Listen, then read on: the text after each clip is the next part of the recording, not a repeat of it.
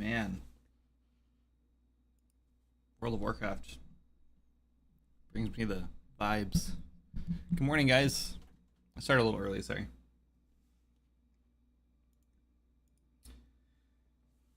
Hi, boss. Hi, Cicerone. Welcome in.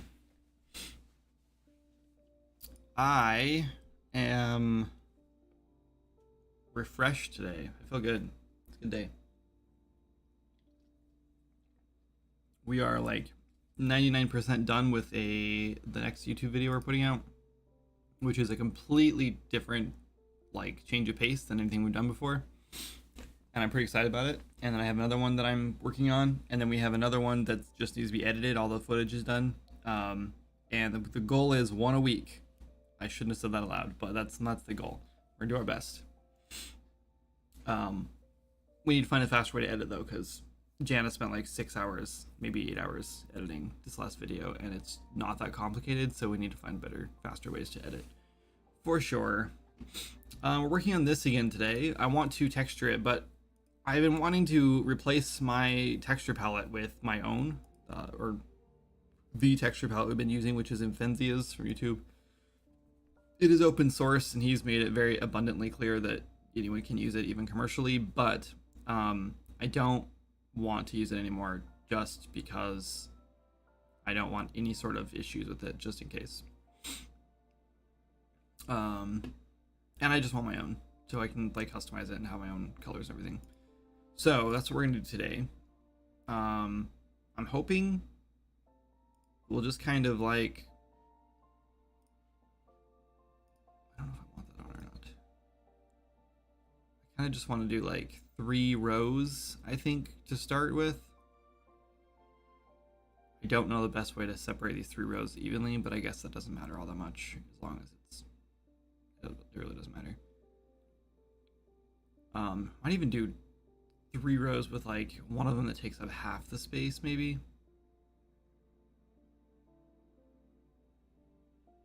Let's see, that would be 1024 right there. And we'll do that because then we can do like big long strips on this one, and then we can do these 2 rows with like shorter ones that are just not as important. We can probably just bring this down like this to what though? 2048 divided by 4. Where's my calculator?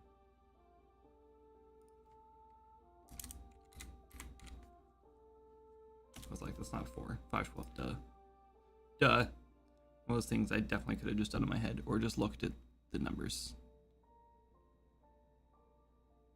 It's not gonna be perfect, I don't think. We're gonna do the best we can. It isn't gonna be perfect. We made it perfect, I hope. Okay, now we have 3 pieces here that are evenly spaced. Let's group them, I guess. I'd like to lock it, but I think if I lock it, I might not be able to snap to it. No, I can. Okay, good. Oh, maybe not, actually.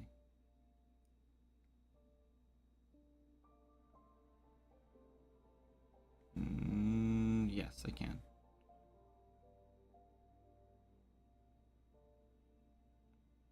I wonder if that'll give us enough space. What's up, Arrow? But yeah, I'm really excited about the YouTube channel. I don't know. This video is kind of rough, and I feel like they're only gonna get better from here. This is the first attempt at this, so it's probably not perfect.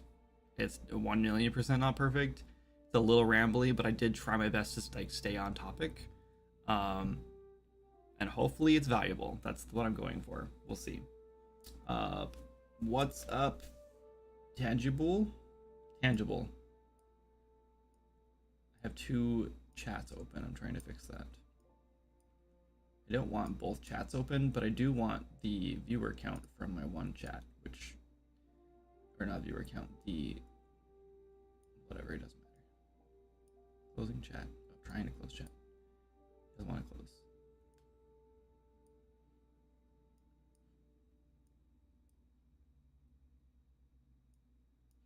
I fixed it.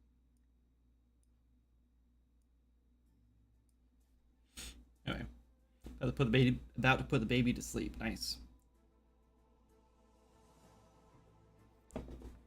Any plans after the baby goes down?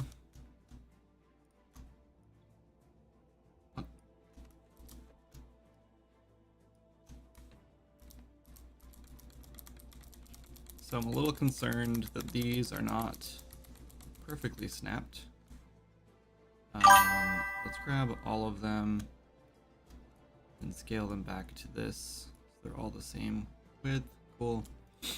And now let's just grab like every other one and just change the color on it so we can see them a little better. I guess that doesn't really matter.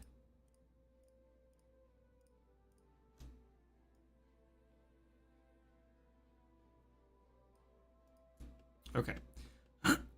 Let's start with, since we're already in gray, let's just start with like earthy kind of colors. I figure that's probably what I'm going to use the most anyways, like wood colors and stone colors. The nice thing is that I'm going to have kind of like a gradient from one end to the other, so it's not going to be crazy. Like, I'm not going to do like a super limited palette, which is nice because I'll have anywhere between in here. If I really want like a specific color, gray or whatever, I can just drag it into like the gradient somewhere in here and scale it way down, and you won't notice the gradient as much. Maybe some game deving. Nice. What's up, John? Welcome in. What are we working on today? I'm making a quick, maybe not quick, I'm making a texture palette to start texturing my assets with better. I'm using one called that's made by a guy named Infenzia right now, which is cool. I like it. It has a lot of cool features, but I want my own, and I don't want to use his anymore, even though it is open source and you're allowed to use it. But it has some cool features on it too, like some like what's it called, panner materials and stuff, which is neat. But I don't think I'm gonna use that. I might like make another textured palette later or whatever that has like a bunch of panning materials on it, because that'd be kind of cool, like water and lava and stuff like that. But I don't know, we'll see. I don't think they're necessary on this. Yeah, and there's also like a glow section on this, and that causes some major problems in Unreal Engine with like bleed and stuff. And it could be the way I have it set up in Unreal. It probably is, because I'm not very good with materials, but we'll see. I'm probably not going to do the emissive on this. In this case, I'll probably just maybe I'll make a separate one with emissive or something. I don't know, we'll see. Anyway, so yeah, let's just get started. We're just gonna do gradient, and I just want to do like from the very top to the very bottom, and we're gonna go from the bottom. We're gonna go like super dark, this one, and this is just gonna be like zero color at all. We're just gonna go all the way from like, I want to go from white to black. We're gonna go like mid-tone probably. Maybe we'll go pretty light.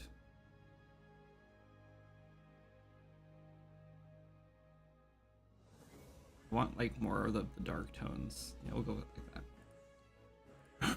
This one we're gonna go like, this is gonna be like stone. Actually maybe we'll do like, that's fine. So we're gonna have some like brown in it.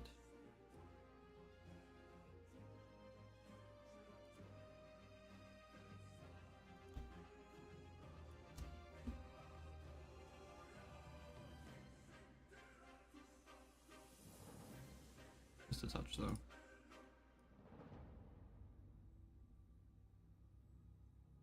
That. And this one, let's do like kind of like a bluish, like a steel gray kind of. What am I doing? Go this way.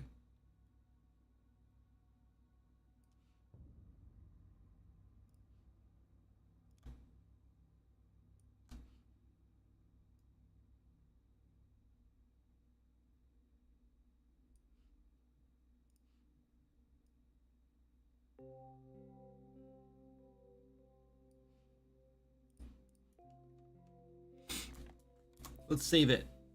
We're not done, obviously. We're just gonna save it.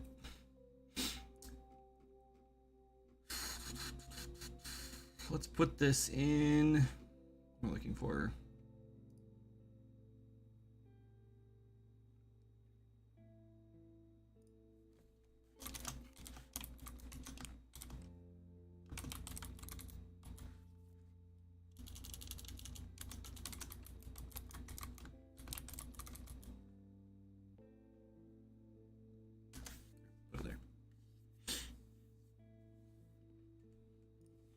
Anyway, once we get this done, I think we might move over and start working on. Oh, you know what? We need like a metallic one. That's definitely something we do need.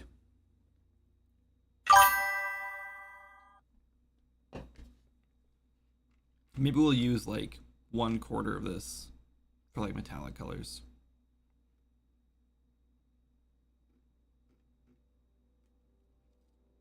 We'll see.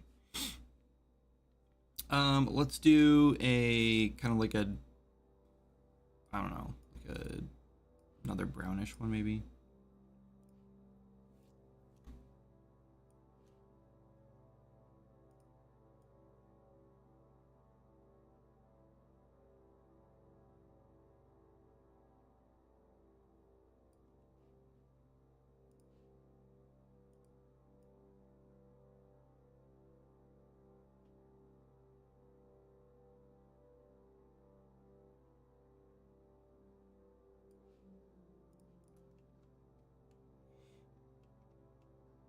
Yeah, there's like 4 like stone colors. That kind of gives me like, let's do like a desert stone, so we have a little more variety, I guess. I'll probably be adding to this as well, or like modifying it.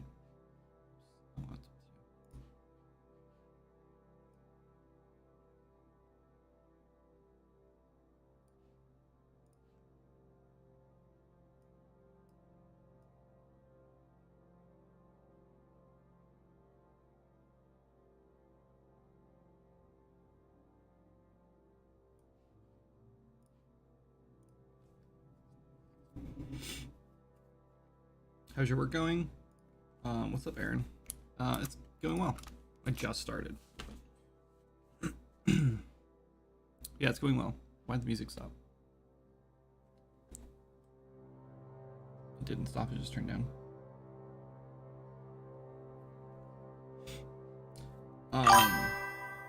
Yeah, it's going well. Why is my stupid chat back up there again? Yeah, so making a color palette for Arcane Toy Box.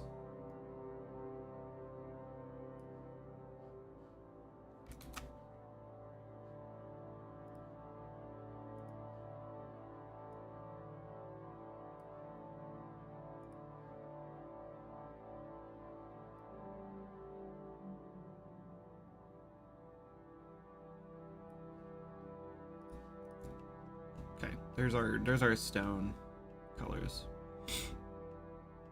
I do wonder if we should make some of these ones darker at the bottom. They're just not a super hard gradient.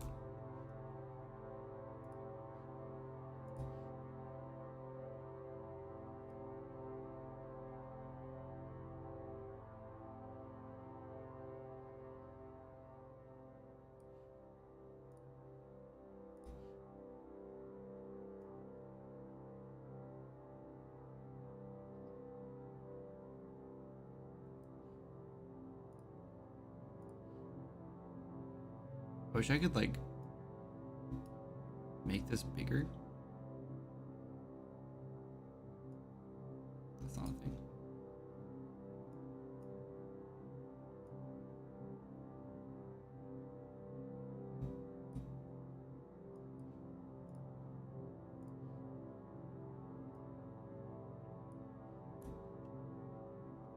That's better though.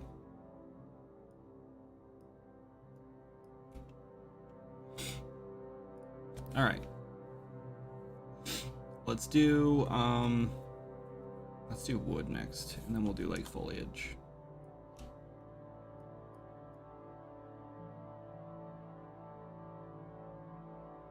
It's kind of like a dead wood kind of color. So let's just do.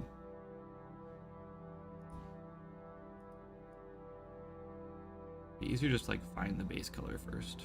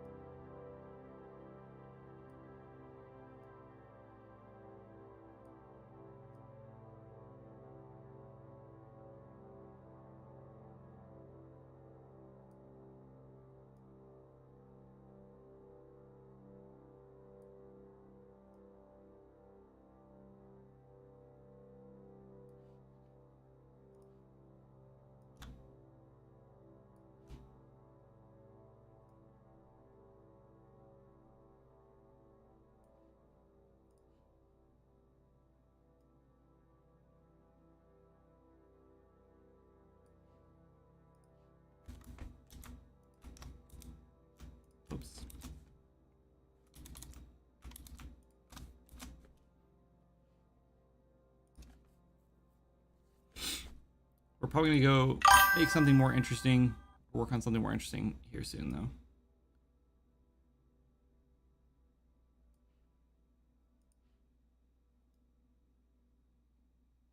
Do a slight hue shift on that one.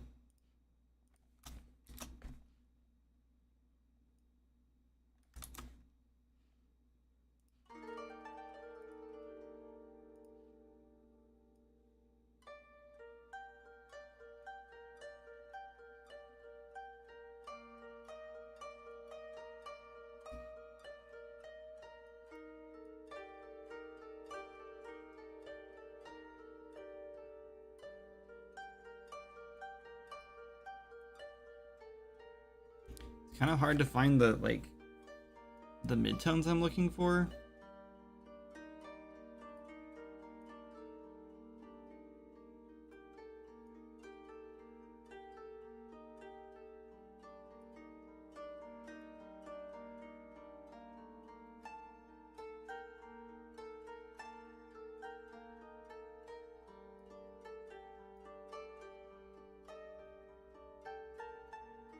I don't know, I'm starting to second guess this plan. Maybe doing this manually is not a good idea because I'm not gonna be able to like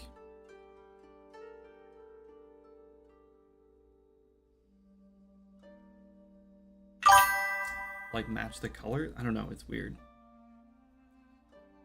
I'm starting to wonder if I should just like borrow a palette from like an image or something.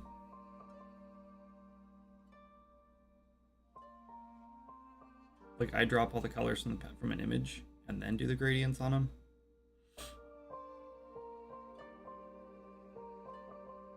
Or maybe this is fine. I don't know.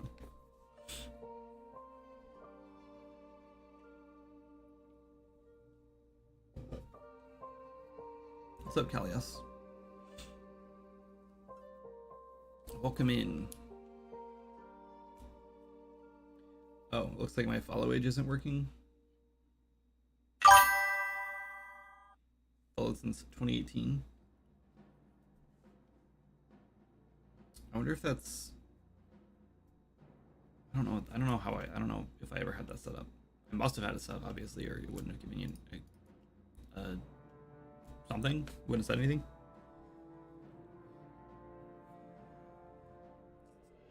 $2018 though. I started like late 2017. That's a long time. We were making a game around that time, I remember. I still am. I mean, I'm always making games. To be fair, I'm probably still working on the same game.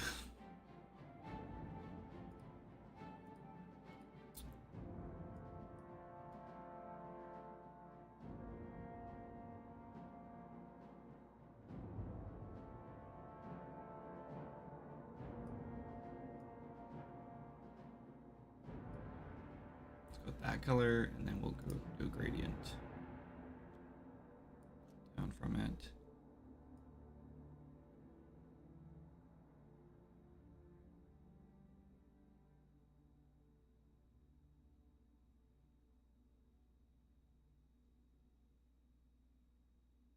That's kind of what I'm looking for. That's what I should do, is start with a light color. Or the dark color, I guess, doesn't matter.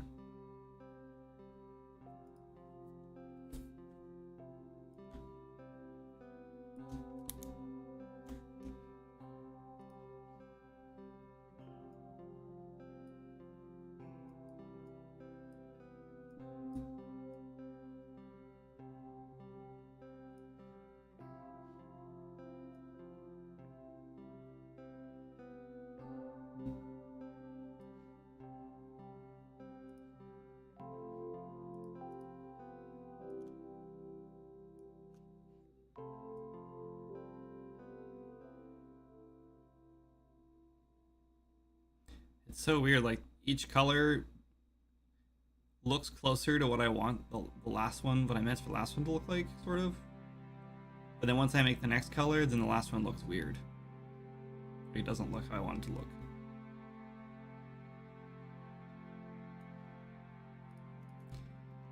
I think it's weird having all the colors like right next to each other. Maybe this is maybe I need like a separator between them all.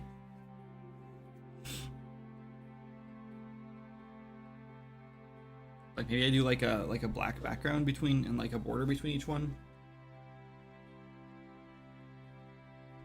It might sort of give it a better. Let's do this. Let's.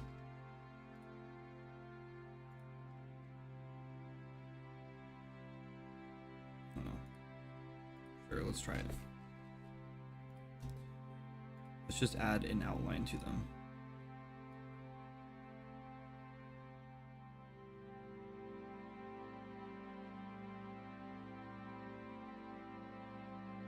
I can't tell if that like helps separate them, so it's easier to like tell what I'm looking at, or if it makes it worse.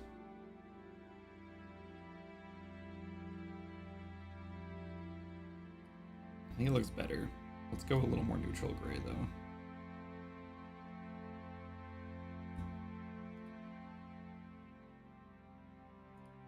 I think that's better.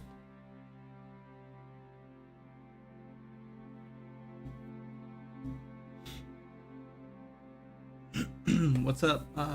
Ohith, maybe? How'd that go? Yeah, oh, my voice is disappearing, sorry.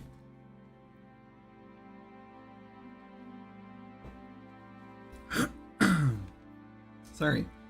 I don't know what happened there. There we go. The game I was working on in 2018 was probably Swords and Magic and stuff. And at the time it was a single player tiny open world RPG. And then over time it evolved, and then I hired someone, and then we went to online multiplayer, and then it just kind of went from there.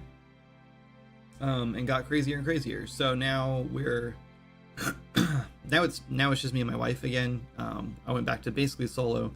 She does like back end stuff. She doesn't really do any like development stuff. She does help me design things a lot. But yeah, so I'm pretty much solo on it now. And it's kind of shelved right now because it doesn't make any more money. It's kind of stopped making sales quite a while ago. And because of that, I'm kind of just switching gears and working on other things now.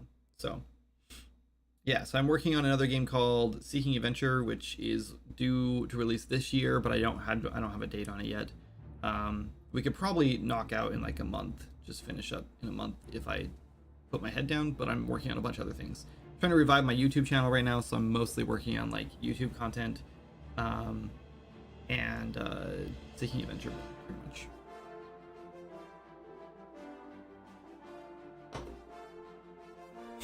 Anyway, but yeah, this is a texture palette I'm working on for my 3D models that I put on the Unreal Engine store or the Fab marketplace. Really hate the name of it, and I kind of hate the marketplace in general. So I think I'm actually going to put these on Itch as well. I think maybe we'll put this one up on Itch and see how this goes. I need to get this knight character in and up too, because it's also done. I think she needs a helmet though, and maybe a fancier shield than the shield I've been using for all these things. So maybe I'll make some new shields for this one and give her one of those. I don't think she needs unique weapons or anything like that for the character. It's just extra stuff you get when you buy the character. Should I have I feel like this and this should have been the same distance or had like a beam between them.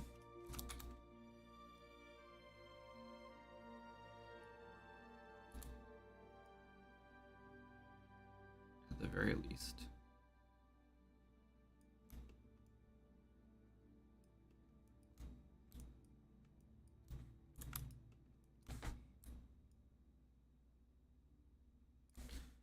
Well, try that again. Let's switch to world mode. No, that won't work either. Let's just scale it. We'll do X. Nope, Y. And then I feel like this one, we should just move this down here. And we should probably move this down here.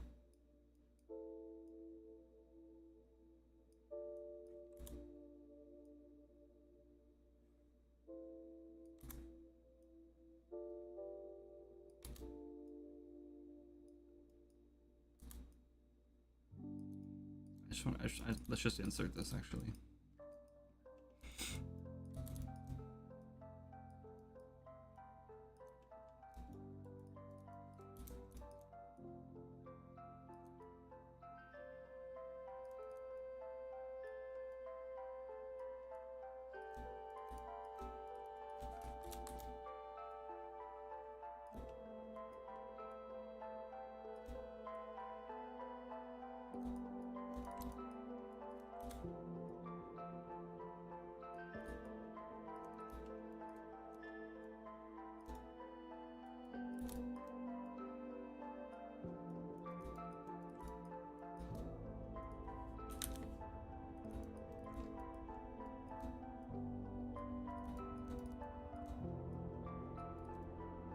That's better.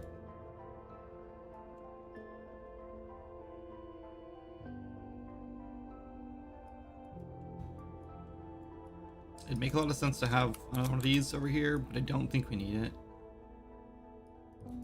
And I think that just makes it difficult to traverse if players are gonna actually like be running around on this. I'll leave it like that. Okay. Anyway. What am I doing? But yeah, Swords Magic did pretty well for what it was. And I'm pretty proud of it. Let's start with a pretty nice saturated green.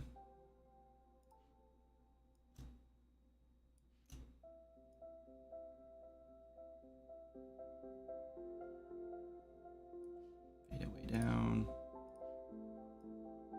I'll go a little more yellow green.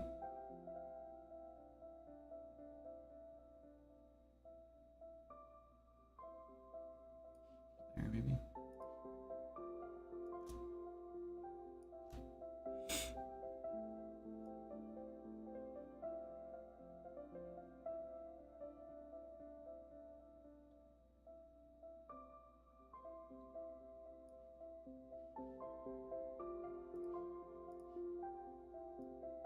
Maybe kind of a blue-green.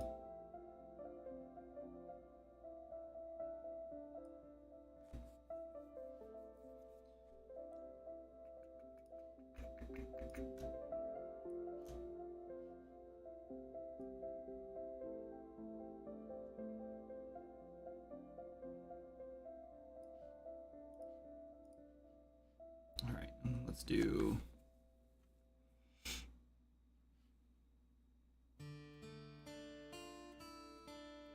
Oh, you know what I should have done? Hold on.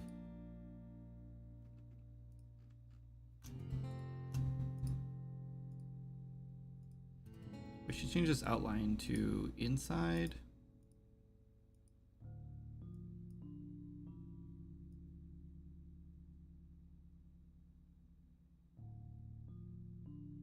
Or center, I guess, actually.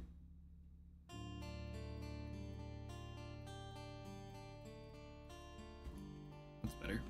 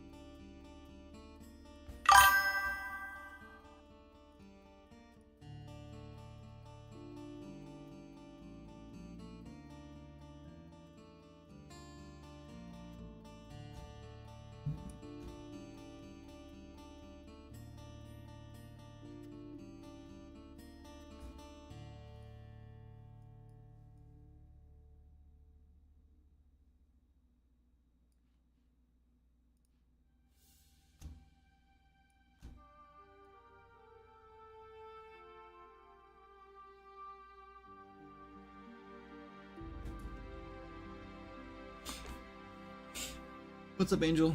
Welcome in.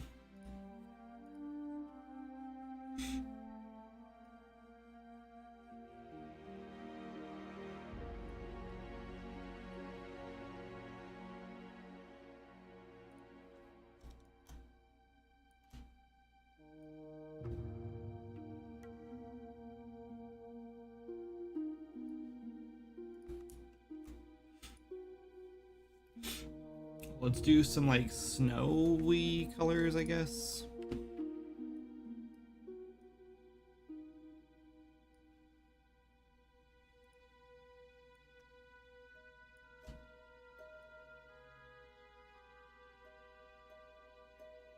I don't want to go too dark on this one. Let's do one that's like not really blue at all.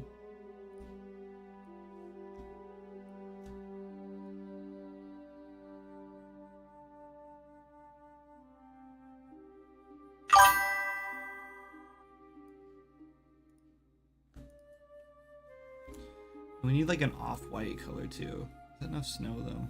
We would do like a more blue, like a purpley. Nah, let's go.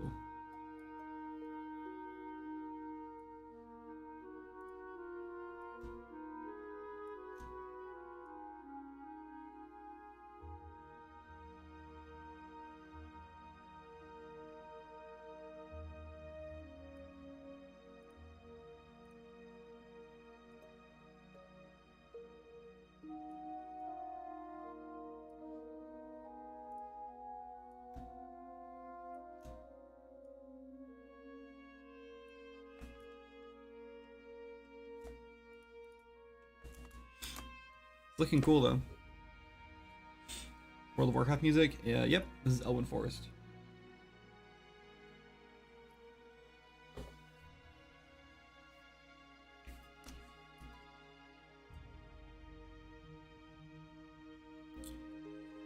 All right. What else? What other nature colors would we have? We have stone that kind of bleeds into wood, and then we kind of have grass, and then snowish. We have, obviously there's like dirt in here too. I think we're kind of there. We could do some like some more kind of like out there nature colors, like maybe like more fantasy stuff, like reds and stuff. Oh, we should do like water colors. I guess we kind of already have that though.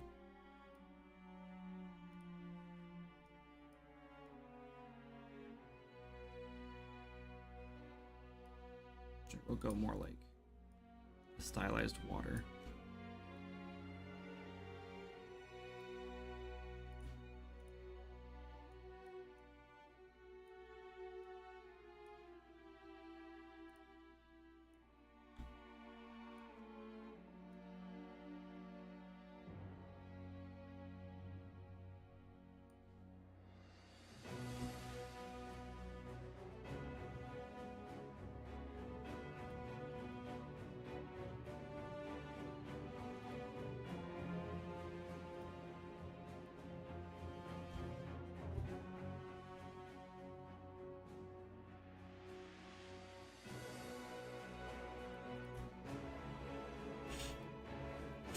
I recognized it. This is from Baldur's Gate.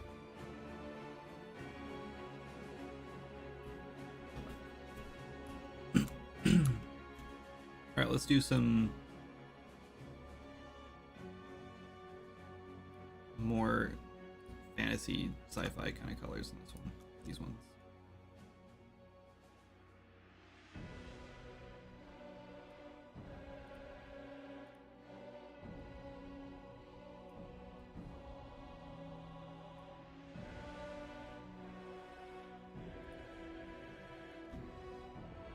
Like corruption kind of stuff. Maybe this one's like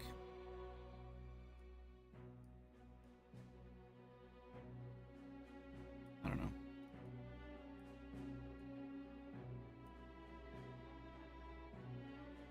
Sure.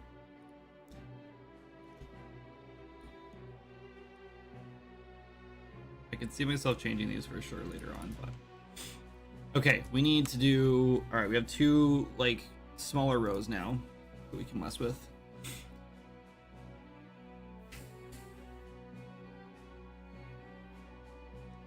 Let's do. I want to do like skin tones, though I think we have enough skin tones in here. I feel like we can get almost every skin tone we want out of those. Maybe not like super pale.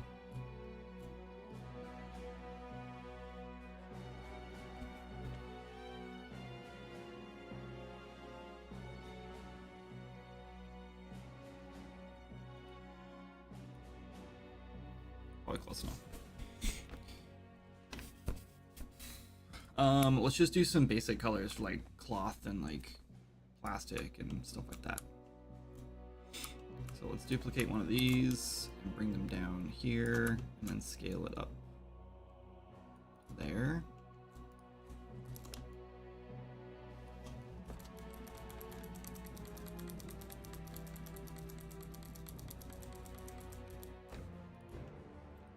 I think this bottom row is going to be metallic.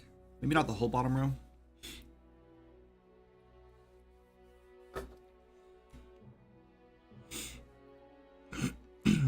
I'm tempted to like scale these down one more or like a couple more.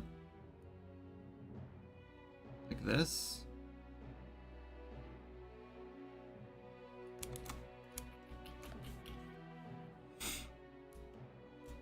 I want to add some more.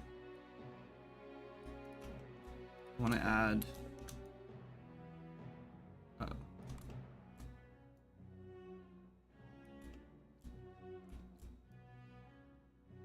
Are you not snapping?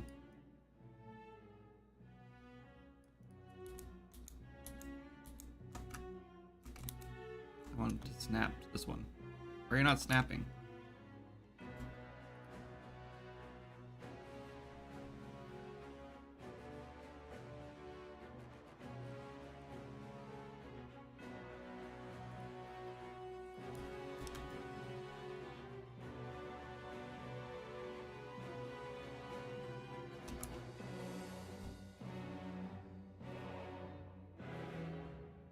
Really?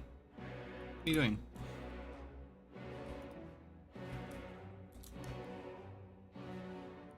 That one snapped not correctly. That one snapped the other one.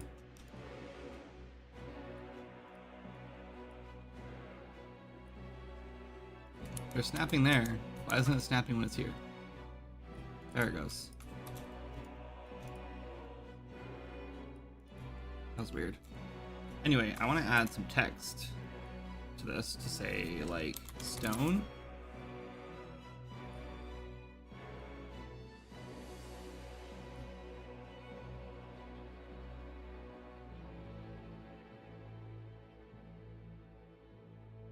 I don't know what font to use.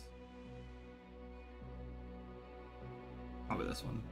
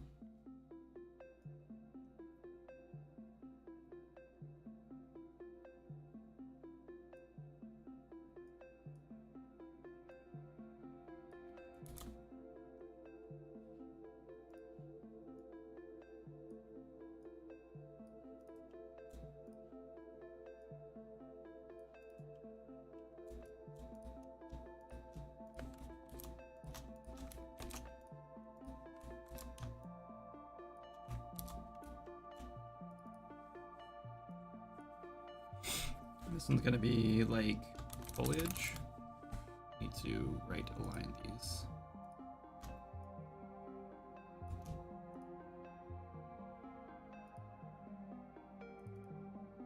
And this one's gonna be like snow. Maybe we say like elements.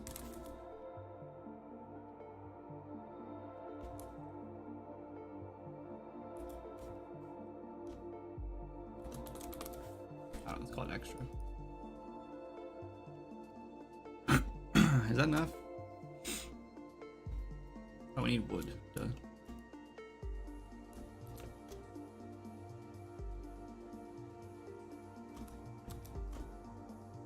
Let's just do one for snow too.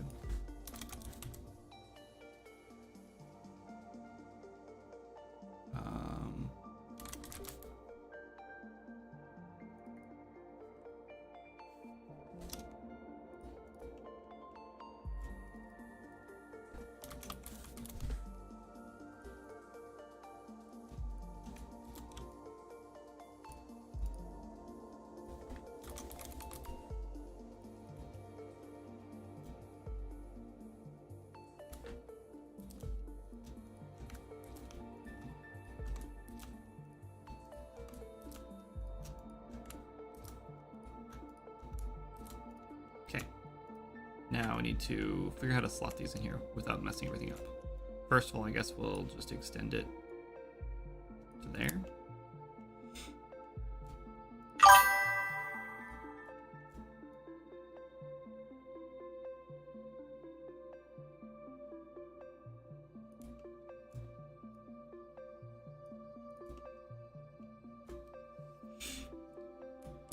What's cooking? We're making a texture palette for our assets. Let's just move all these down, actually. That's a good idea.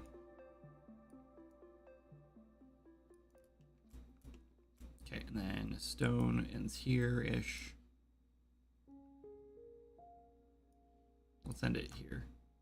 I don't. Oh, we can't. We have to like. That's fine, I guess. Oh, you're gonna do this thing. Why is it doing this?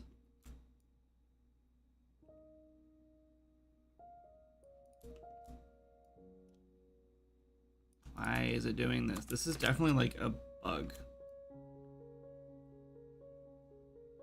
Right? Like this has got to be like an affinity bug. This is not like... I'm not doing anything wrong here, am I?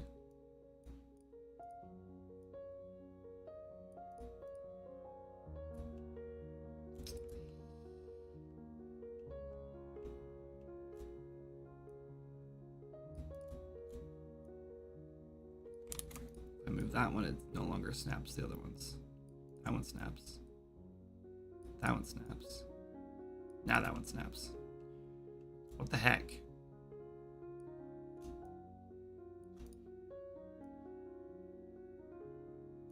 Now it doesn't snap anymore. It's like I just have to like move things around and then it starts to like work correctly again.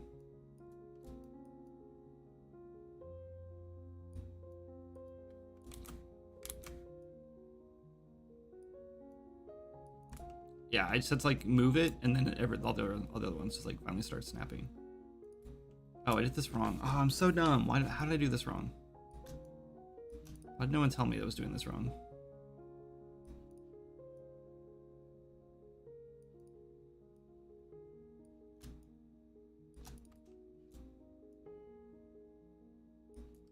Okay, I move this one.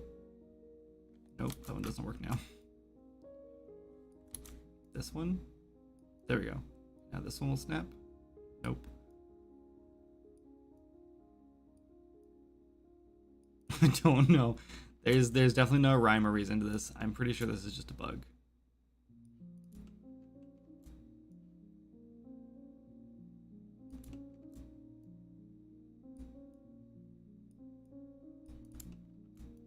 But it looks like I've kind of solved it, like at least, so there's that.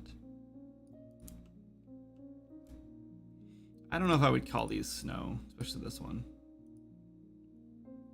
But I don't know what else it is though. It's fine. It's there. We didn't do like any like murky water. What if we just swap this out? We make this like a murky water.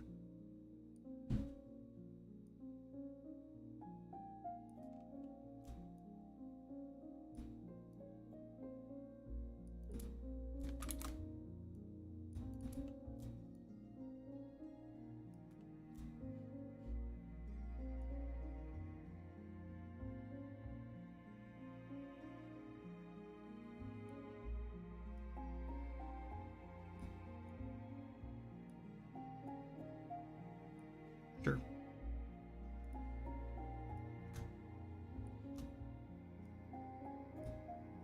What if we actually like fade this to brown? Yeah.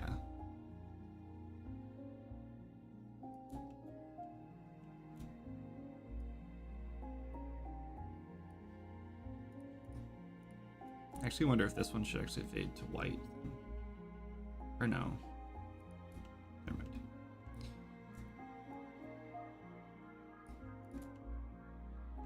Okay, cool. I like that better.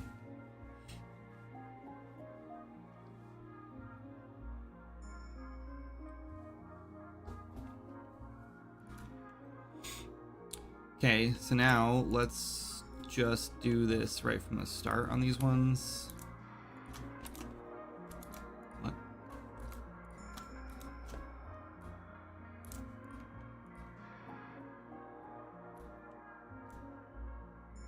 Oh, I know why. It's fine. That's fine. It's fine.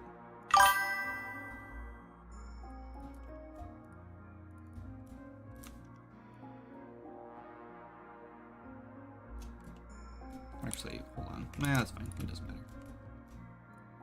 I was trying to get too perfect with it. Layers.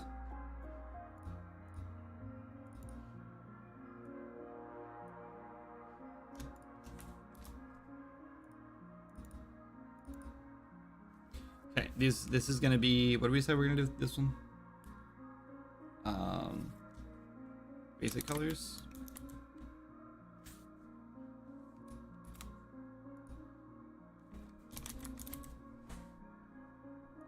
Uh-oh, I hear a baby.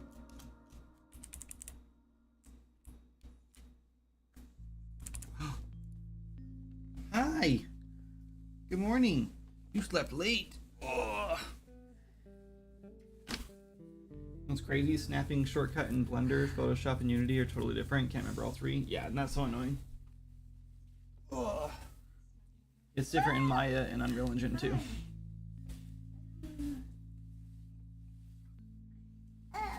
Can you say hi? Look at this camera. Say hi. Hi. Good job. Say good morning. Morning. You trying to get mom? Weren't you with mom all night? Don't you want to hang out with dad for a minute?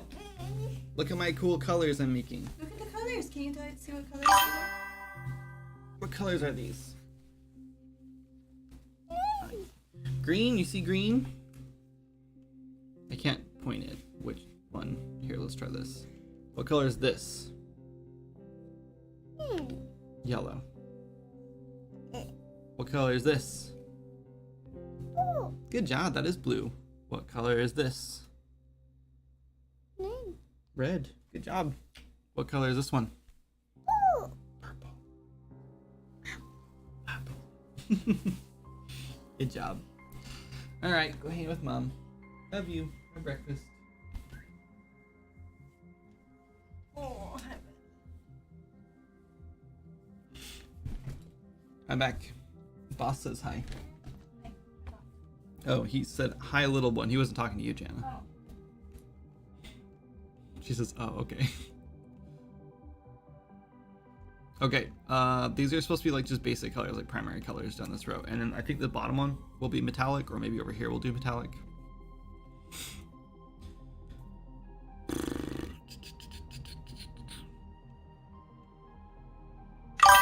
Okay, so these are just gonna be basic colors. Let's just start with like our signature, like Swords and Magic red. Actually, maybe we go a little, I don't know. Do we want to go like more vibrant with it? Let's do. The question is, do we want to do like,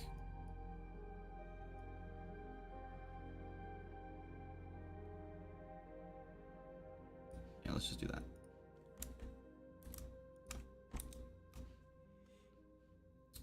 It would be nice if I could just like hue shift these.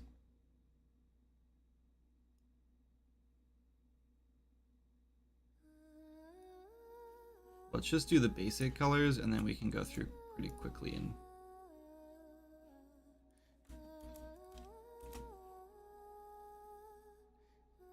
change that.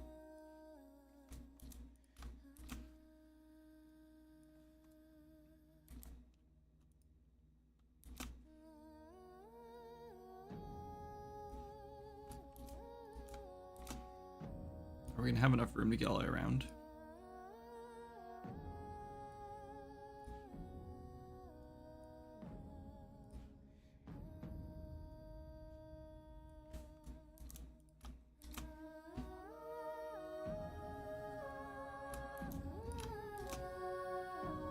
Yeah, definitely.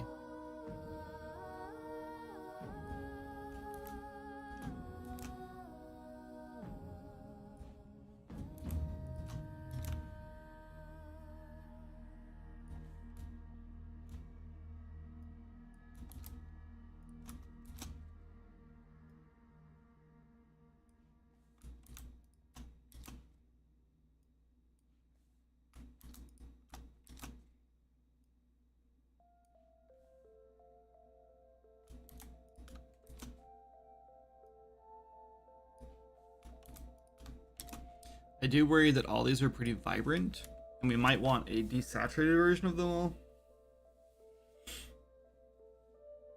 I guess we're only halfway done. We can just do like a vibrant one and then a desaturated version of them.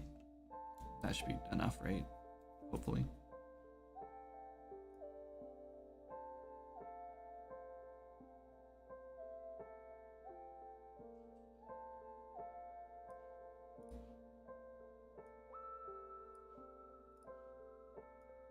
Scooting things over it a little bit. That one's fine. Okay.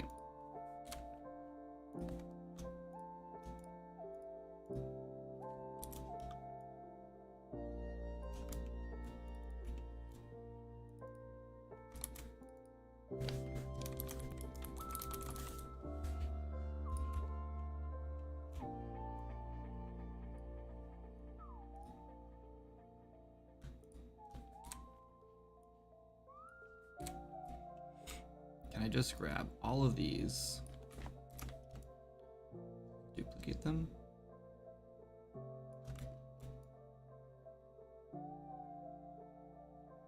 We're snapping to the wrong thing.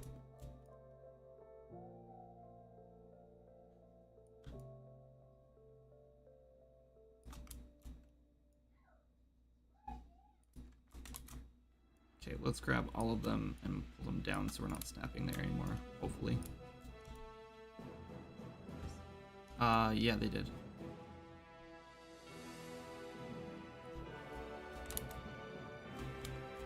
Can't tell if that snapped correctly or not. Desaturated is spelled wrong? I don't think it was, but it might have been. Is that not a word? Desaturated? Maybe not. Okay, anyway, let's grab all of these and do I want to scale them out?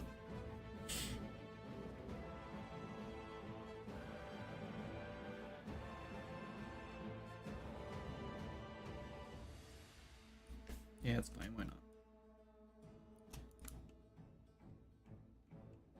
I don't know what to do with this bottom row other than metallic. I want to do metallic here, but maybe this whole bottom row is just metallic, different like colors. Because I want to do like stone or like this, basically like this similar stone ones. So you can do like metal. We'll do gradients for all those, and then like I don't think we need like wood. We might do like copper and gold. Maybe we do like a few random colors too. So maybe we'll have plenty of. I don't know. I feel like that's only like half of what we need.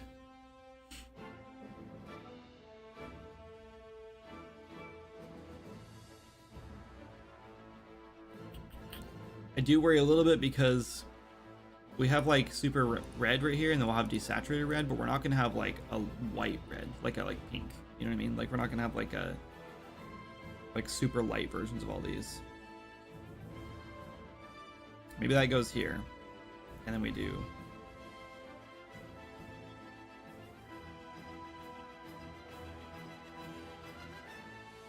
Oh man, that's one of the problems is like, what if we want a gradient that goes from like saturated bright red to like a white red, like pink.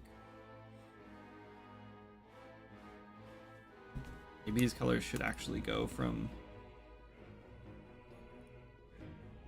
Maybe we put a point in the middle and make this like our bright red. And the point up here is like that.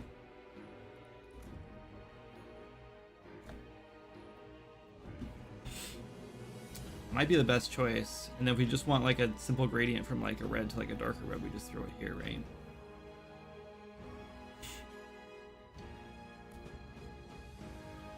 I think I kind of like that.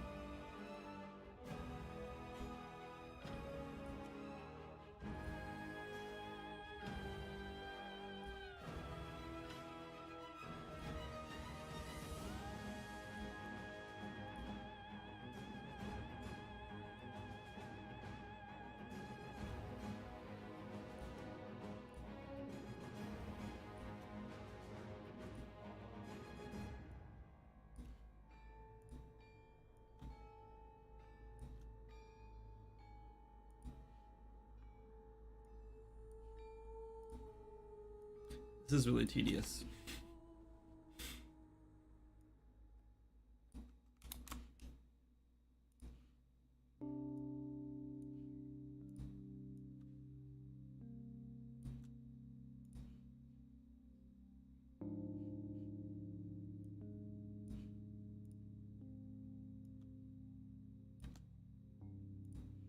We should have done the dark colors first.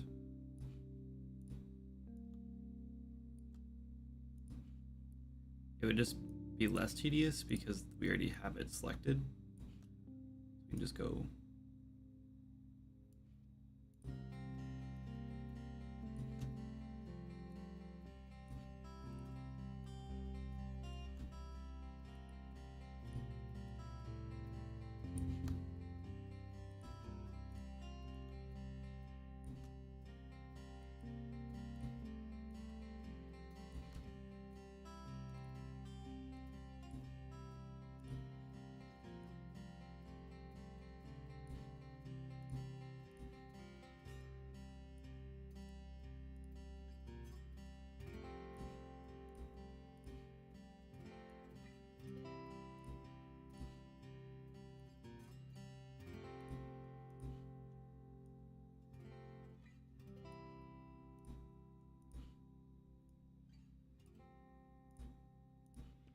There's probably a much better way to do this, and I've just done this the most tedious, like, dumbest way possible.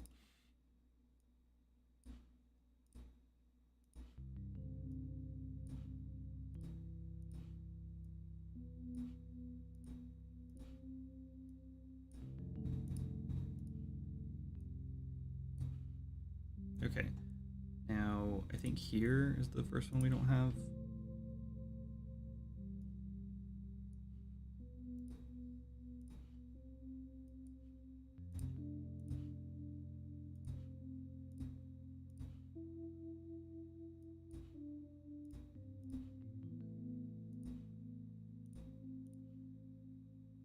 Okay, that wasn't too bad, I guess. I think we can do a mask, though, on these to create a desaturated version of them. It does feel like maybe our gradients are off a little bit on some of them, but I don't think it's that big of a deal.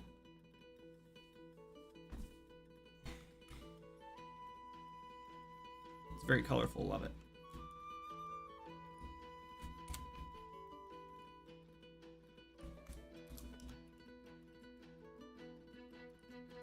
So I believe we can just grab like all of these and group them.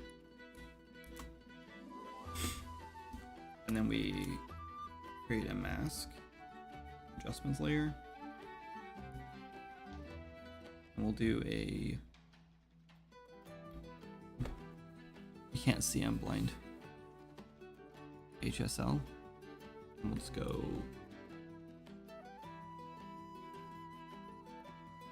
like that.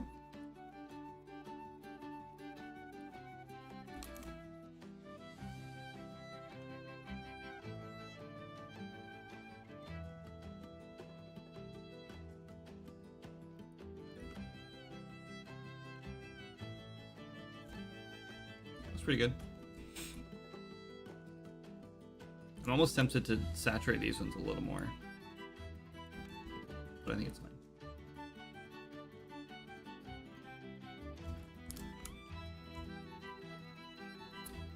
Okay, we need metal now. Let's just grab this guy.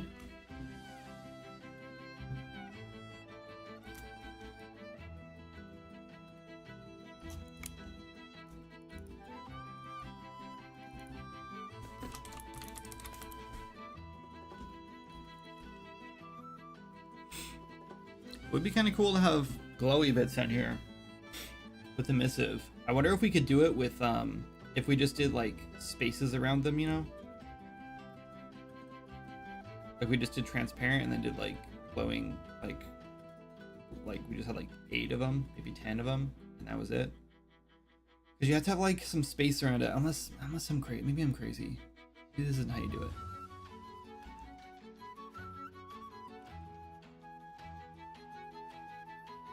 Yeah, I think we could probably just do this, actually. I think we can make the emissive work for the material.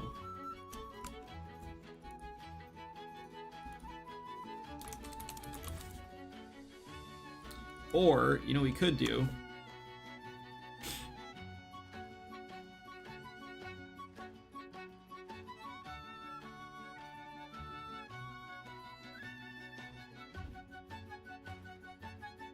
I wonder if instead of doing a gradient for the metallic, I wonder if we should do like the lower it is on the bar, the less shiny it is. Oh, we need like a shiny one too. So maybe instead of emissive here, we do shiny. Like just plasticky.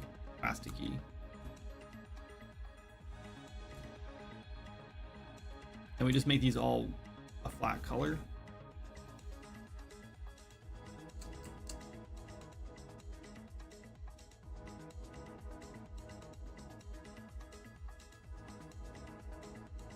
I'm kind of tempted to make another row now. Like I sort of feel like we could do a metal and emissive down here. And then do flat colors for them. And then you just scale it up. Like the higher it up it is, the more metallic and more glowy it is, maybe. I don't know if, I guess we can't do that emissive though. Maybe. Yeah, I guess we could just crank it for that section. I don't know. And then,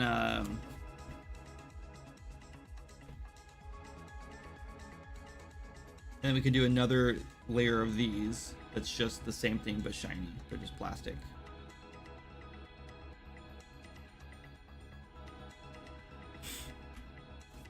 Do we dare? I don't know. I don't know if I want to like cut into. We just do this.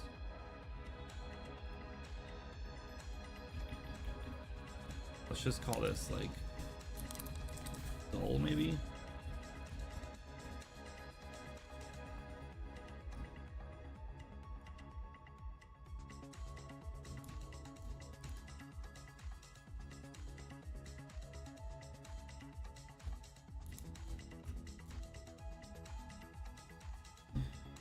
$64 will be $128. No. Yeah. That's not...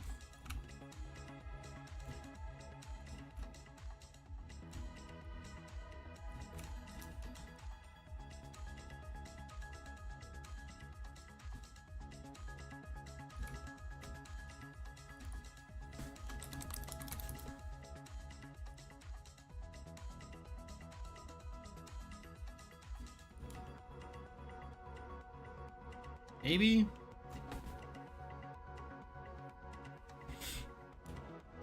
And these, I just think these need to be like the base colors though.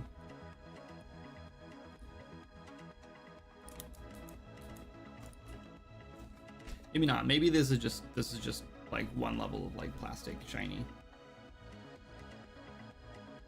Let's just call it shiny instead.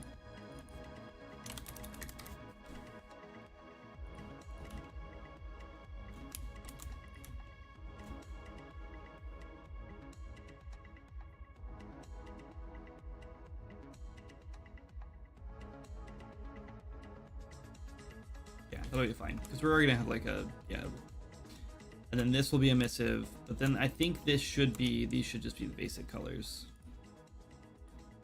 Just do this.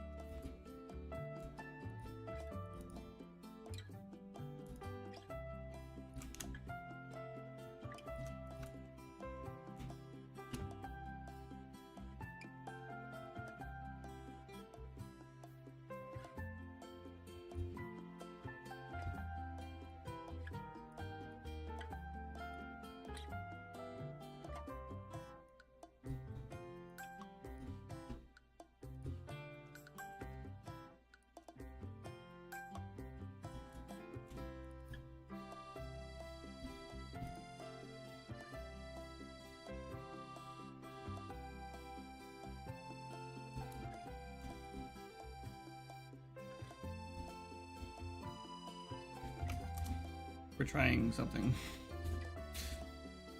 We're gonna do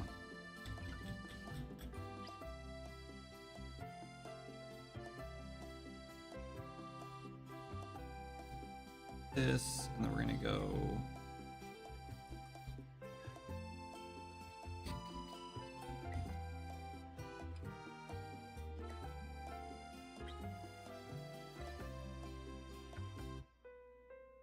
let's just do outer glow instead, I guess.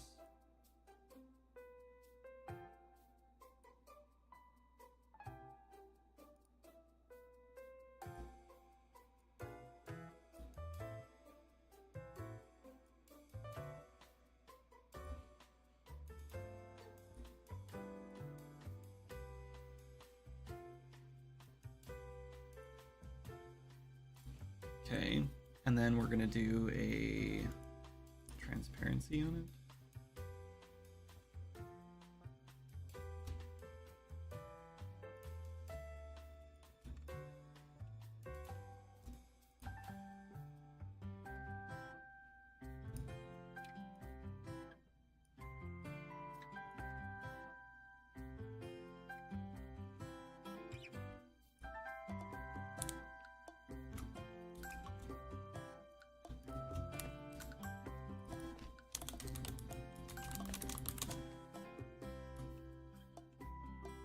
You know, maybe we should actually add the glow to these. It won't really affect anything, as long as it doesn't bleed into the other colors or each other.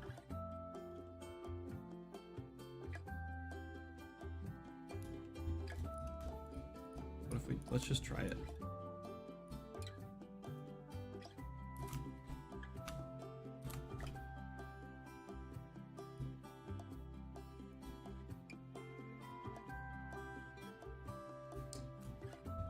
They lose their outline because I'm doing the whole group.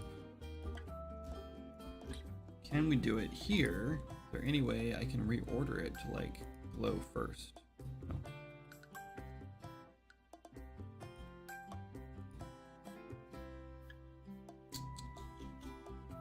Oh, what if I do an inner glow?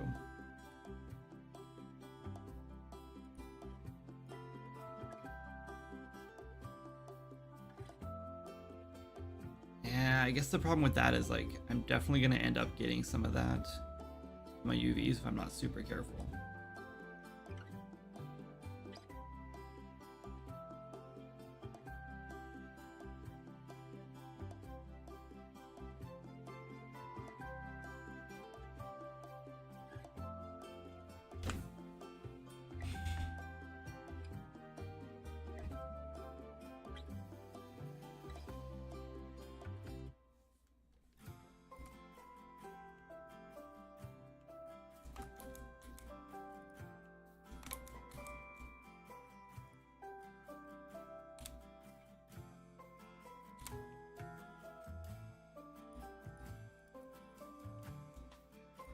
It's fine.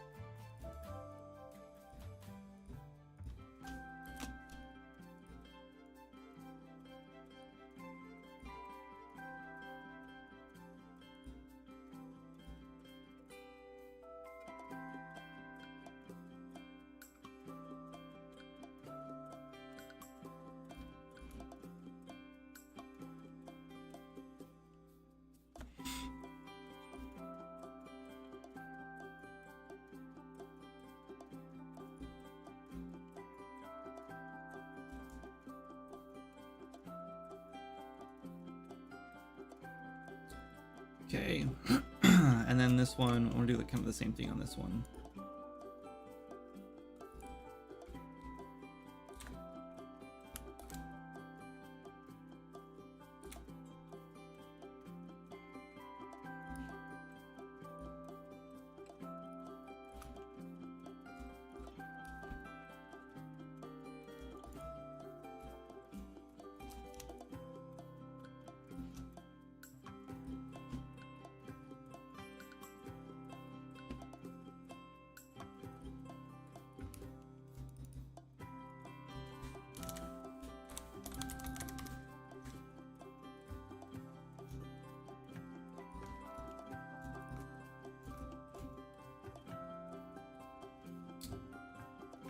I think to make it look shiny, just for funsies, let me drop this down here. I do like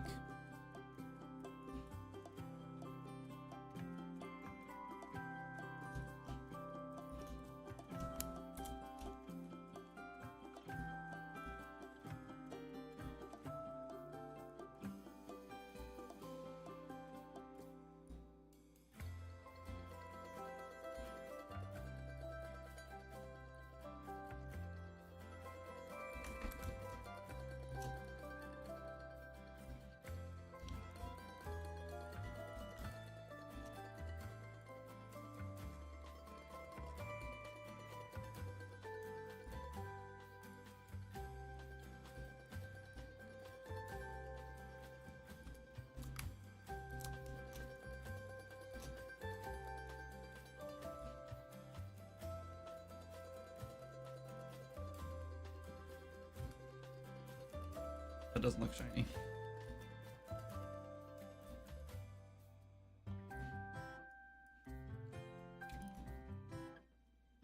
Yeah, that does that.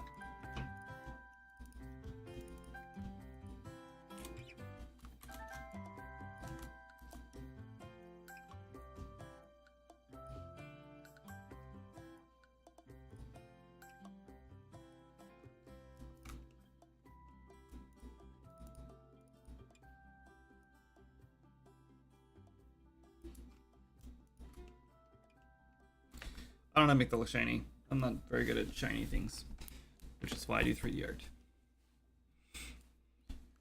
That's good enough. Okay.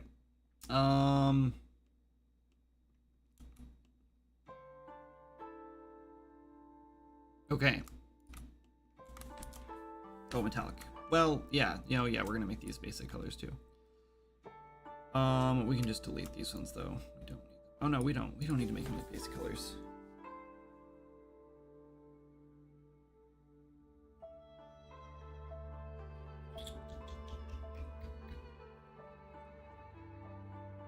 And I don't know.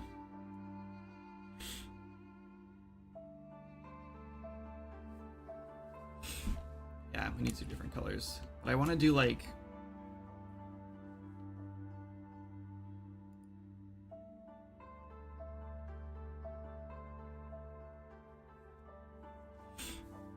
I think I want to do like super shiny and then more rough.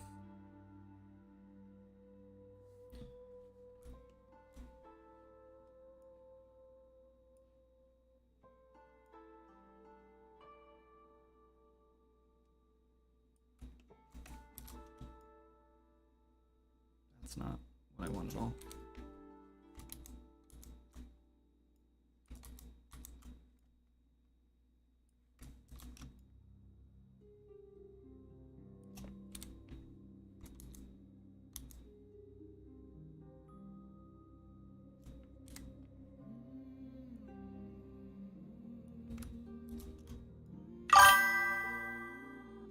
That was weird. I don't know why it's being weird. Okay, let's delete, or actually let's make both these yellow.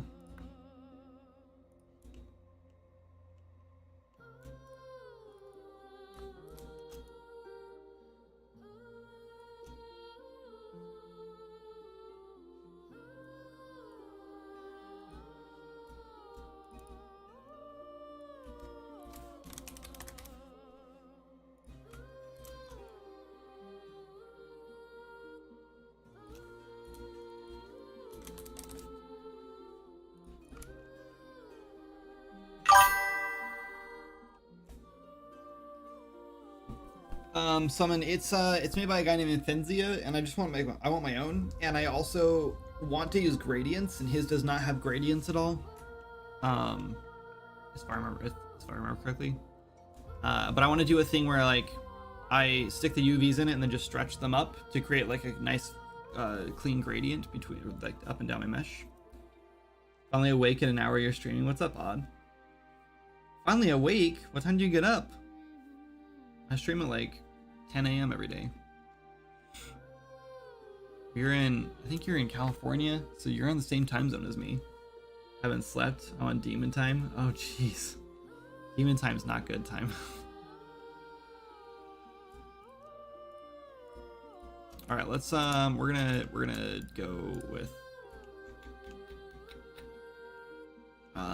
let's just start with like a gray, I guess.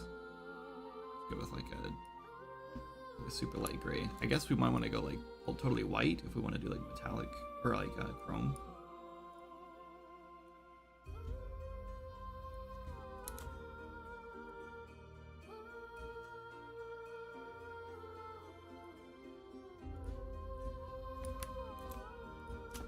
Let's do something similar here, but let's like shift it down a little bit.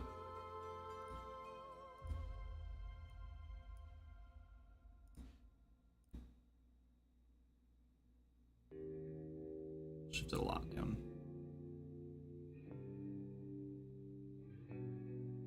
Yeah, we'll go like almost all the way black. All right, let's do kind of like a dirty metal color.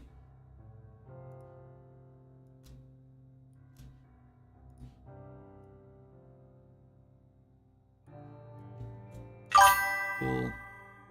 This one's gonna be copper. Close I can get to copper, I guess.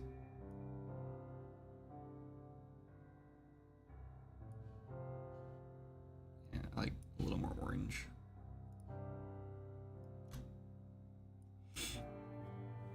What software is this? This is Affinity Designer. Affinity Designer. Try that again.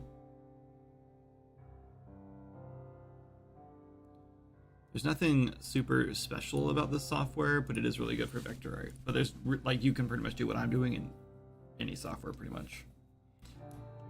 There's copper. Let's do like a blue steel, I guess.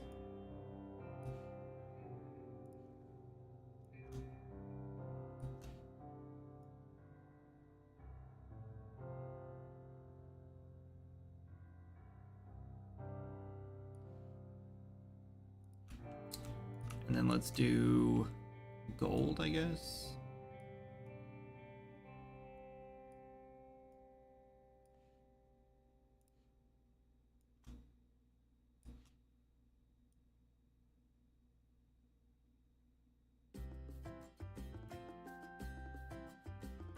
Trying to stay like super saturated on that one. Let's do a more yellow gold or like super bright gold.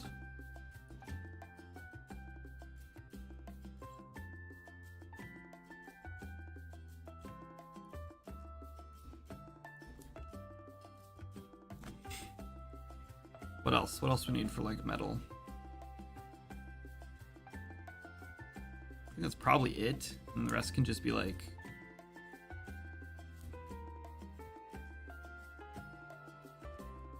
I don't know, maybe the rest is just kind of a less broad spectrum of the other colors. Get the blue on there. Maybe this one goes here.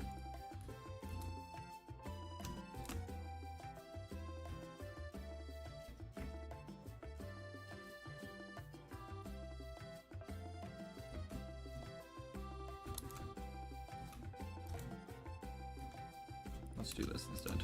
Grab that one. I don't think we need orange. Maybe we do. Let's go a little, I want to go a little more vibrant on the copper.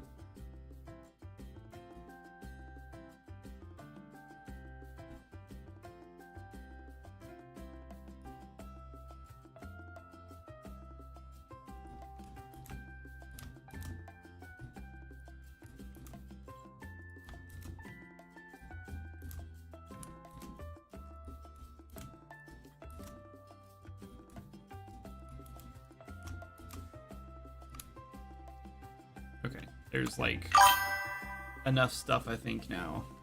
I kind of wish we did the dull colors too, but I think it's fine. It's gonna be shiny, it's gonna be bright. Looks very Photoshoppy. Yeah, it's Affinity is like it's like the answer to Photoshop's subscription model. It's a one-time payment.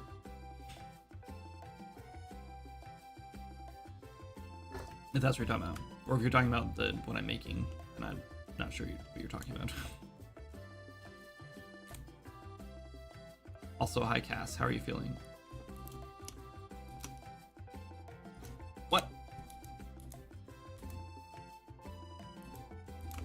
I did a Control-Shift-V, so it's made everything the first color.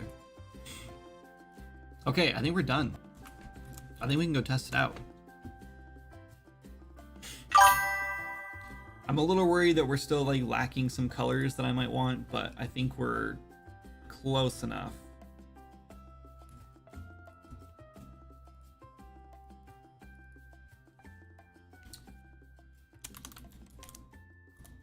I'm gonna call this washed instead of dull because we have dull over here. And that makes it seem like it's not gonna be shiny, but it's desaturated. I don't know what else to call that, so. But I'm happy with this. This looks cool. I'm glad we decided to put the breaks between them all because I think that without that it looked really, I don't know, a lot. I don't know.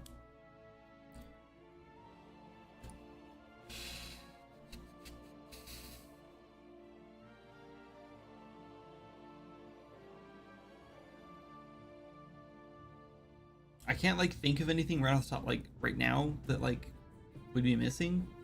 There's definitely kind of like a skin color kind of missing, like a pale skin color. We could probably fit some of these wood ones in to do that.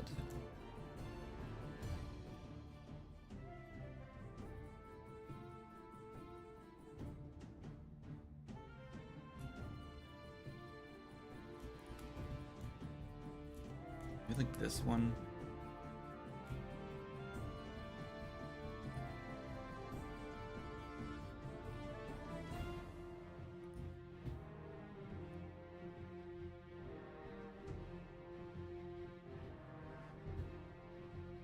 We go like there.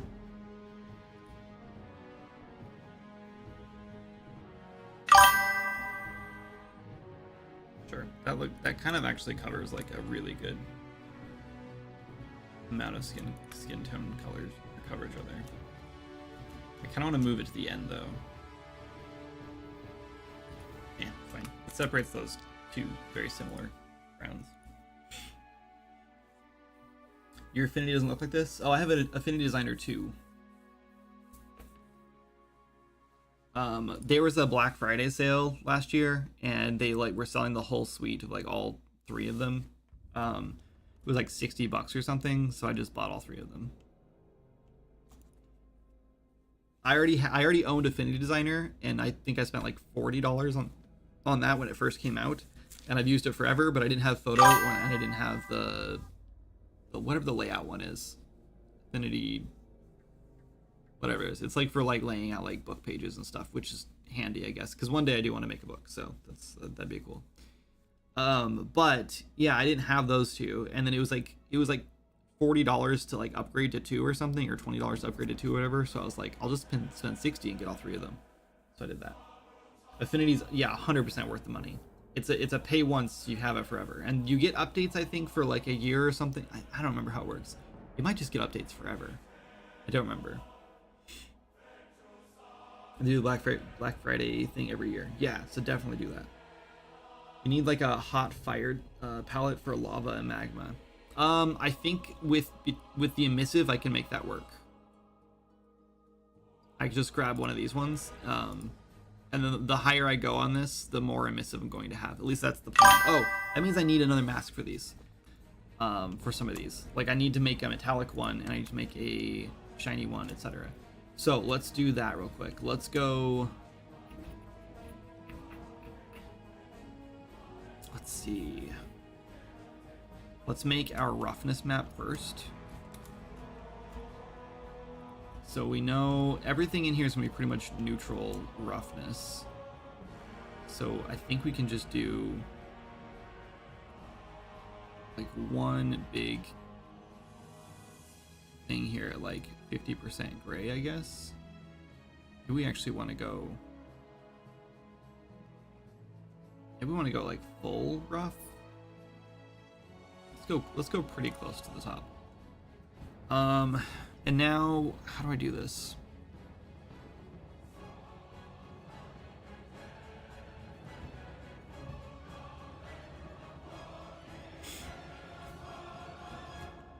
I guess I can just hide it. That's fine. And then for metallic, this is where I want to do like the shiny is gonna be like super dark.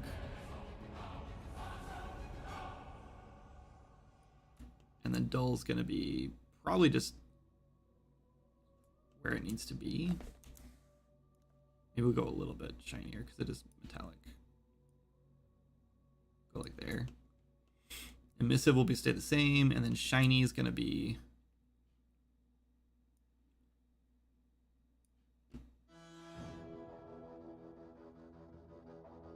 go like there.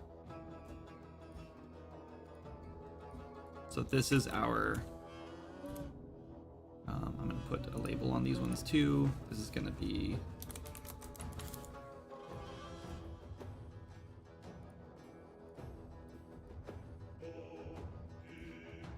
I'm gonna make this yellow, and then we're gonna do a stroke. No, we're not. We're gonna do an outline.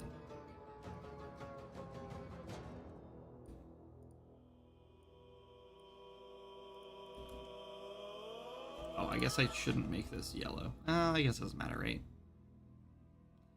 Yeah, I probably shouldn't, because it's supposed to be...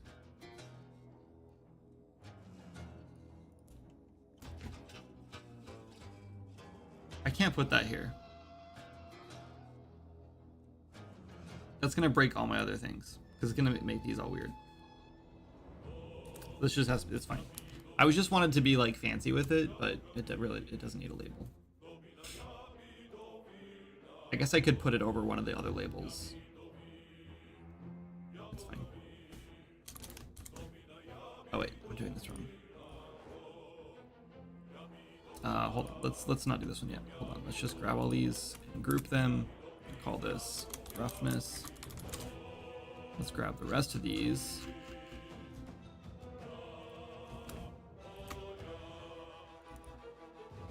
Call that layout. It's gonna be color.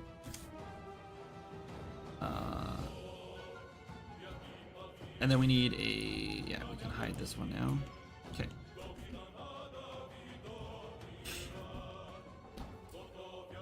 Designer, photo, and publisher, that's the one. I'll have to look into it. I have the old one. Yeah, there's just an upgraded like 2.0 version, which is pretty cool. I don't know. I actually opened an old file yesterday, and it opened in the original, the Affinity 1, I guess. And I have definitely gotten used to 2, and I definitely like the upgrade, and because it looks a lot better and it seems a lot cleaner. But yeah, I do think that Affinity is missing a few features that like Illustrator has, and like even like Inkscape had. But overall, I think Affinity is way better and has a lot more potential in Affinity to do cool stuff.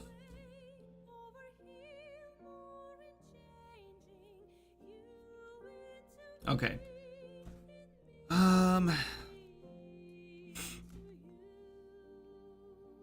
This is also a 2K texture map, and I'm probably gonna export it as like a 512. And some of these effects like might not work very well, and they might actually blow out. I'm actually tempted to make a like pixel version one that's like maybe 128 or even lower, maybe. Whatever I can get away with. And then I'll have to just get rid of the text probably. And maybe the outlines, I don't know. Because it'd be nice to get all of these as like pixels. So if I really didn't want like a gradient, I could have like a flat color version of all this. Because then it'd like stair step. You know what I'm trying to say? Like add like step transitions between each one instead of a smooth gradient.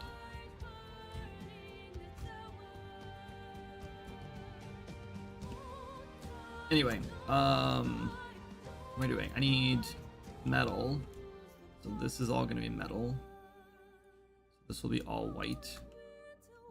And then we need one for, it's going to be all black. Oh, all black. And then, well, the roughness is already going to take care of that other shiny part. So that's just metal. And then we just need a missive. Oh wait, no. We don't want to. Oh no, that's fine. The roughness though. Hold on, we did something wrong. Okay, with the roughness.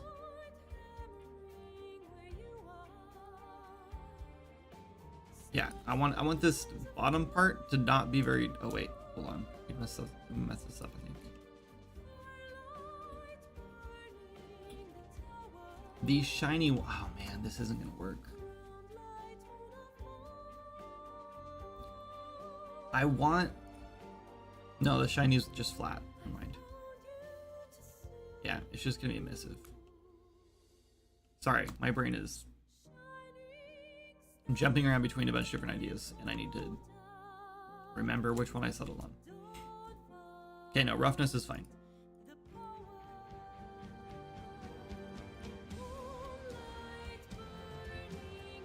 We might have to adjust the shininess and stuff on these, but we'll see what happens.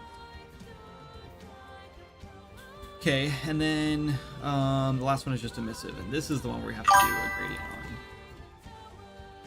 on. Go right here, and then we're gonna do a gradient. And the top is gonna be white, the bottom is going to be black. I kind of want to do one of these things because I feel like a perfect white-black gradient just doesn't feel like correct. Like it feels like it doesn't get dark until like here, and it should start feeling more like in the center. Then again, I feel like they kind of fake the gradient a little bit in this.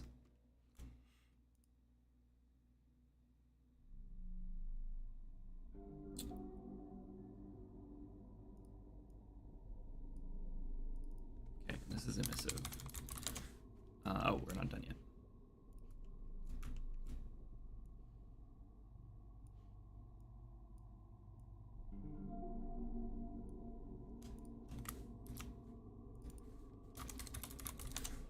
Okay, and then we have all of our maps.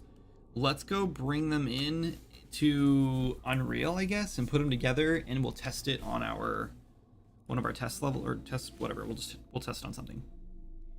But then we're at the UV. Yeah, we're gonna have to do this with our new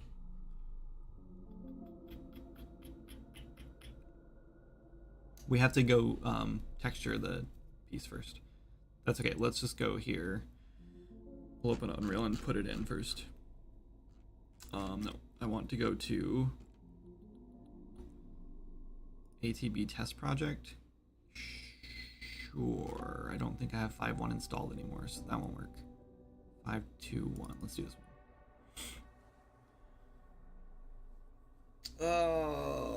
What's this color palette for? This is for I make game assets sometimes to sell. I'll pull it up.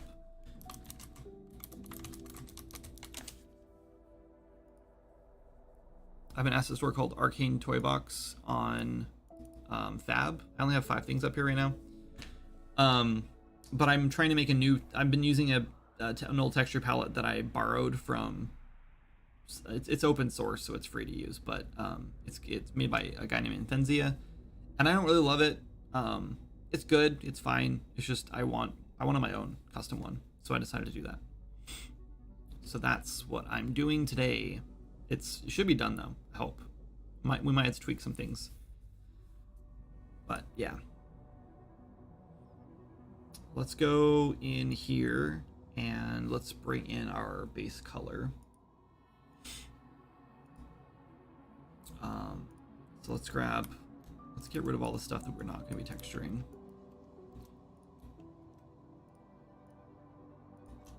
These are all going to be separate pieces. This is a separate piece. The boards are, I'm going to retexture them, I think, with a new palette. These pieces, oh man, I'm going to have to redo these ones too, though. It's okay. Okay, so all of this is going to get one material.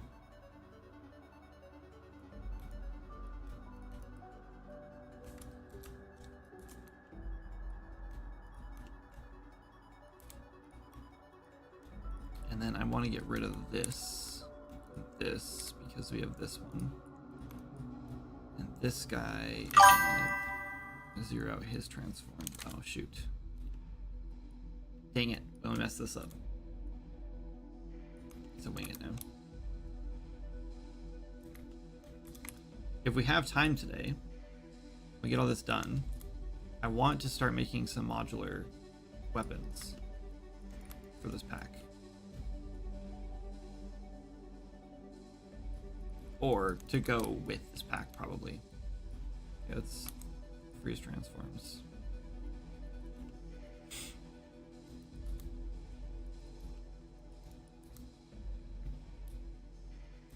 And then same material on this one. We're gonna get rid of this hammer over here. Yoink. And then these guys also.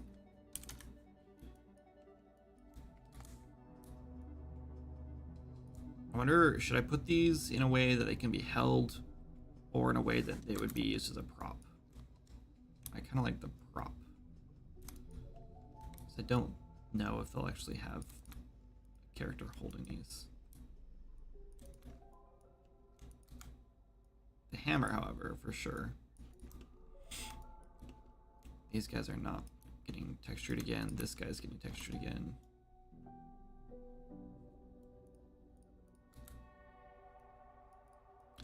This guy gets textured again. I think, we're gonna wait on the swords because I think we are gonna do a modular kit for them instead.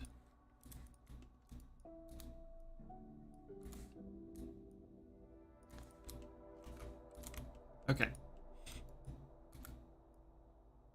I think we're ready to texture. Let's go up here and do number 4. Oh, we need to export our thing first.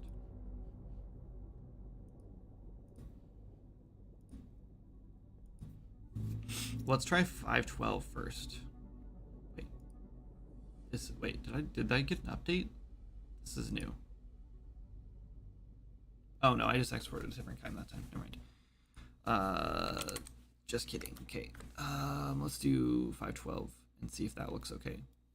I want to do the lowest size possible, obviously. Export.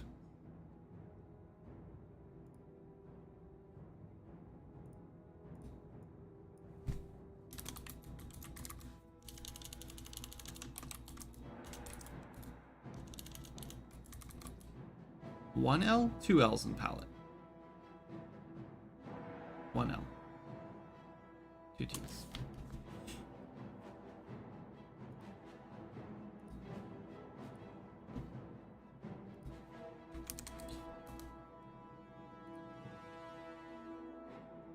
This one can probably be exported like way, way lower, but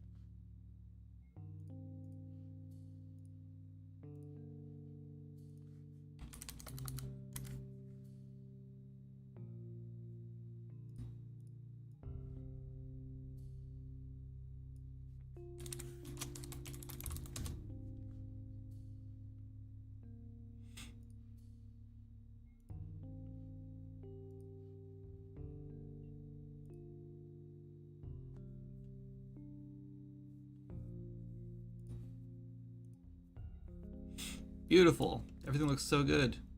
That's exactly what I was hoping. Cool. No, I'm happy with that. Let's it's gonna take a little bit extra work now to UV things, unfortunately, or to texture things with this palette, but I think we're gonna get a much better result because we can do some cool stuff with the gradients. So like for starters, let's just go, let's see if like our old method was this button. No, wait, hold on. Just push this button. I wonder if we can still do this. What if we scale it? I'm hoping this just works, and I think it might.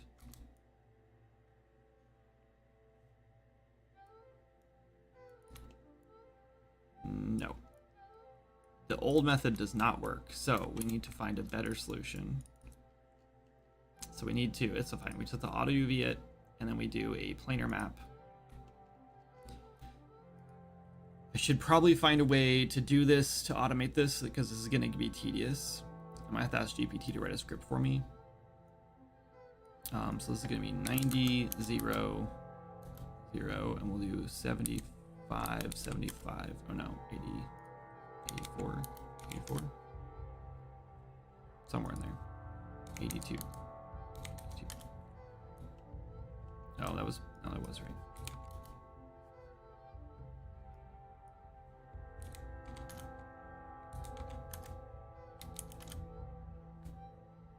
It doesn't matter. We're gonna scale it way down. Okay, so let's make this dull metal, and we'll make it kind of dirty. We'll scale it in like this. Definitely have a little bit of like weirdness because we exported it a higher thing on the edges here, but I don't think it's gonna be a big deal.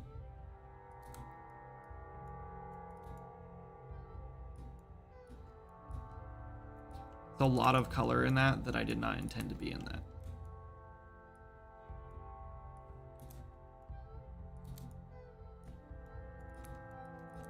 Cool. That looks pretty good.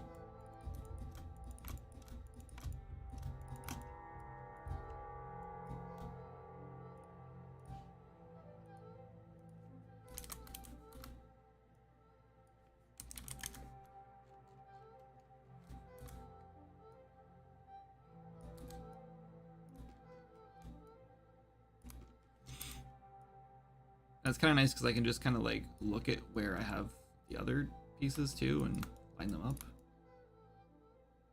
I could have done those together if I wanted to. But this gives me like more freedom, so I could do like this if I wanted to. Oh wait, I did that wrong.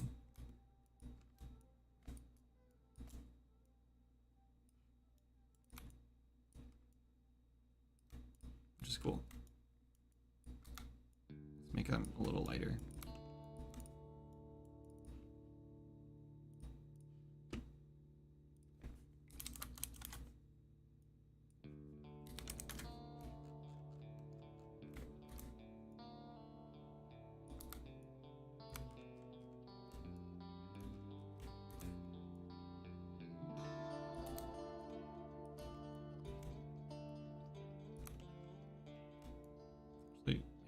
here.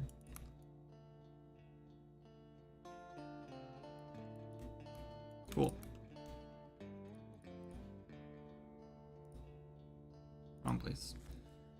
Okay, let's go. This is gonna be environment, I guess. I'll make a new folder. We're gonna call this blacksmith.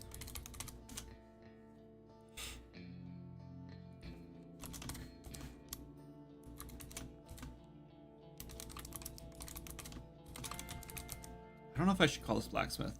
Yeah, probably. That way they're all just kind of organized. It'll be fine. And if I ever do another anvil or whatever, it'll be called something different. We won't have issues.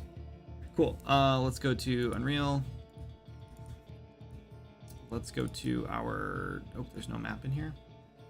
Oh, hang on. Sorry, my camera's being stupid. There. Should be better now. I really need to fix that stupid thing. I don't know why that happens. Oh, it's still bad. You have to go lower.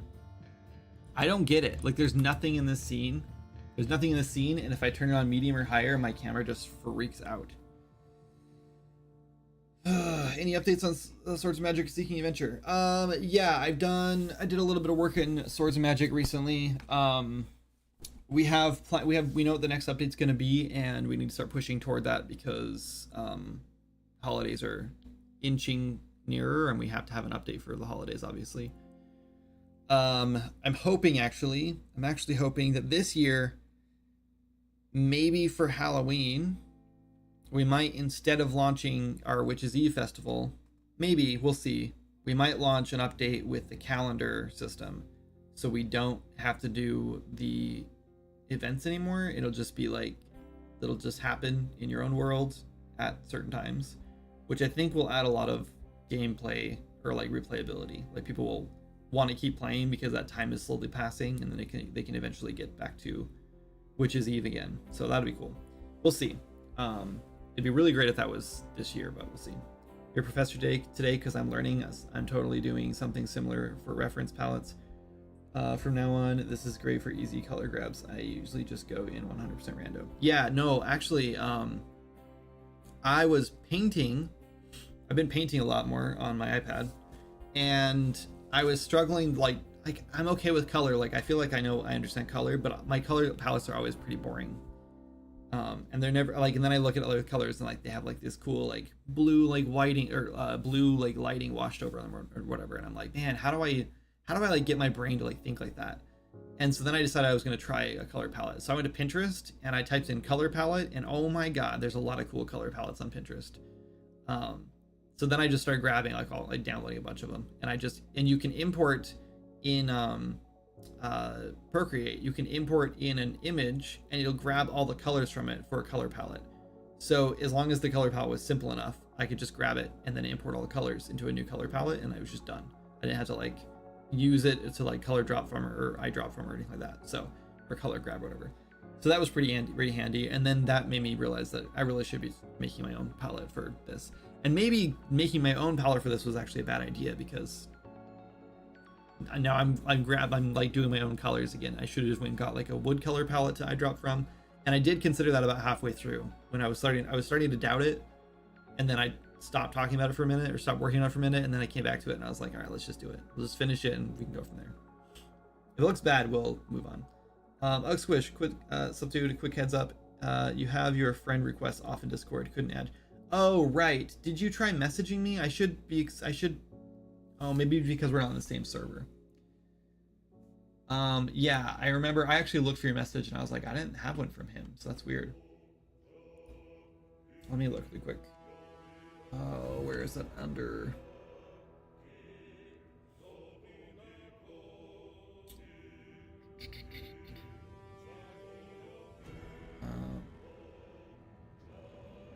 Probably under Austrian Wood.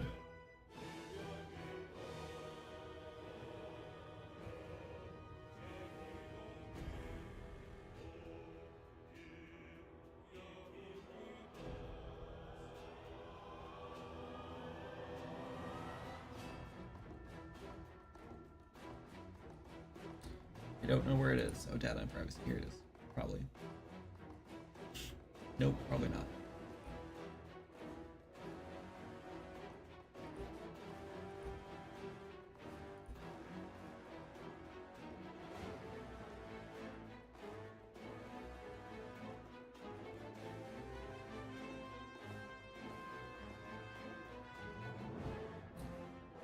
You should be able to direct message me.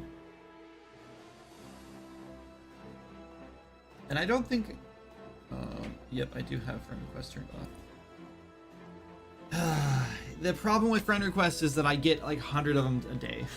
Maybe it's not so bad anymore because it's kind of slowed down.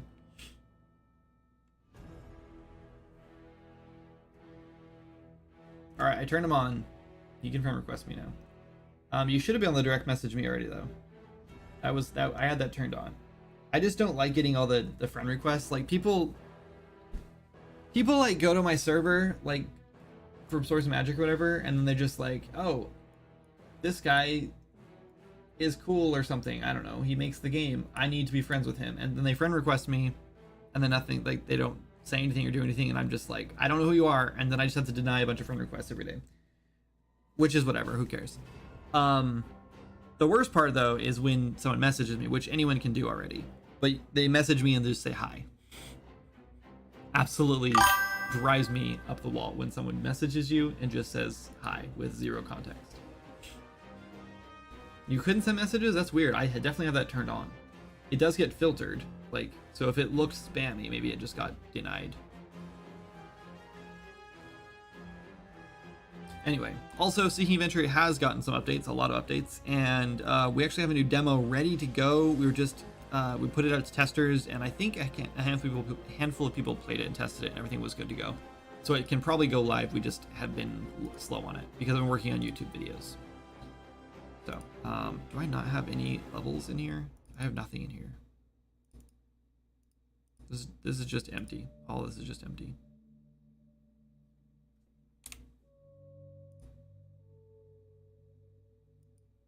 I must have been testing something.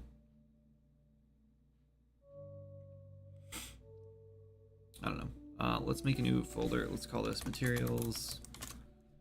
Make a new folder and call this meshes.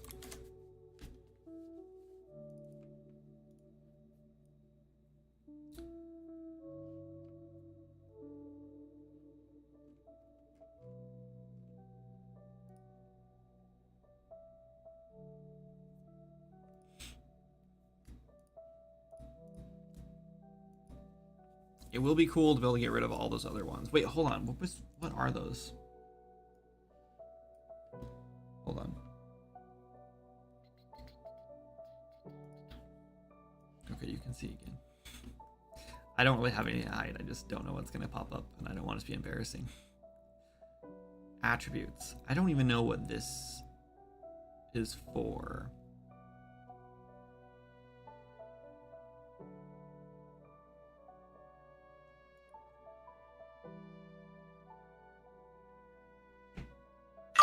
It looks like I was starting to do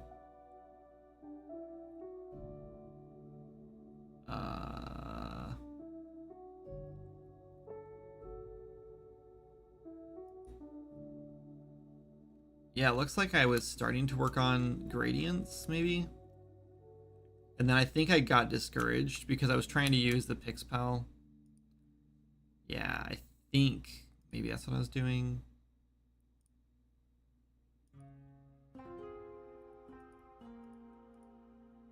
Not really sure. This green to orange is a cool idea though for like foliage. I don't know what I was doing that for. Yeah, it looks like I was starting to work on my own gradient versions of these, but I probably got discouraged because it was a lot of work.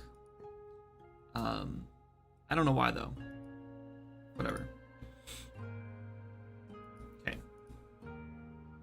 I think we have what we need to make a material out of this though.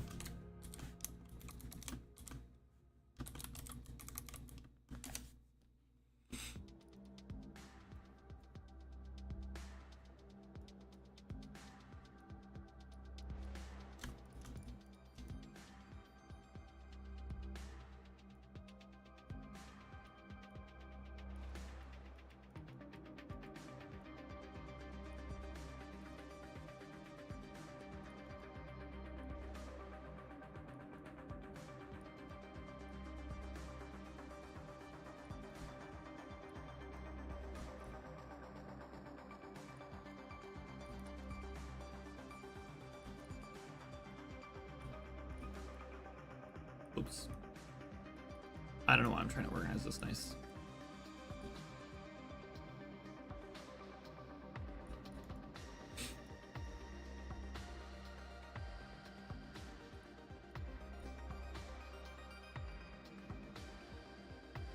These look a little too shiny.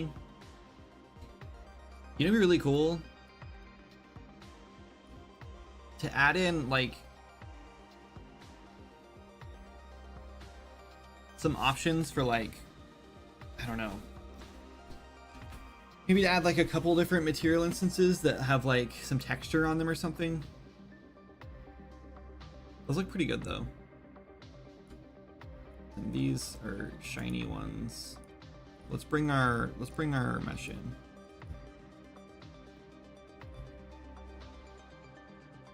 Environment, blacksmith. Why did you export all this junk? I don't want this junk in here.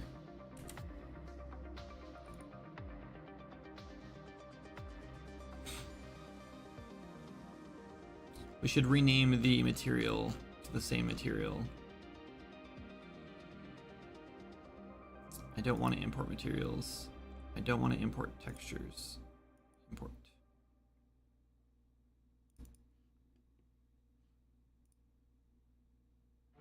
I don't want to show engine content.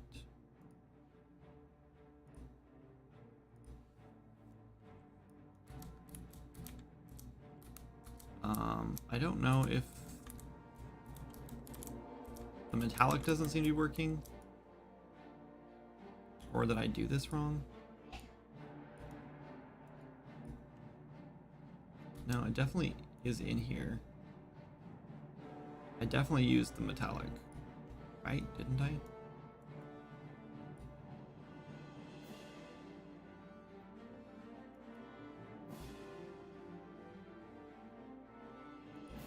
Oh yeah, there we go.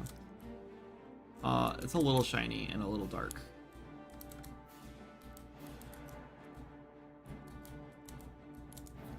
That might be...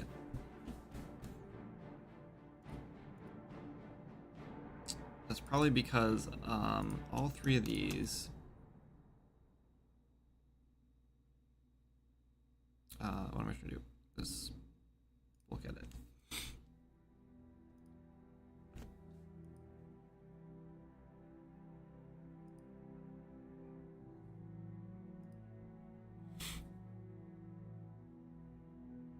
I want sRGB off on these, right?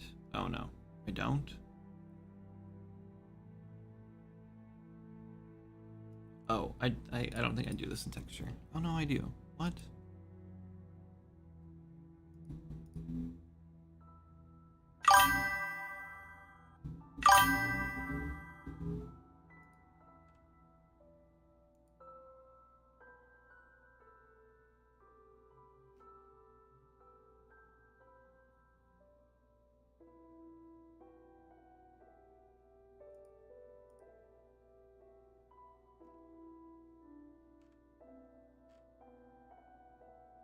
Now I don't remember what to change.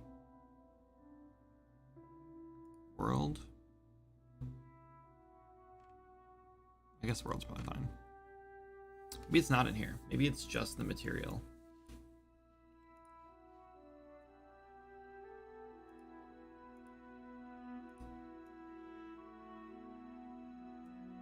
Oh, right. Right. No, I think that was right. This needs to be changed to linear color. And then this in here, and I turn off sRGB.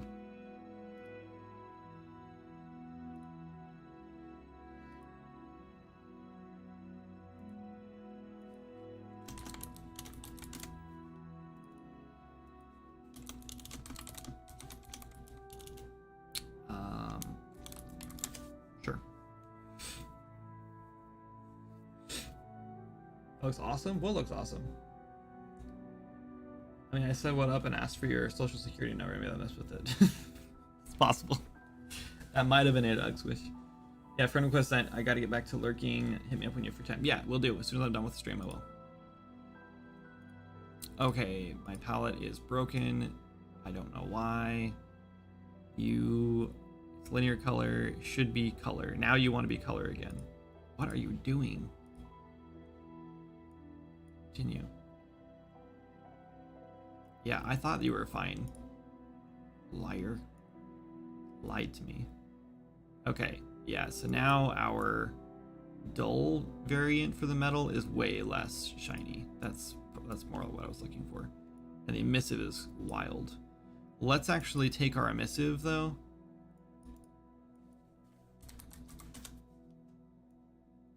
We're gonna promote this to a variable, or a parameter, sorry. And I'm gonna crank this up to like 2, I think. Maybe like 5, I don't know. 3.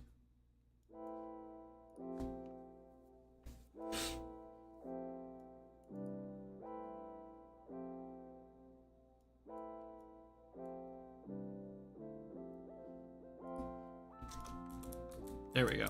That's much better. That's what a metal anvil should look like. In our style, anyway. Which is the point. We're building this for our style. But it would be kind of cool to have like a metallic kind of like, maybe not scratches, but some sort of like texture to it.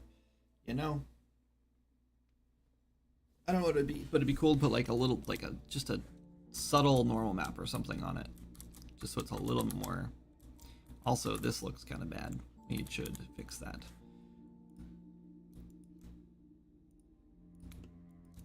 To fix that, we're gonna grab these, this, maybe this one. Maybe this one, this one, this one, and this one. Mesh triangulate. Actually, that looks even worse. Let's do a slice here to here to here to here.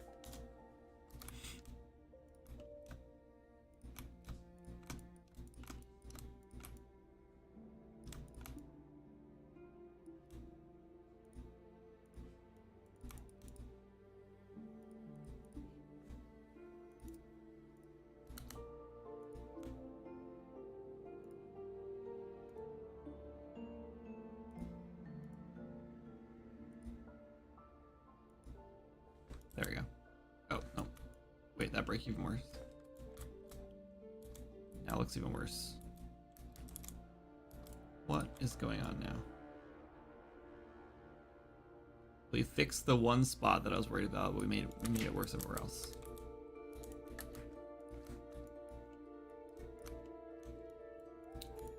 Because we're triangulating in weird places because of these stupid slices.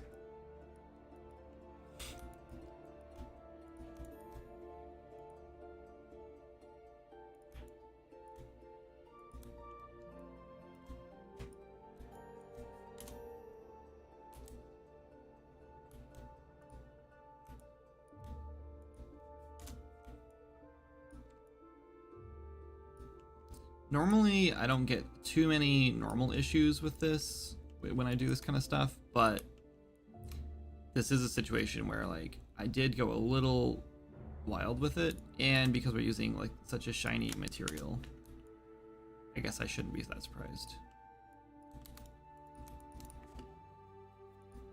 Oops.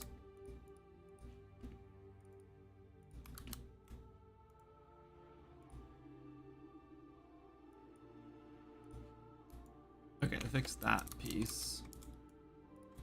Kind of. Still getting some weird effects on this. It looks fine in most light, but there's definitely some weird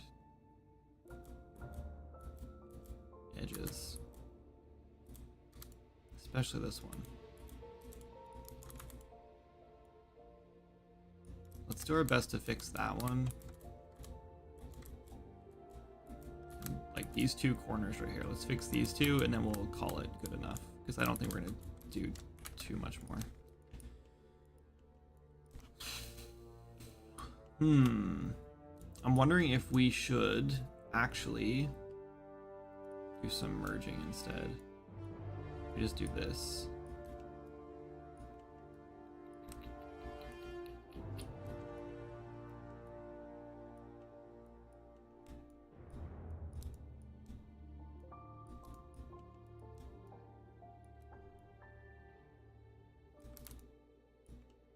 and that'll fix a lot of our problems.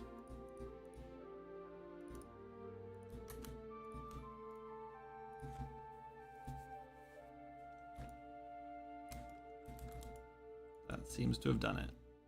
I mean, we still have a little bit of weirdness. Like, you still see a little bit of, like, shadows there that, like, really shouldn't be there, but I don't think Clarius would ever notice that. It really only shows up from, like, perfect lighting, really. Like, when the light's right on it, and even, like, only, like, right there. You see it. This end here does have a little bit of weirdness to it, but again, only in that lighting, really.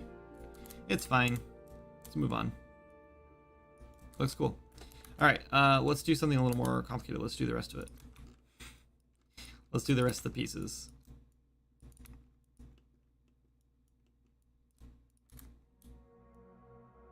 So far, I like it. I like the new palette.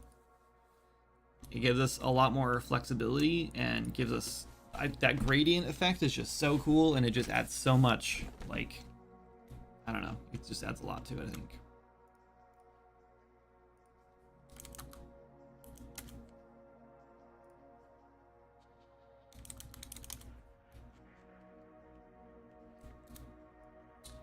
We need to do the, we can, oh, it's actually kind of nice. We can do the whole thing at one, and then we just kind of separate the pieces.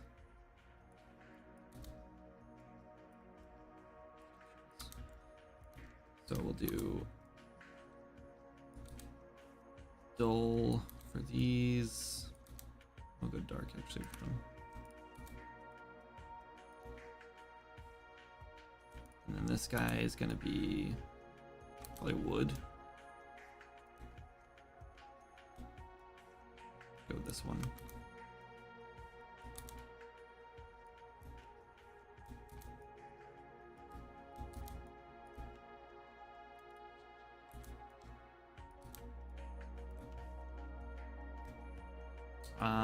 Did we make the other one shiny or dull? I think we did dull.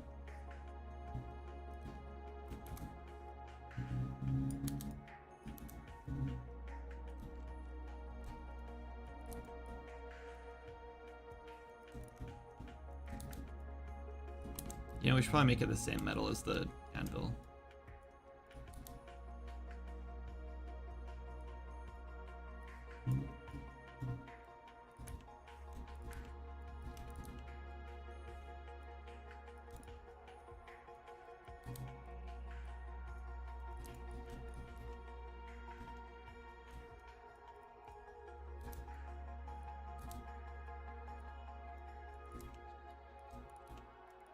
Let's actually flip this, because there's like we have a shadow at the top of it. We can even do this kind of stuff, which is going to be cool. We can grab like the UVs. Like, I want this to like be a sharper gradient.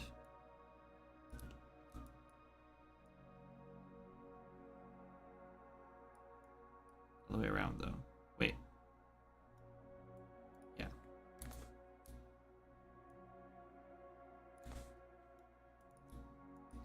No, wait. What am I doing wrong? I want this from the top. But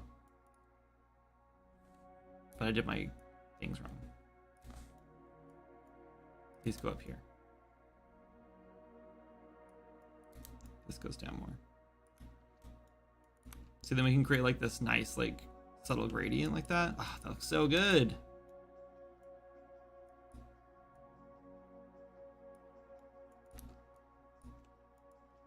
That looks like so much cleaner and so much nicer than like just doing a flat color.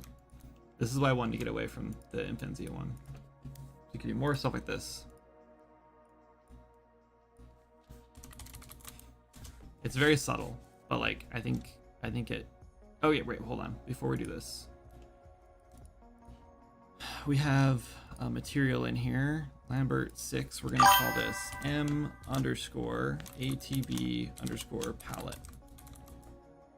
Enter, and I think that's what it's called in here. Let's double check. Yep. Okay, and then save, and then export again. Now, oh, you know what? Because these are OBJs, probably not going to matter. Let's test it though.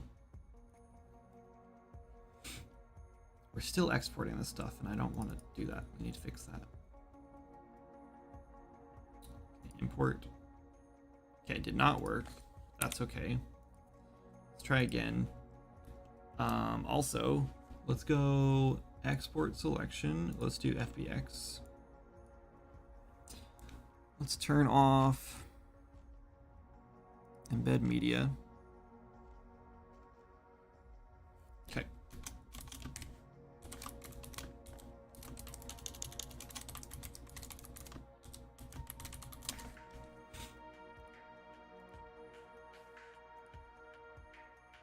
I believe this should have search all assets. Do not create new materials. Import. Beautiful. And now, because we use the same material name and we're using FBX instead of OBJ, which we should have been doing already, probably.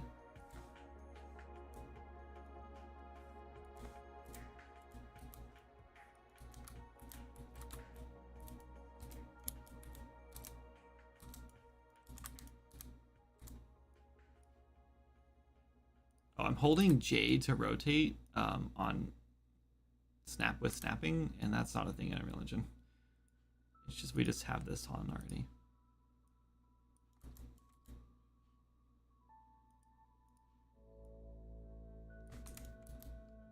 Nice. That looks pretty good. You can definitely see some stepping when you get in close, but like, never notice. It's very subtle.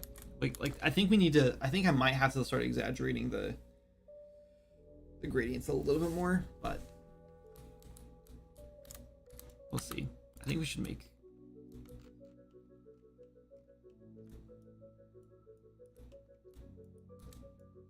go brighter on this one and maybe darker on these.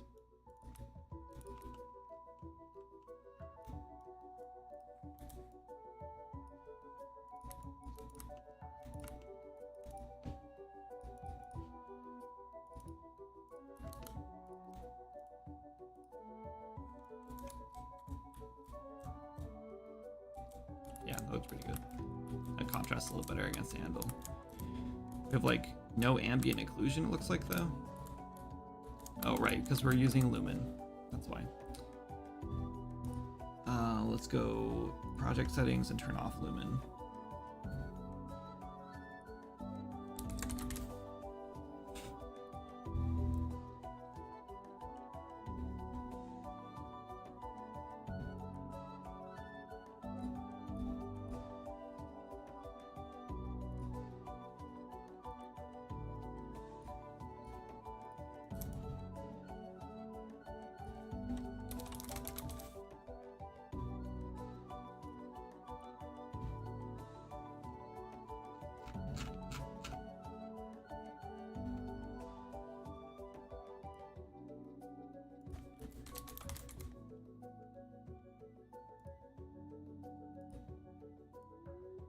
Why am I not seeing this?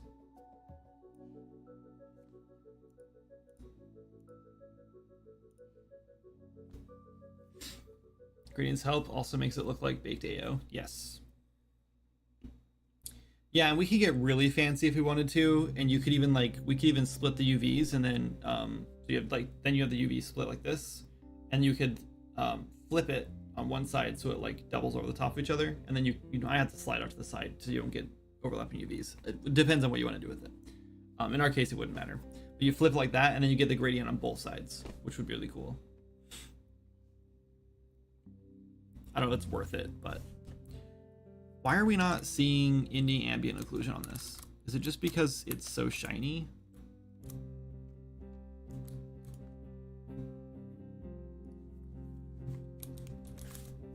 Is there something else turned on? I don't see anything.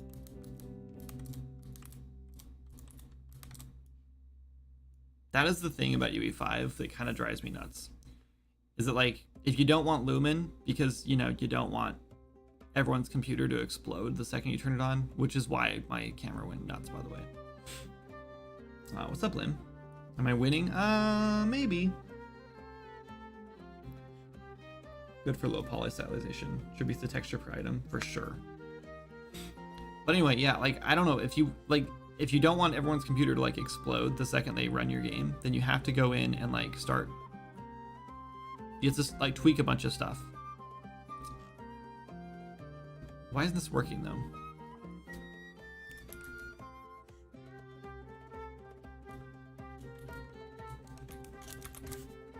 There's something else I'm missing, huh?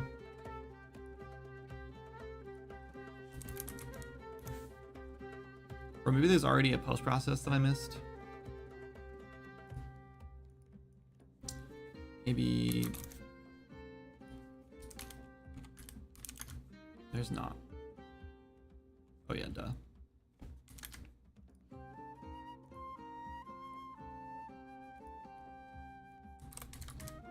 I thought I turned off everything to do with Lumen.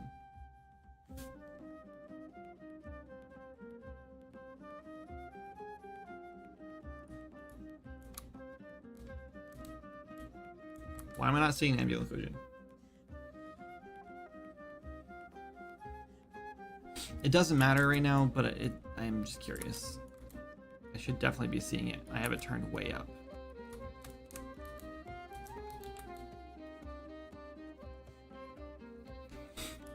I don't actually see shadows at all.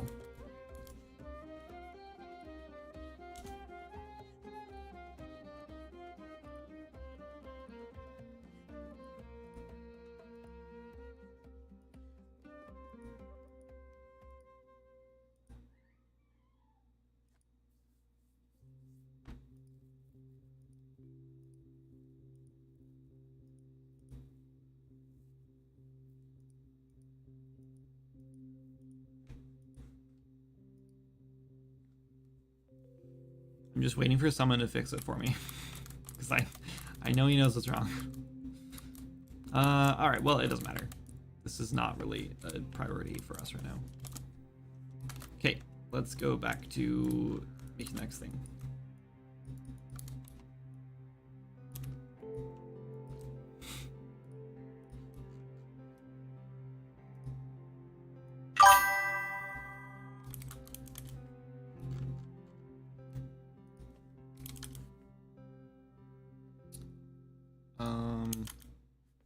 That.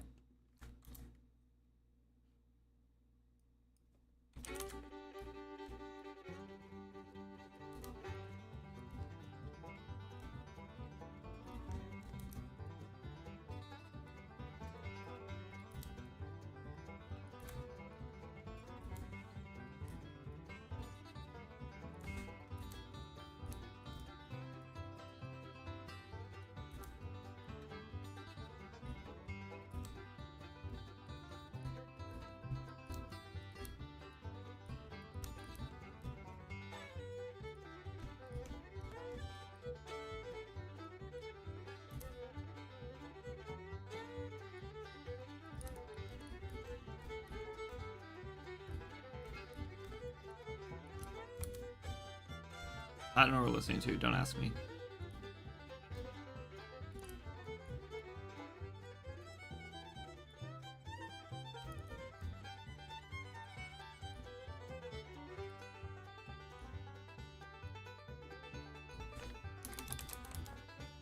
It's the Sims. Sim Hoedown. We'll skip it. It's a little too much for me.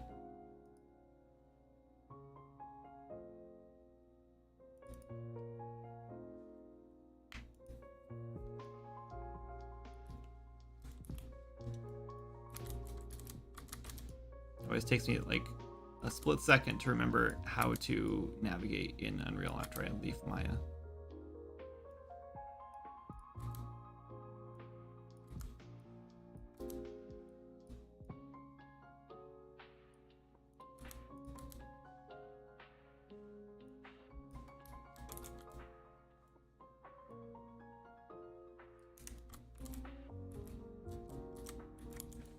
Oh man, the gradient though. I'm so happy about that. People are so scummy, they're selling printouts of their pre-order confirmations for $400. Wait, for what? Oh, I was looking at all the eBay listings for the Switch 2. They're selling printouts of their pre-order confirmations. That is that's pretty scummy. So the fine print says this is just a photo of my pre-order confirmation. You're not actually getting my Switch when it comes out. That is messed up. That is seriously just like so stupid.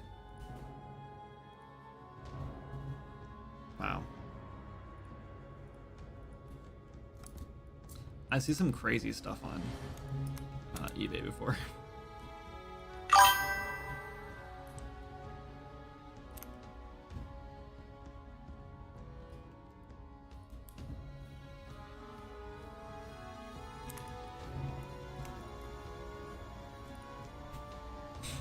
We're gonna UV these twins together if we can.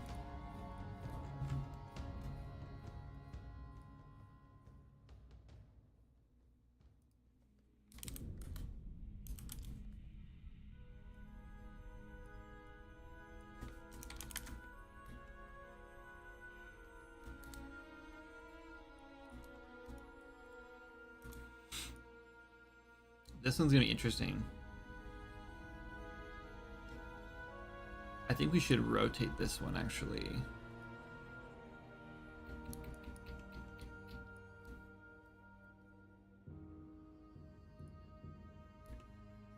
Yeah, I think we should do it like this instead.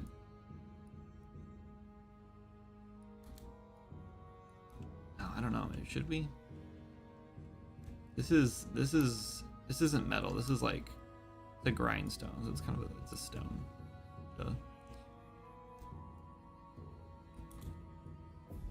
But I don't want to like.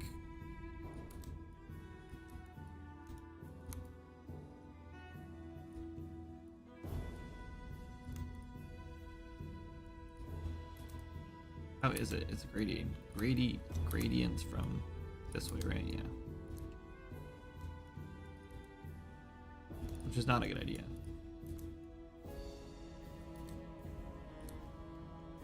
So this is one of those situations where we just want this like super small.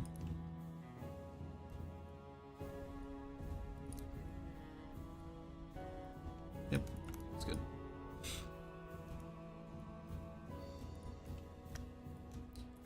And these ones, we can like do something like this.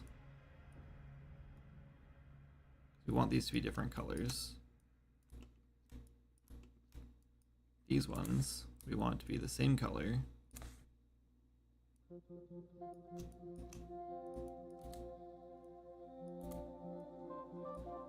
That.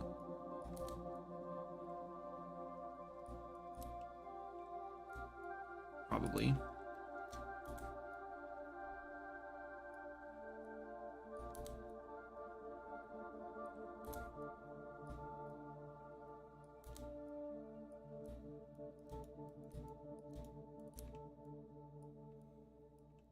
Maybe we don't want to, like this one at least.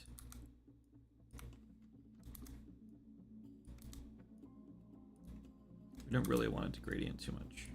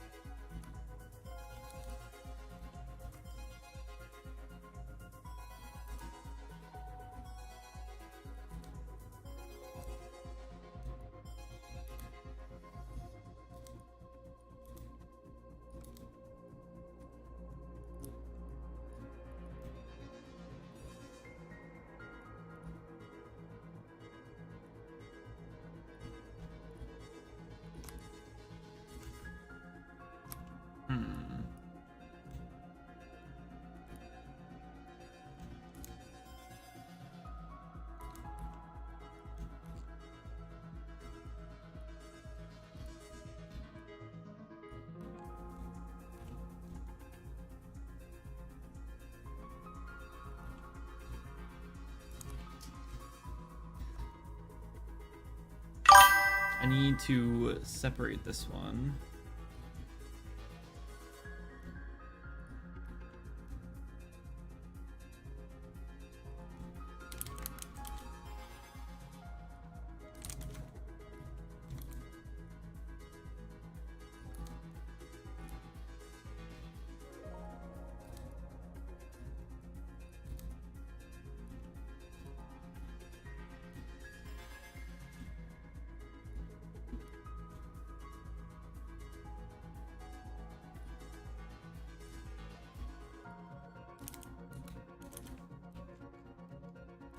Wait. Yeah, like that. Do the 30.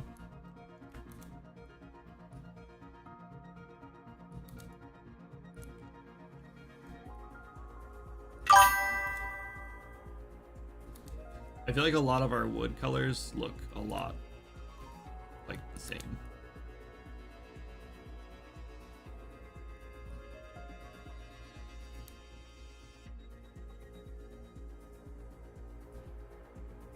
But that's fine, who cares?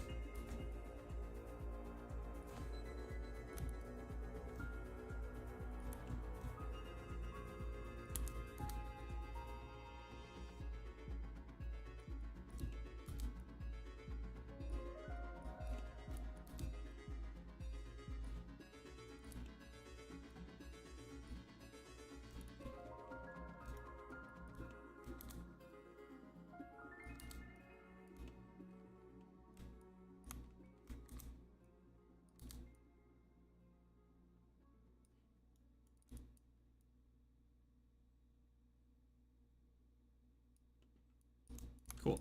And just these last two, which need to be done again.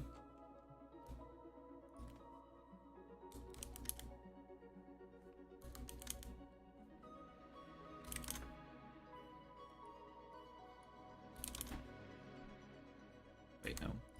Hold on. I did this wrong. Yeah, these are wrong.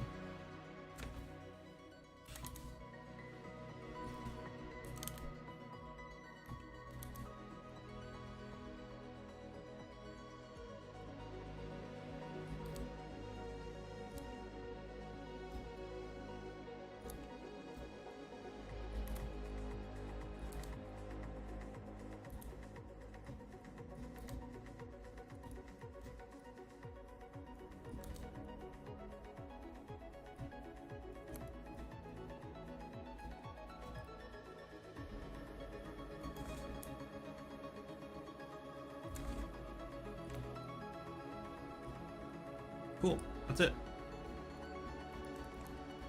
Looks so good. Oh wait, this is two. I guess we fine. Do we export it as two pieces? No, let's do one.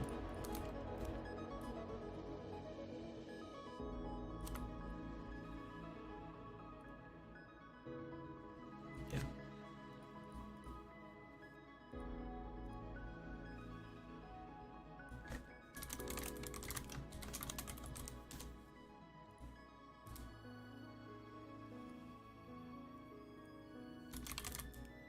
Call it base. And then let's actually put it back where it goes, and we'll export it as one piece.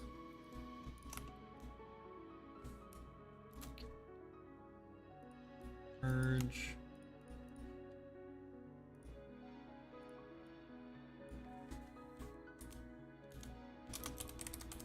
Awful. Cool. Now we have those three.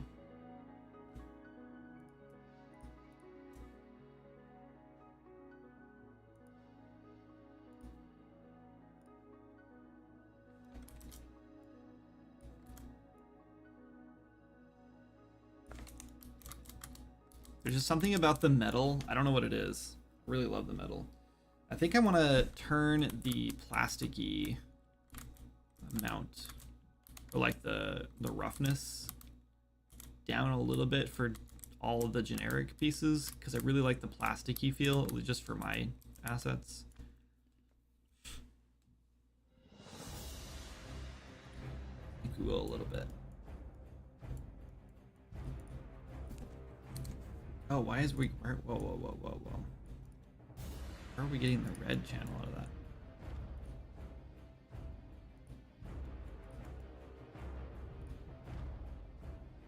Did I do that? I must have.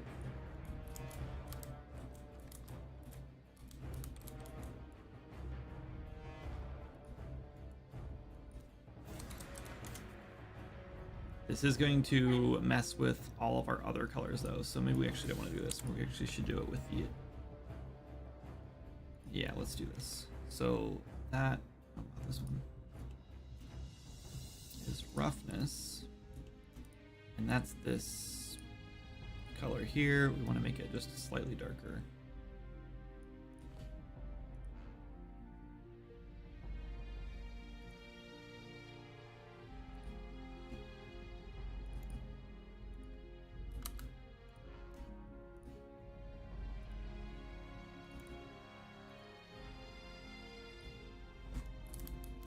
There we go. I just like that little tiny bit of like shine on it just to make it look like plastic. I don't know why, it's just, I like it. All there is to it. Silver and Swords of Magic, or is this something new? This is for my game assets I sell on Fab. It's called Arcane Toy Box, and I sell assets on there. I've been doing it for a couple of years now, actually. I think I started in 2023. But I only have like 6 packs up because I haven't been working on it a lot lately. So I've been trying to get back to it. I just launched a new one a few days ago and it hasn't sold a single copy yet. So, I don't know. I'm probably going to be moving them all over to itch.io as well and try to like set up a store on there. I was doing like some mystery asset stuff through Patreon at one point, but it just got too difficult to keep up with that and everything else. So I kind of bailed on it. But yeah, these are just assets for asset packs that I'm selling.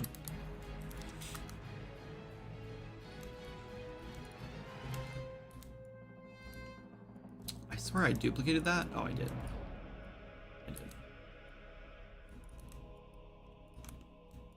Because I wanted to make sure I had 2 separate ones. All right, let's do the table. This is one I modeled a while back, so this one should already be UV'd nice for me. Well, kind of. Yeah, pretty much.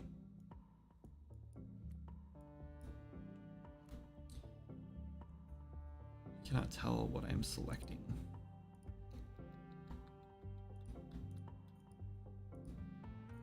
How do I turn off the color? Oh, no, I leave this on in here, then I do 4 in here, 5. There we go. Okay, so these are the opposite ones then. Okay, so these are all wood.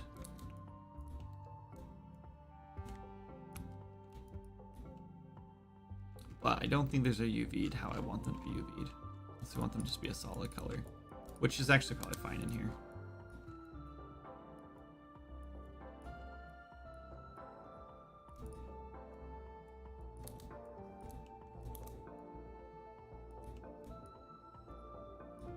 I don't want to risk these like having, oh, that's too much.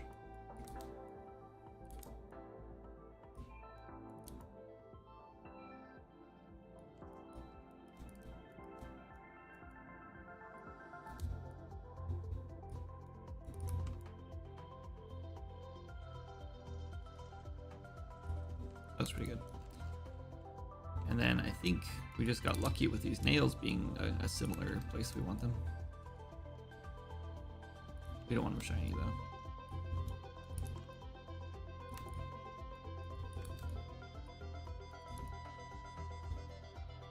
There.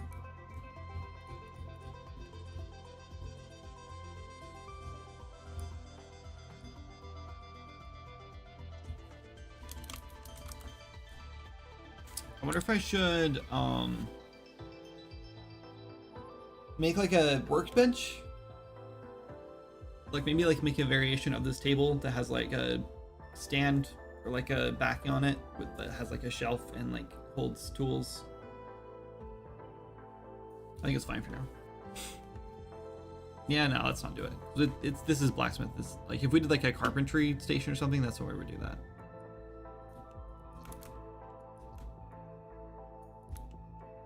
Okay, that's everything there. I'm not gonna do the swords. All of this. I'm trying to decide how much of this I want to merge together. I think all of it, probably. Maybe not this guy. Maybe we just get rid of that guy.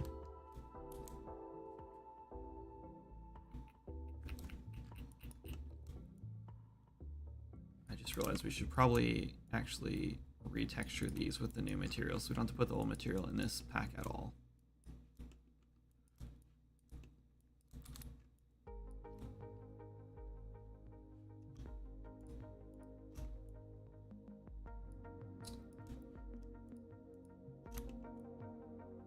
Yeah, let's just merge all this.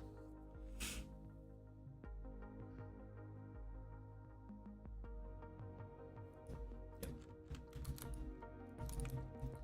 And then let's center our pivot and then snap it to the grid.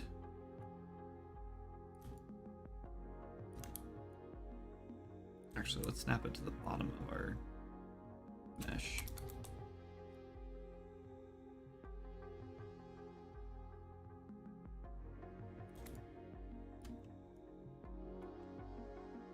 That's on the grid, okay. Then we move to center. Oh no, I missed pieces.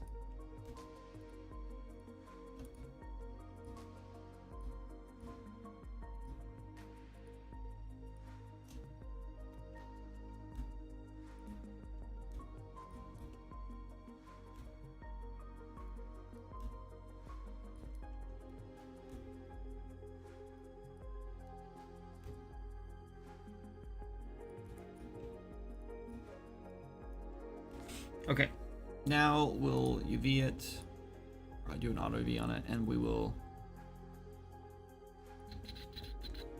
I don't know the best way to do this. We're gonna have to move a lot of these around.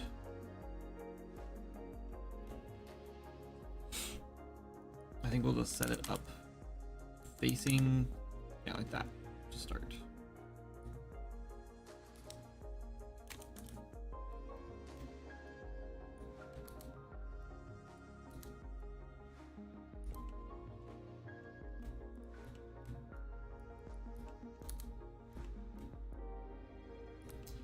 So what I should have done was UV'd each one of these separately, but I didn't know if I was going to be using this color palette or the other one, and so I'm kind of glad I didn't do that now.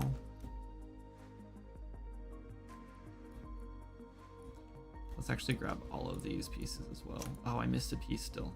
Damn it. I swear I grabbed that.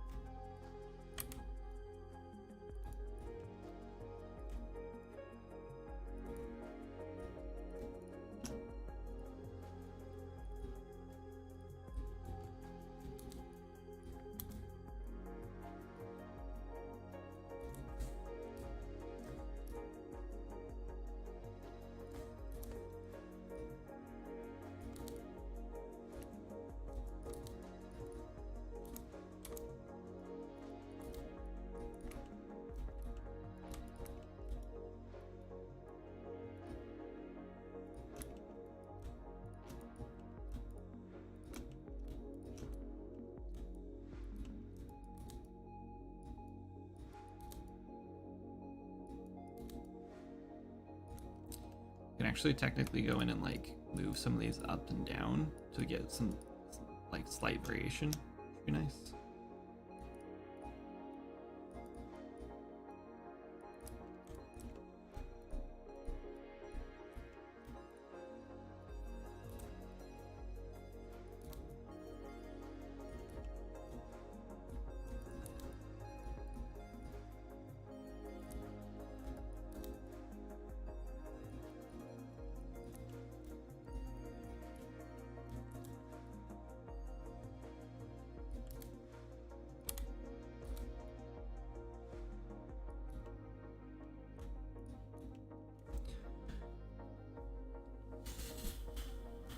Let's just drop this in here because I'm being lazy about it and I don't think it's that big of a deal.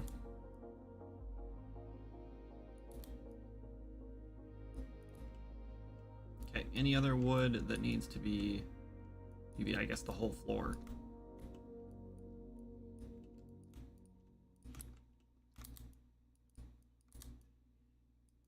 These are under the ground or underneath, so I'm not too worried about these being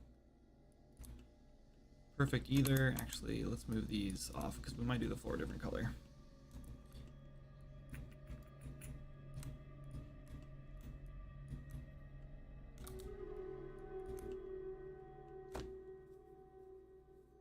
We need to do like every other one though. Let's actually grab all the floor and then we'll grab a couple of random ones. Not paying attention to chat at all. Am I still working on Swords and Magic? Oh yeah, I am still working on Swords and Magic. It is not finished. It's kind of shelved right now, sort of. I work on it like once a week usually, if that. It's just not making any money anymore, so I'm just prioritizing other things that will make money or have better potential to make money. The only other thing we have left to do with Swords and Magic is just get to 1.0. I do think that there will be a nice jump in sales when we get to 1.0, but only for like a month or two. I think it'll just be dead after that. So instead of investing a ton of time into getting that 1.0, we've just decided it's not really worth the effort because it's probably gonna take a few months, if not like 6 months or a year even, to get to 1.0, depending on how much I want to do for it. And so investing all of our time on that, when it's only going to give us like another paycheck or two, is probably not like worth the effort, is kind of where we're at right now. Which sucks, but it is what it is. So we're just sort of, I don't know, just kind of finding what other solutions or what other options there are out there for us. So, yeah. Making lots of other things. I think that's all of them. I don't know what these guys are doing. Are these duplicates? Or did I just miss those? Oh, just missed them.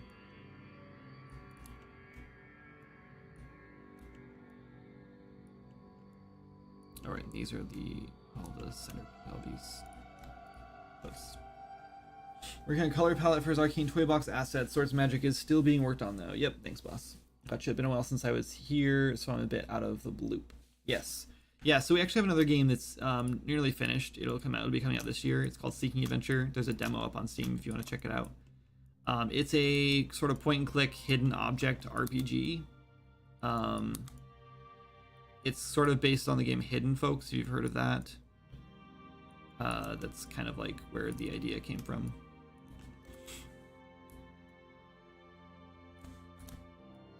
UVing is definitely a lot more work with the gradients, but I still think it's gonna add a lot. Actually, I'm starting to think that these need to be a little bit more smaller. Maybe it's not as small as I thought they were gonna be though. Let's go with this first one. There's definitely a little bit of like blur to it, and I don't know. I think we might be able to fix that.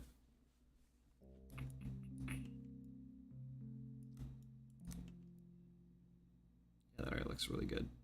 And it looks like those are like already kind of rotated in a way that like makes them stand out, look interesting.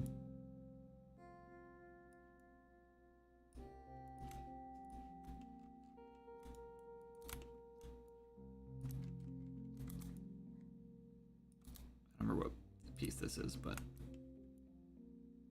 oh, there's underneath pieces. We should make those darker maybe.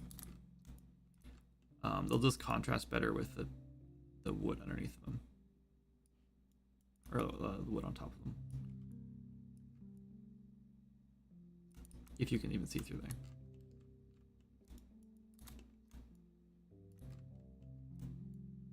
Oh, I missed some.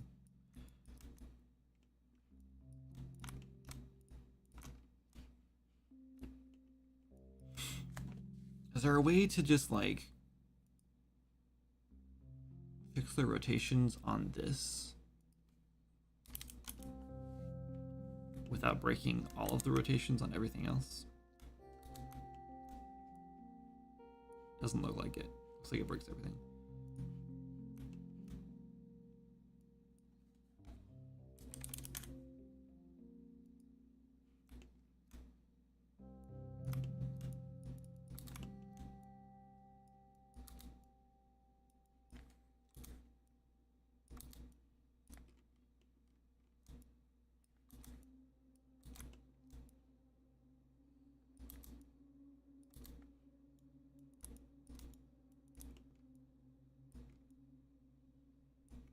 Looks good.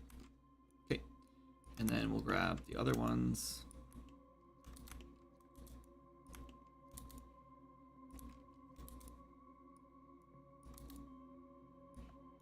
They go there. Looking good. Let's do the floorboards now.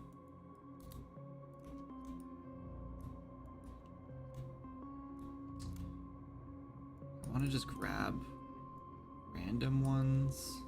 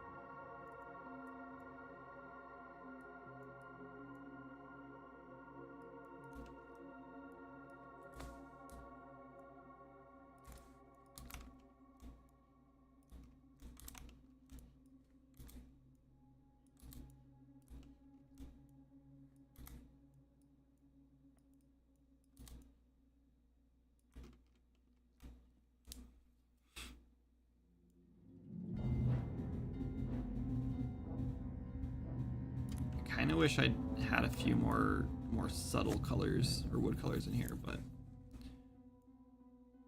think we're okay.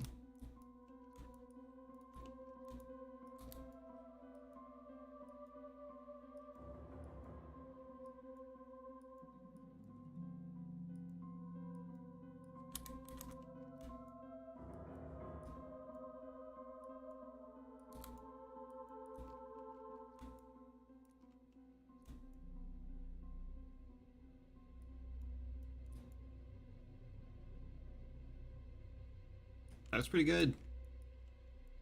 Maybe like this guy. Go here. Oh, that didn't happen. Let's go here. No, that's way too different. There we go. That's better. Yeah, that looks pretty good.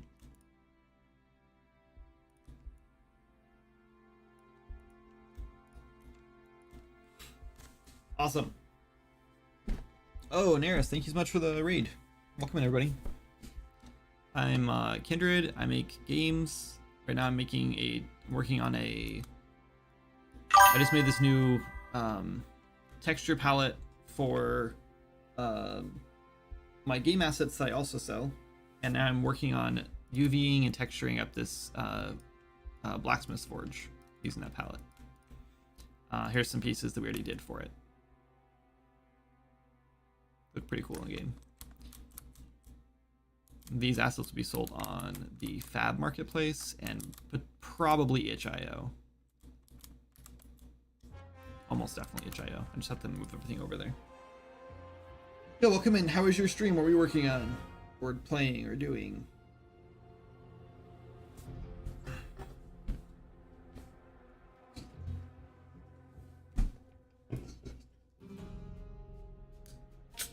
Sorry, you're gonna need some ASMR.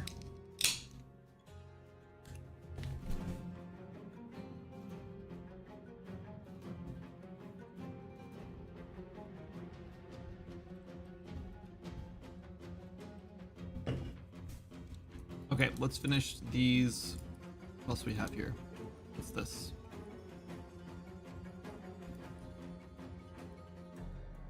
Did I really just miss that? Didn't you see it?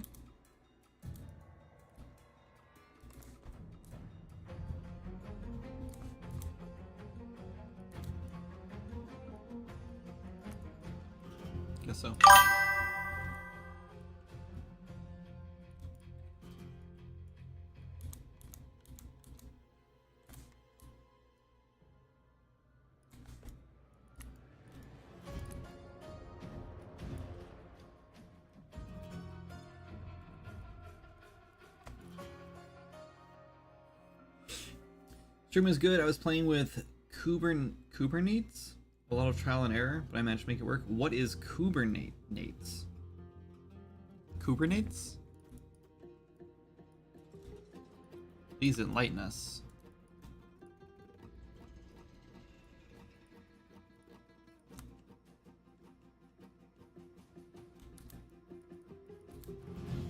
These really don't need to be anything special. But we will contrast them. Yeah. Alright, let's do this wall.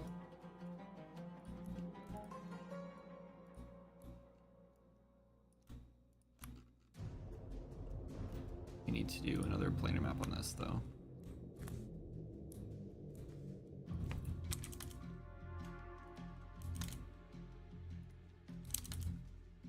Got it. It's like a puzzle every time I do that. I never know which way it needs to go. Scale this guy way down. Squash it way in. We're gonna go with... See, this is where I like don't have like a nice like off-white. I might have to modify our palette a little bit. I want like a very subtle like yellow white. I don't really have one. Maybe in here.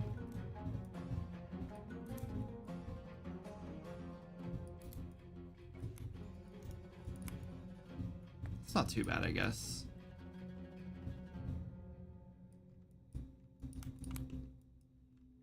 Or should this be stone? Let's leave it like that for now.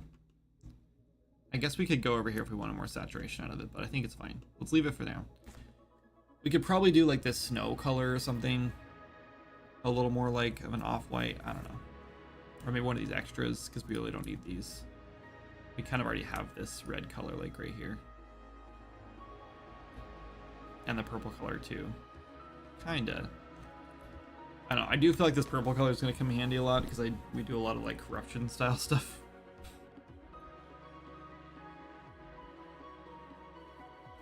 It's a server-side stuff, infrastructure management solution. Oh, okay. Nice. That's way above my pay grade. I'm just a lowly artist and blueprint programmer. I do make games, but yeah, I just use blueprints. And I do actually make online games, but I use Unreal's framework, so. With Steam. That's cool. That sounds like fun, I guess. All of these pieces are separate, which is good, I guess.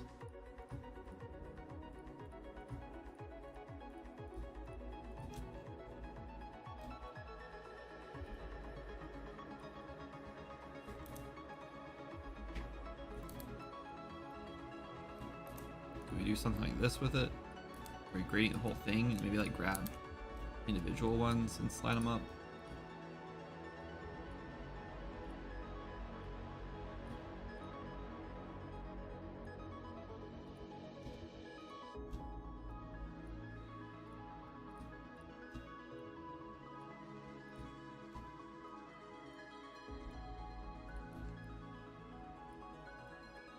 That's pretty good.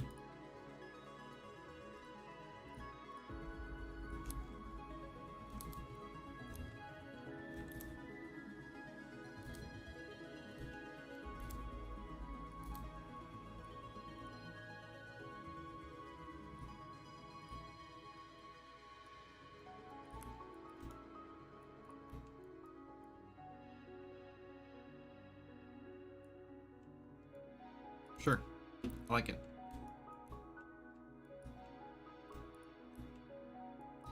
I'm just gonna do all these bricks though. I don't know. I want to be lazy about them, but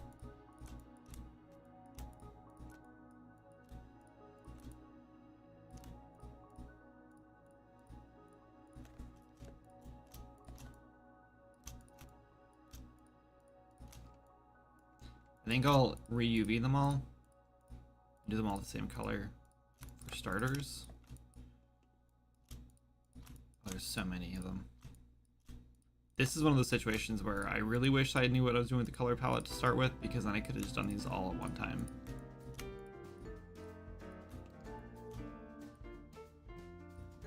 I can add so much color variation though with this. I'm super into this palette. I'm really glad we decided to do this. Okay, let's see if we got everything. Doesn't look like it. Looks like there's one here. And here. And this guy. And this guy. And this guy. Oh, that's the post.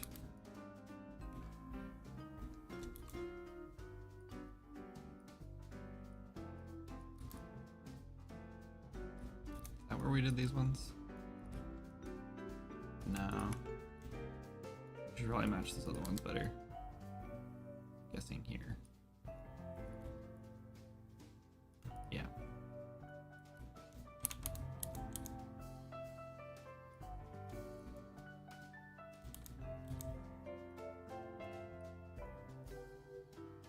Better. Okay, all of our bricks are moved, I think. Let's grab this guy. This guy.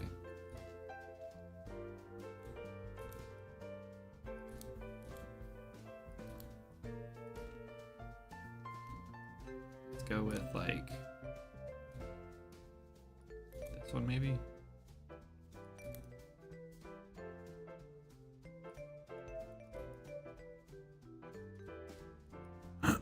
Maybe we actually do, should we do darker at the top, or should we not gradient at all? Should we gradient just less?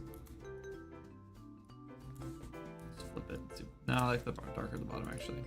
Let's just do like an ambient occlusion kind of effect on it. So we'll go like this, right? This goes down a little bit.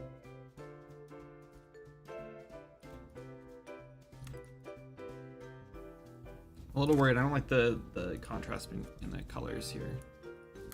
Let's go over here instead.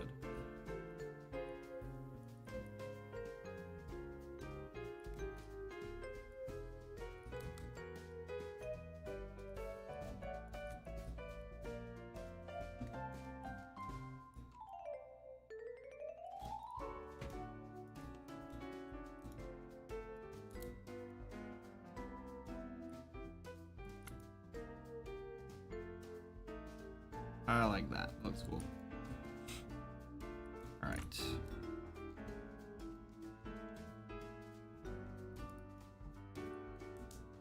This is the interior piece.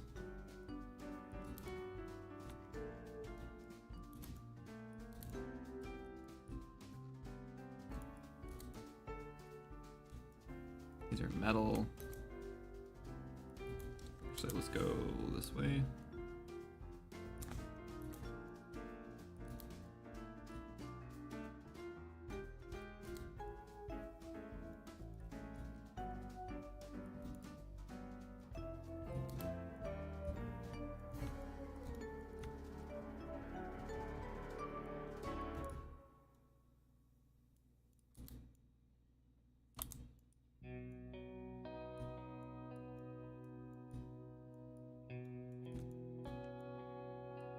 Let's actually make these like copper.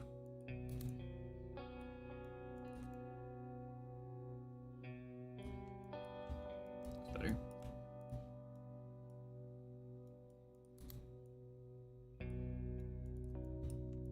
Like that. Cool. Save. Oh.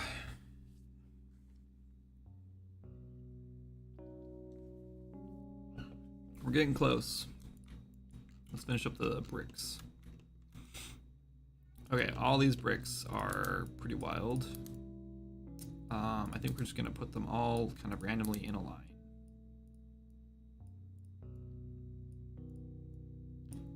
They kind of already were.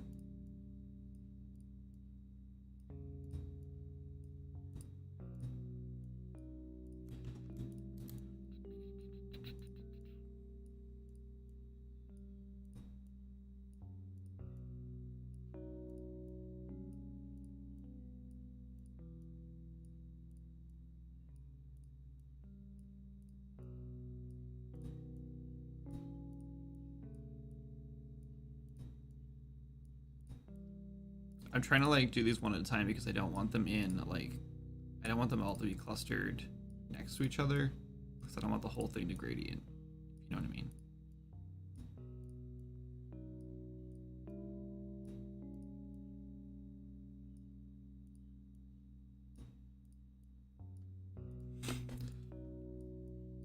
This is very tedious though.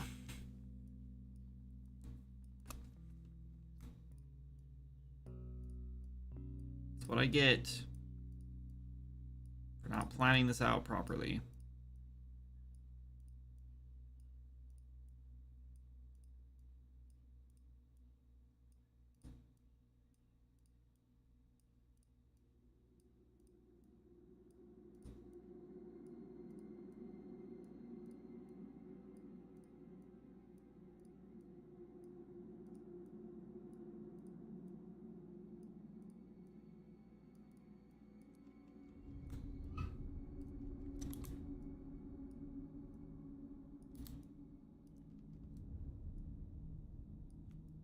I think we slide them all up a little bit because I want to kind of go, yeah, that was pretty good. Or we go dark with them.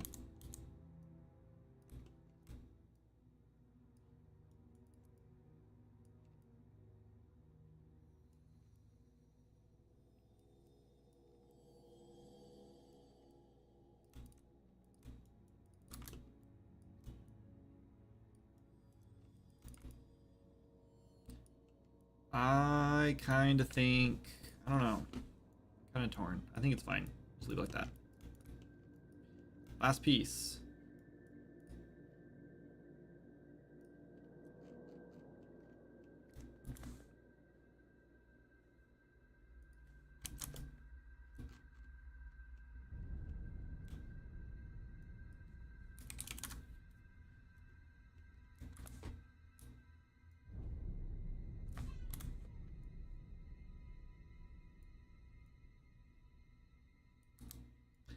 Let's go with red.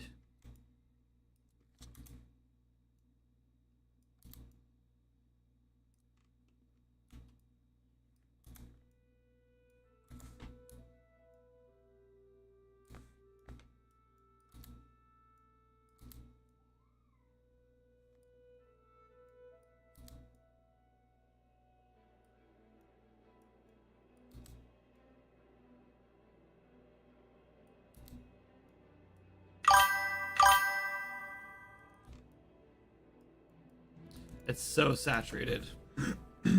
I like it. Like, it definitely pops, but I think it's too saturated.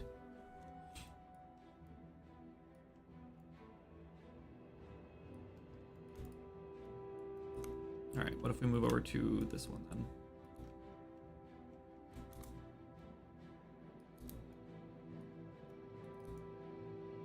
That's like too much. It's something like right in the middle.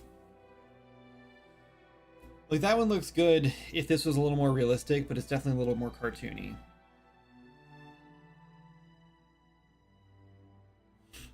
I'm also starting to think that I don't like how much saturation or how much gradation there is on these guys. We're gonna take them all and tone it down a little bit.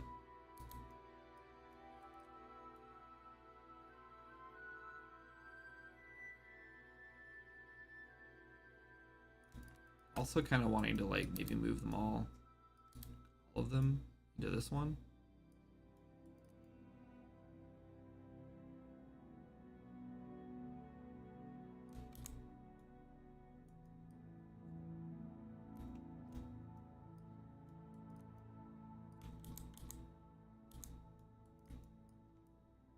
Yeah. All right, so should we like our washed out ones, should we just crank that up a little more? We just go too much. It's an easy fix. We should have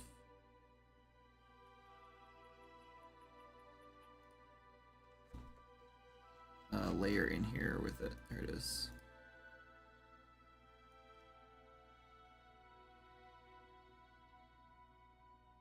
Just go down 20%.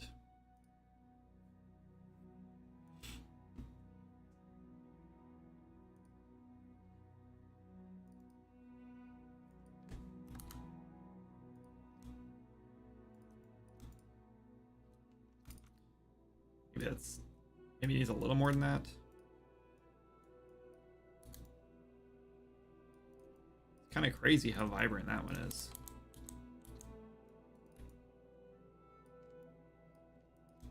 I think maybe we keep it. Let's keep it for now. See what it looks like an engine.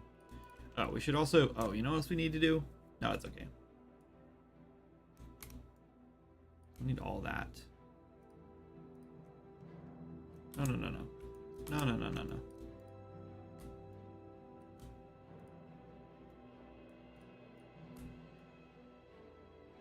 What are you doing? That. Yes.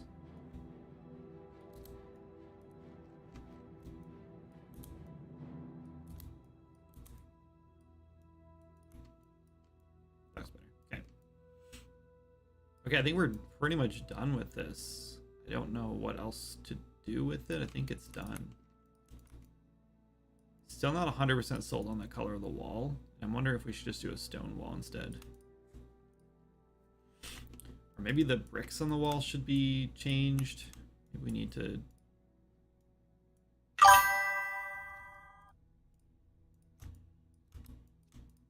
They're a little dark.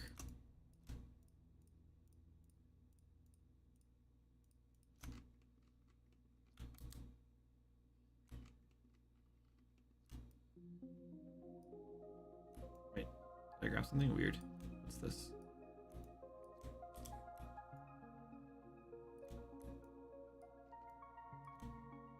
What are you? Oh, the wall itself. My bad.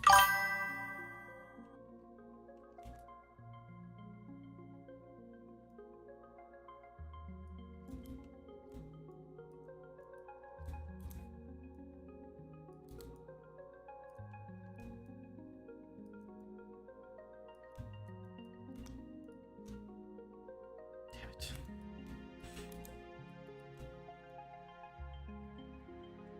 Let's go.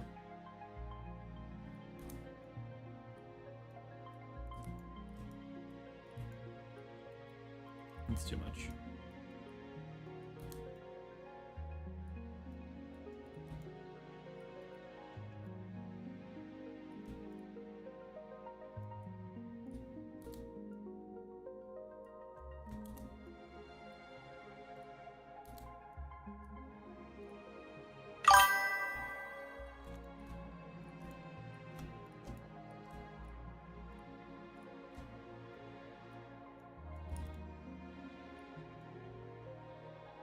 Okay, looks better. Save. Let's export it. Oh, you know what we should do? We should probably do some collisions first. Well, yeah. I don't know. Let's wait. Let's just do them. We can't use... yeah, we're gonna do some collisions here.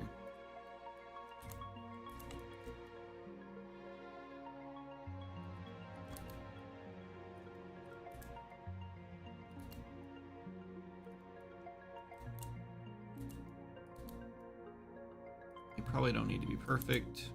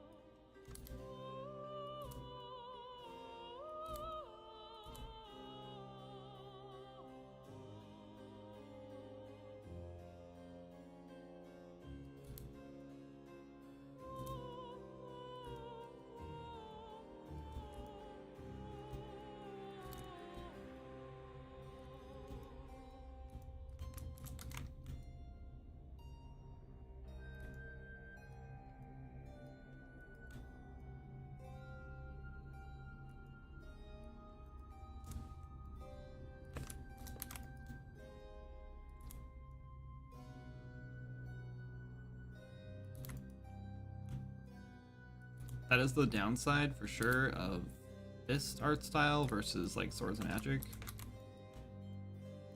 Swords of Magic is like, it's so blocky and simple that you don't really need to worry about this kind of stuff.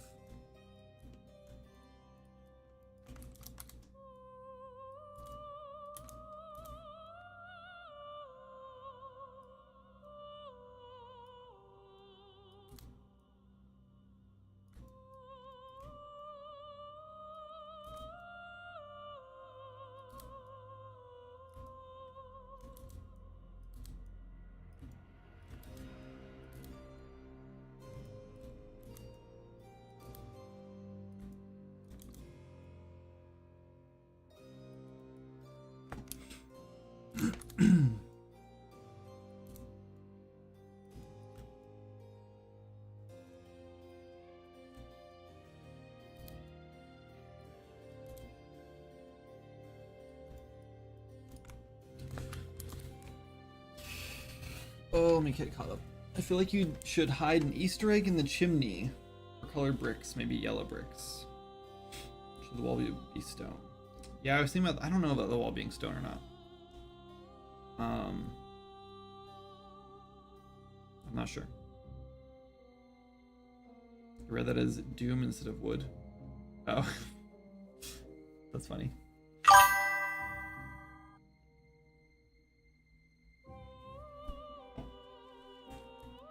Yeah, I guess maybe my texture palette should have been written. Nah, I like it like this. It's fine. I don't know. I could have easily. We could easily. It's. There's no reason to have it vertical. I guess the reason I thought about having it vertical is just because a lot of the times you want to do a gradient from like the ground to like do the fake ambient occlusion stuff. But it could easily just be rotated and done sideways.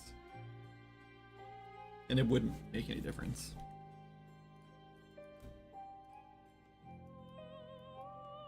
I mean, it does now. Now that I've already UV'd things, now it's too late. Okay, we need to figure out how do we want to do this. Do we do a UCX for this?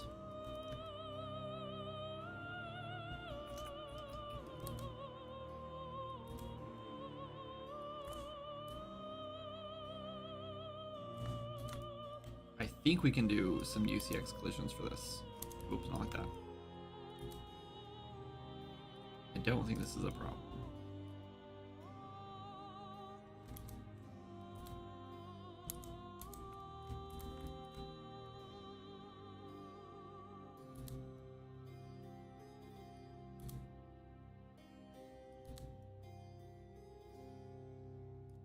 I believe, anyway.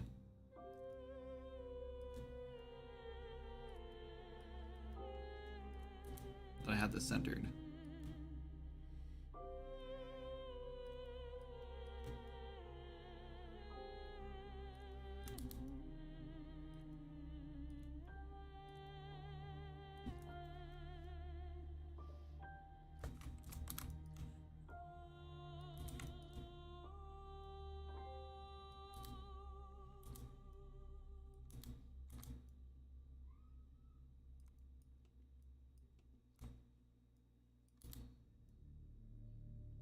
Not so sure about this part. I don't know if I can like extrude this and make one complex collision out of it or not. I can't remember how these work specifically.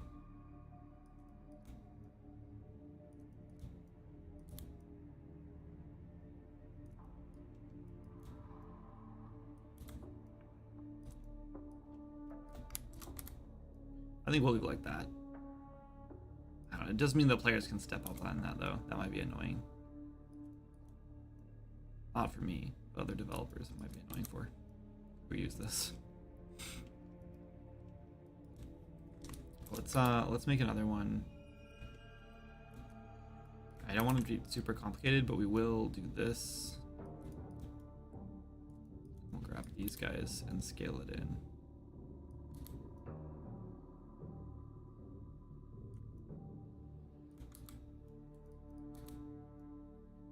That's not how that shape works.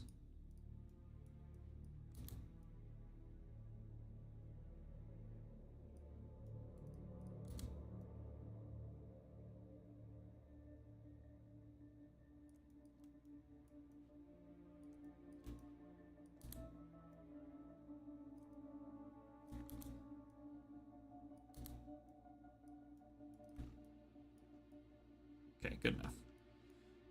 Now the front of this. I'm not gonna worry about those collisions inside of it. I don't think that matters. I don't think anyway.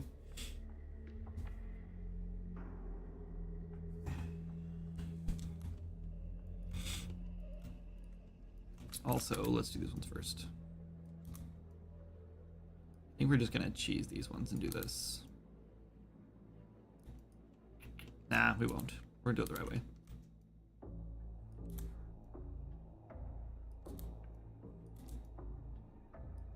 It's not that big of a deal anyway, because once we do one, we can just copy and paste it.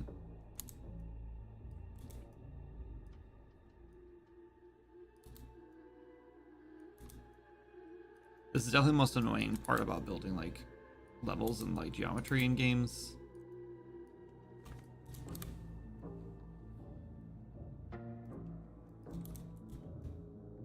That's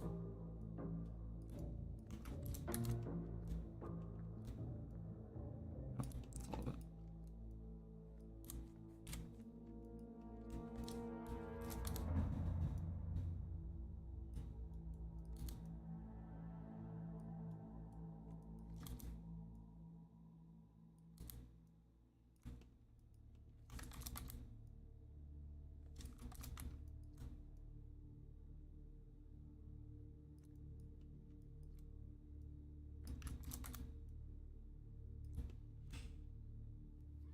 $140.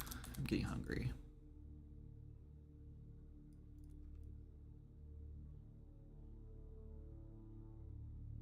Okay, I'm not gonna worry about collisions on these. I don't think those matter. So now we just need to worry about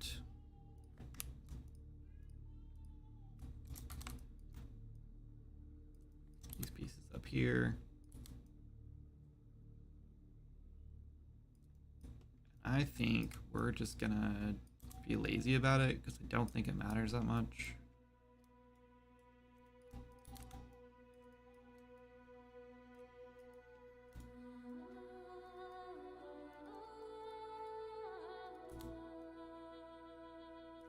Let's do this.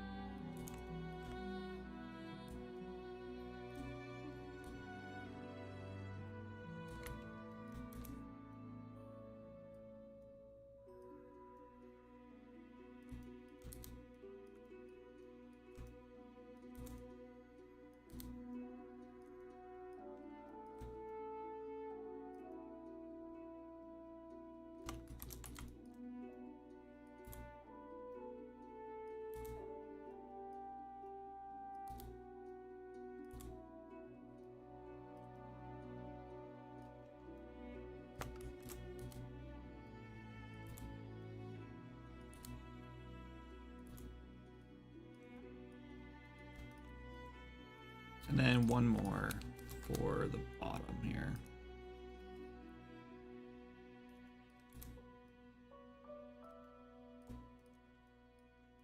Cool. I think that's it, right? Like there's some collisions here that could be there, but like I don't think that's a big a deal. That big of a deal. Oh, we need one from the top. Duh. For those cloths right here. Probably two of them.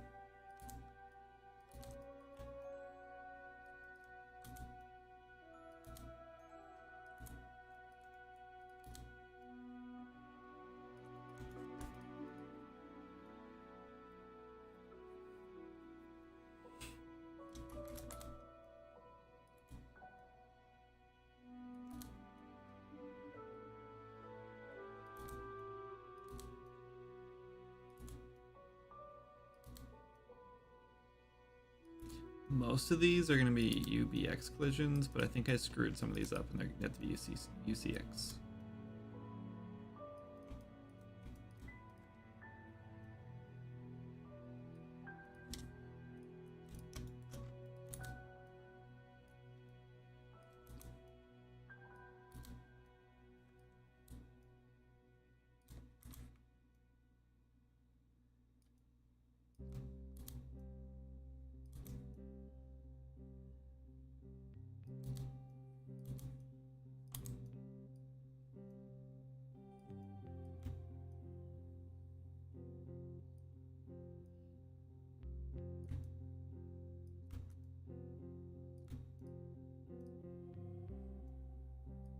I like this one. Really screwed that one up. Let's actually delete these because I don't want those to be UCX.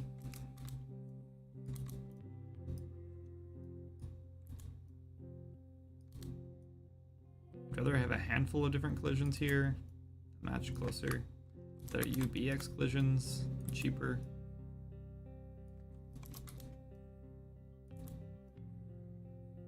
Like that.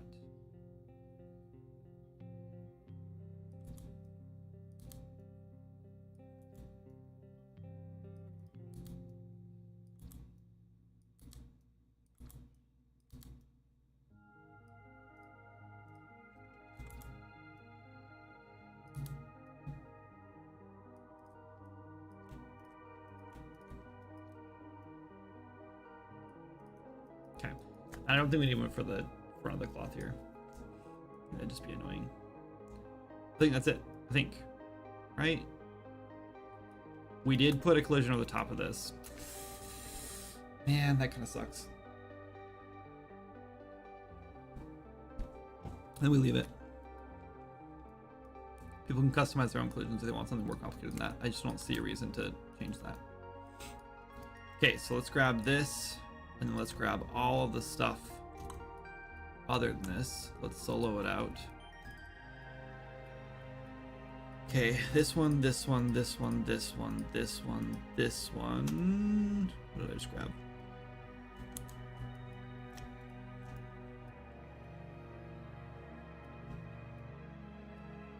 I think this guy.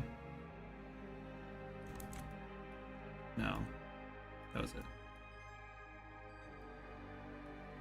Okay, all these guys are called UCX underscore blacks. Let's call this Forge.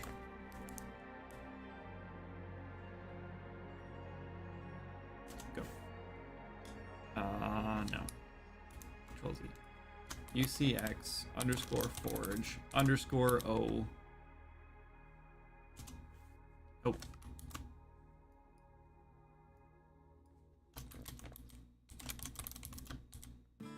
O1. There we go. That's what I wanted to do. Okay, yes. Now let's hide them.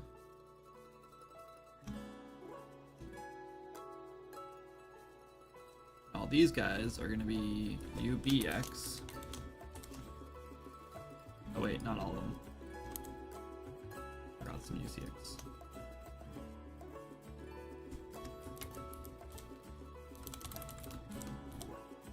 07, I think. Yep.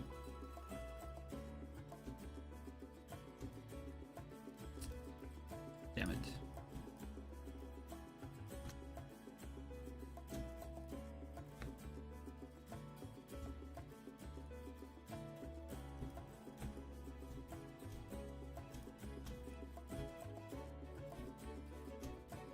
What am I grabbing here?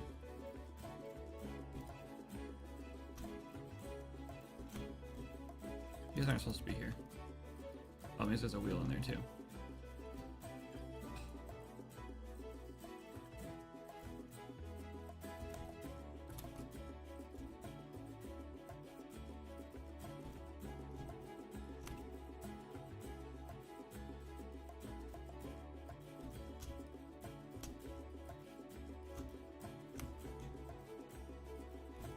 Okay, now all this.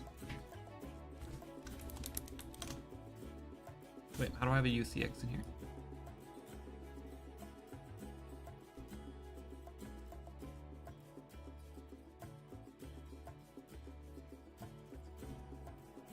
Oops.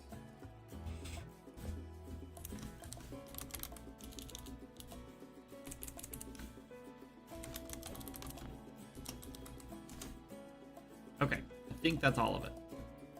Now we unsolo this. Pull this junk out of the way. Grab all of this. Wait, one more thing. We gotta actually name this forge.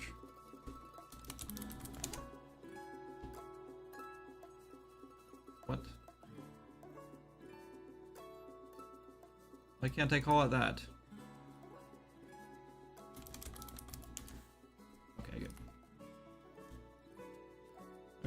Save. Export.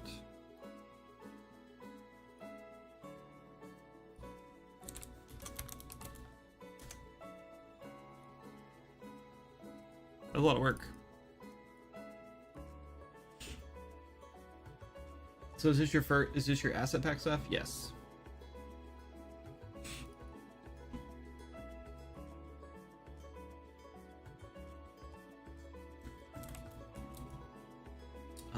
Degenerate tangent base, which will result in incorrect shading. What are you talking about? 0 tangents. Damn it. Okay. Well, let's see what it looks like, and then we'll fix those issues.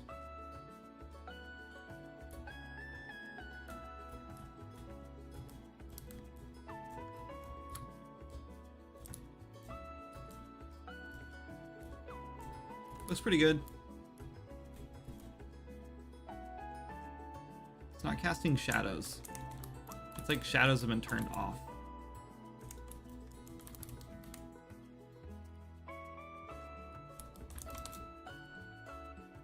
Which I don't understand.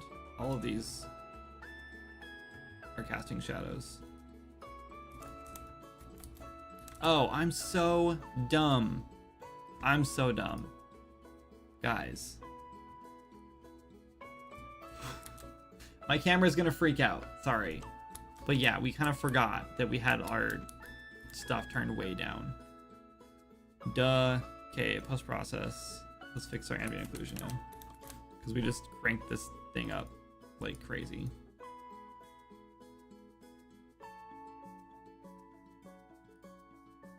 Can't see it. Hang on.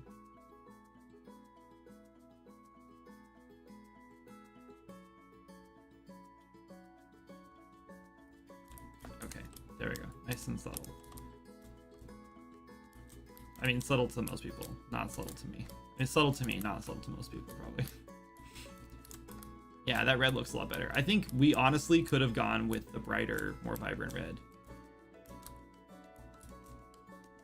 This looks pretty bad in here, but this is probably what's causing this.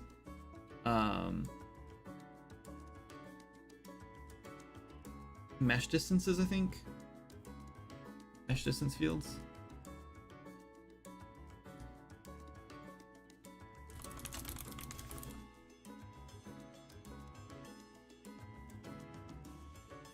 Restart.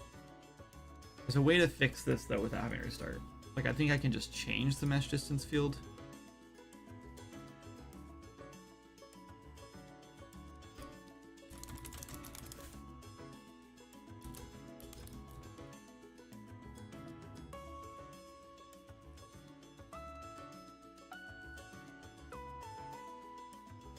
That's not it. So what is causing this then?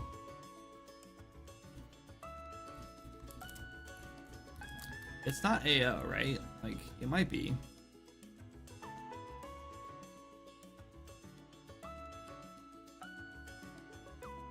No.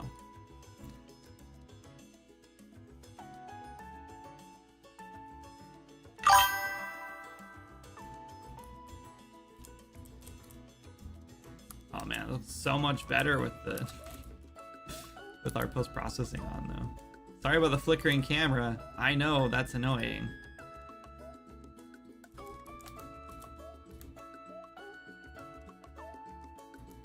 It's so annoying. Why is the camera doing this?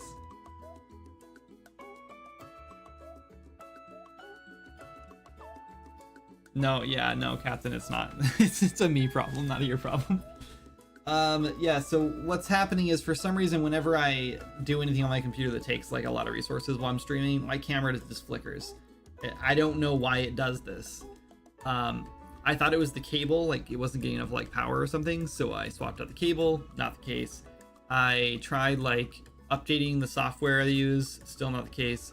The only thing I can think is I think it's Streamlabs, and I don't know why it happens in Streamlabs. It just happened recently, like it had started happening like probably like 6 months ago, and I cannot figure out what's wrong with it. I don't know why.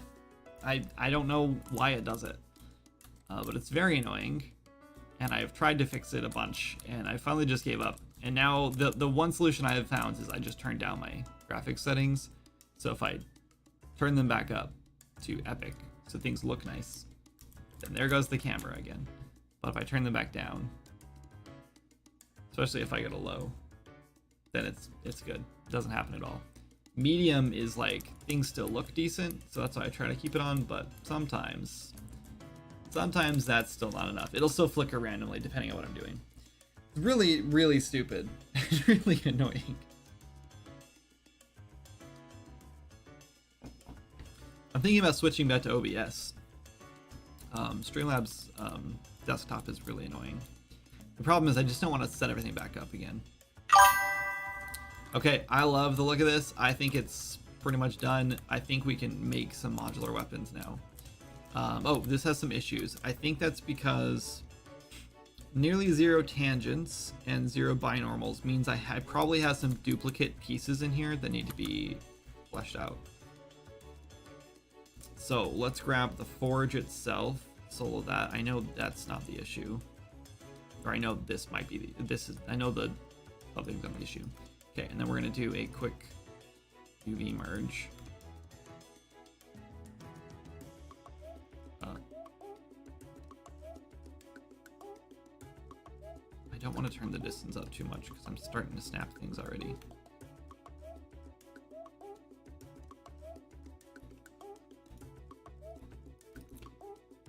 Okay, and then let's do a quick mesh cleanup, but I don't want to clean up 4-sided faces. No, wait. I just want, let's just select matching polygons, apply to selected objects, apply, yep. Let's not look at 4-sided faces. I don't know why that's a thing. Face with more than 4 sides, I don't care about that. Concave faces, sure. Actually, no. Face with holes. Face non-planar faces. Apply. What? Non-planar faces. Oh, don't crash. Maya's gonna crash. Because I didn't deselect faces first before I hit apply. None of these matter. I don't know what I'm trying to fix up because none of these are going to cause problems. So it's good.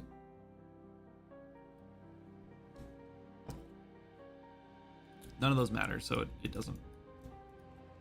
Hello? Okay. Let's just export it again.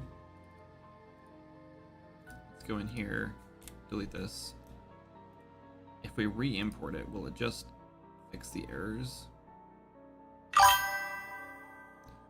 Errors did not go away. Let's re-import it again and see if the errors come back. They did. Okay, so I still have issues. Degenerate tangent base, which will result in incorrect shading.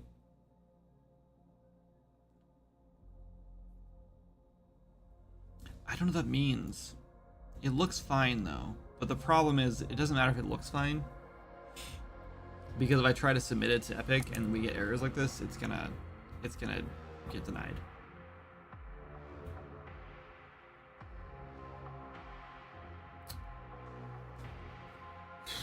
I can't like do a broad sweep to fix all the normals either because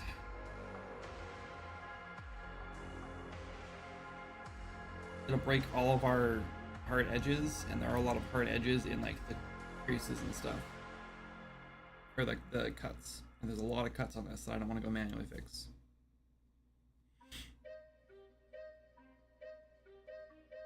Are you working on assets for Sword and Magic? No, these are assets for a pack I'm gonna sell.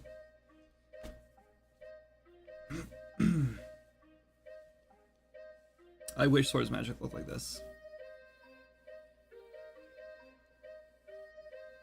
Last stream you mentioned you were going to be working on a larger project after your Click Adventure game. Do you go into detail on what you're planning to make? I have gone into detail a little bit about it in a previous stream, but I don't remember when. I can give you a general kind of overview of what it is. It's going to be a survival crafting game. and it is based on the Redwall book series, or Mouse Guard if you've read like the graphic novels or seen like the art for that or whatever online. And it's basically you play like a mouse or probably a toad or a frog. I'm not sure which yet. And maybe I want to kind of add in some magic elements, so you might be able to play as like a toadstool character, kind of like a mushroom character. And I think I was also going to do like a stoat or something, or something along those lines. So they're all like kind of mouse sized, and you'll be in like a human sized world, so trees are going to be massive, like building sized things, you know, and flowers will be huge, and yeah, whatever. Anyway, the idea is I don't want to get too much into the story, but you're basically trying to build up a settlement in like this wilderness, to help people who are kind of stuck there, or not people, critters that are stuck there, because they fled their home due to war. So you're basically building up like either a town or an inn or a tavern or an abbey or whatever you want it to be, pretty much. But that's like the goal, and then you'll have NPCs move in. So that's basically what it is. And I want to do, it's gonna be combat heavy, and it's gonna be a lot darker than Swords and Magic. So there's probably gonna be blood. I really want I want to steal like the scarring system that old Fable used to have, which might be a bad idea with the new Fable coming out here soon, but I really love that old system where like if you got beat up too much, you ended up with scars or whatever. So I really want to do something like that, just because I really want like combat encounters to be meaningful, and I want you to like remember. Like if you got your ass handed to you, then you should like have something to remember that by. And I really love the idea of a scar system, especially with like mice and stuff. But yeah, so there will be like, I'm kind of leaning toward like more of a Dark Souls style, like very intentional and like impactful combat. So it's going to be harder. It's not going to be as casual as Swords and Magic. I do want to do servers more akin to like Conan Exiles though, which means that when you're hosting a server, the plan is you'll be able to like crank up or down like resource harvesting and like difficulty and things like that. So maybe it won't be as challenging as it needs to be, or as it like the idea is, or it doesn't need to be as challenging as I want it to be for you if you want it to be easier. So and because of that, because of like the sort of audience we've grown with, which is more casual, I definitely want to make sure we still are catering to the casual audience, and you can still turn that down. Also, like, combat isn't super necessary. That's like the plan anyway. You really don't have to do combat. You kind of do combat to get better at combat. At least that's the plan right now. So if you don't want to do combat, then you don't have to. You can just go build up your place and save people and help them. Ideally, that's the plan anyway. Anyway, that's it. That's like it in a nutshell. No pun intended.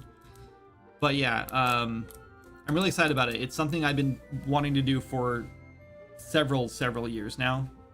When I was in like, I want to say like 7th grade, I read Redwall for the first time. I read it again just recently because I just love it. I think I've read it like 3 times, maybe 4. But Redwall is like one of my favorite books. I read like Martin the Warrior and a bunch of other ones too, and now it's been a long time, so I don't remember any of those ones. And I'm gonna start reading them soon, I think. But yeah, I've just been really interested in that, and I've always loved it. And I've always wanted to make an MMO, or like a Redwall MMO, where you like, you know. But I don't want to dive into that right now. Like I do think that there's like space out there for like indie-sized MMOs that don't require a massive audience. Something like Swords and Magic, for example, if it just had one shared server, or a handful, I guess, whatever. I do think there's like space for that, but at the same time, I don't want to have to build all the content out to build an MMO. I'd rather just do a survival crafting game, and I don't want to do like an MMO light kind of like survival thing where it's like PvP only and like, I don't know, not into that either. So this is going to be like as close to an MMO as you can get without MMO, I guess. That's not true. That's not even true at all. Swords and Magic is pretty much as close as you can get to an MMO without being an MMO. But yeah, this one's gonna be more survival crafting for sure. Any questions, Summon? I feel like I've just left you completely stunned in awe. I think I want to try to UV the. Oh man, I really love the the red in here, how vibrant it is, but for some reason it's just not that vibrant in game, and it's probably just in game. But I kind of want to just crank it up.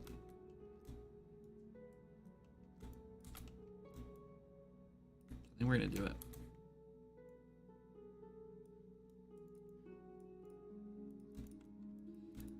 I gotta grab all the collisions as well, but I don't know why this is being dumb. I meant to Google what those issues are. It's gotta be something like stupid, like some, I don't know. Clear these, just in case we somehow magically fixed them. No. Yeah, that looks so much better though. Oh, wrong controls. That bright red looks really nice. Big fan. This is gonna be cute. I can't. I'm so excited to like build a whole world out of these.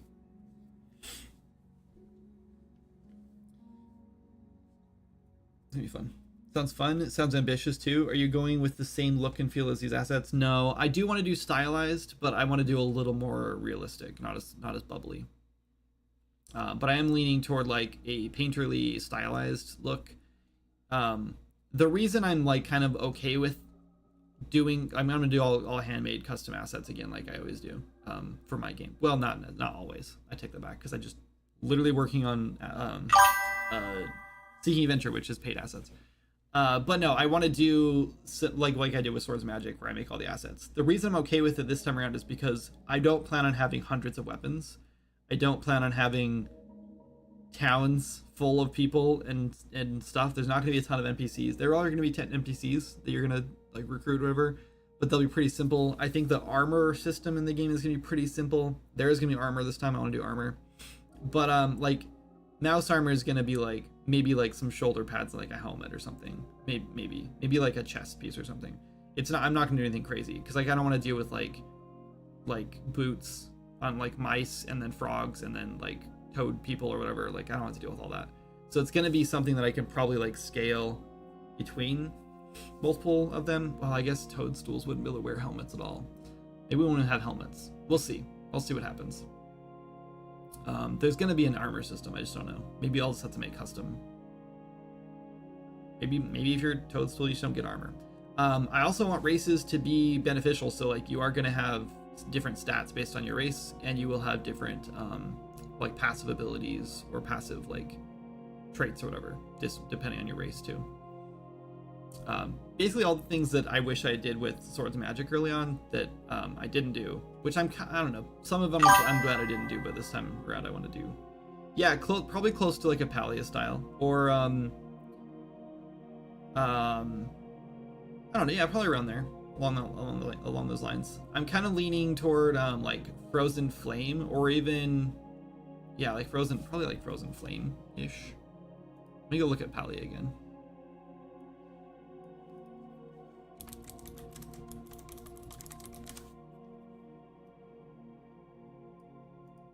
This music is too dark.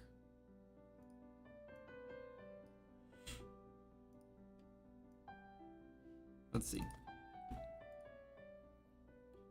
Yeah, probably something along these lines. Maybe yeah, probably. I haven't really decided yet. I definitely like this. But because it's going to be like forest creatures, like it's going to be way different, because like all the like structures and stuff are going to be built out of like stone and like wood, but the wood's going to be like much larger, so it's going to be, I don't know. Well, it's going to be some like learning and a lot of like research to like make all the art for it. It's definitely going to be a big project. We're definitely going to do a Kickstarter for it. And I'm probably going to be looking for funding for it, like beyond Kickstarter. Like I'll probably be looking for a publisher for it. So yeah, the first step is just going to be like, I want to get like a basic like style guide in, you know, and like some basic like fundamental or like foundational gameplay. So probably just like a little combat sample with like one enemy, and then some like building, so you can just build up some like basic stuff. And then I think that just proving that we can do that much, and then with the art style kind of solidified for those pieces, just kind of polish out like almost like a vertical slice of it, and then send that to publishers and be like, we want to turn this into a big thing, and I want to hire people, and so we need, you know, a couple $100,000. We need lots of money for this. And yeah, and I think going, and also like probably Epic Mega Grant, definitely Kickstarter, definitely gonna be pushing Patreon and things like that to try to support like fund it. So here's the thing. I decided that this year I was going to make small games, and so far we've done that, and I'm proud of us for making small games. We made Threads, which was like a 10-day game or 12-day game jam, and we're still waiting to hear back to them from them to see if we can publish it or not. So we're probably gonna publish that for like $5. It's gonna be nothing. Like, we're not gonna make any money from it, but it's okay. I just want more games under my belt and more things out there, and I'm proud of that game, so I want to do it. We'll probably polish it up a little bit, and then we're gonna do Seeking Adventure. And I really do like making small games, and there's something really nice and fun about it. And we had plans for a like bookshop game next that we wanted to do this year, but things are busy and we don't really have time to like for that right now. And I've been really missing working on bigger projects. And I think there's like a weird, there's a thing that happens with bigger projects where people get way more invested in them. And this is just me speaking from the experience I have with Swords of Magic versus like other projects I've worked on. But I've never like had that sort of like attention from any other project other than Swords of Magic. And I think it's because Swords of Magic was big and exciting and also pretty fresh, but mostly just big and exciting and like ambitious, right? So people were excited about it. People don't get as excited about a tiny game, right? Like, you're making a little tiny game, you're like, oh yeah, it's just gonna have a like, you know, 5 to 10 hours of gameplay, and you know, it's gonna be a cute little thing. Like, people, like, some people get excited about it, but it's not gonna be something that like gets picked up by like a big, you know, like publication or whatever, or like a big YouTuber or whatever. It's just not that exciting.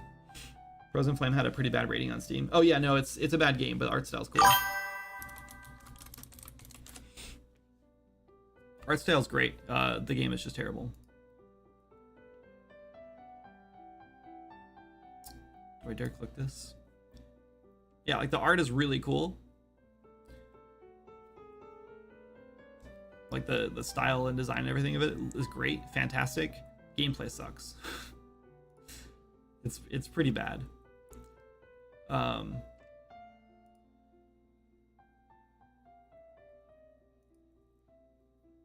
But yeah, I like the art style a lot. So that's what I meant when I was saying like something maybe like Frozen Flame. I feel like Swords of Magic originally was meant to be a small game as well until someone added multiplayer to it. It was, you're right, but it didn't start growing until we started growing the game. And the game really got bigger when we added multiplayer, and it got much bigger when we did the Kickstarter. Because I just feel like if you're making a big thing, people get more excited about it. And like, that comes with drawbacks, right? Like, obviously making a big thing gives you a lot more room for mistakes, a lot more room for like over scoping things, a lot more room for overhyping things.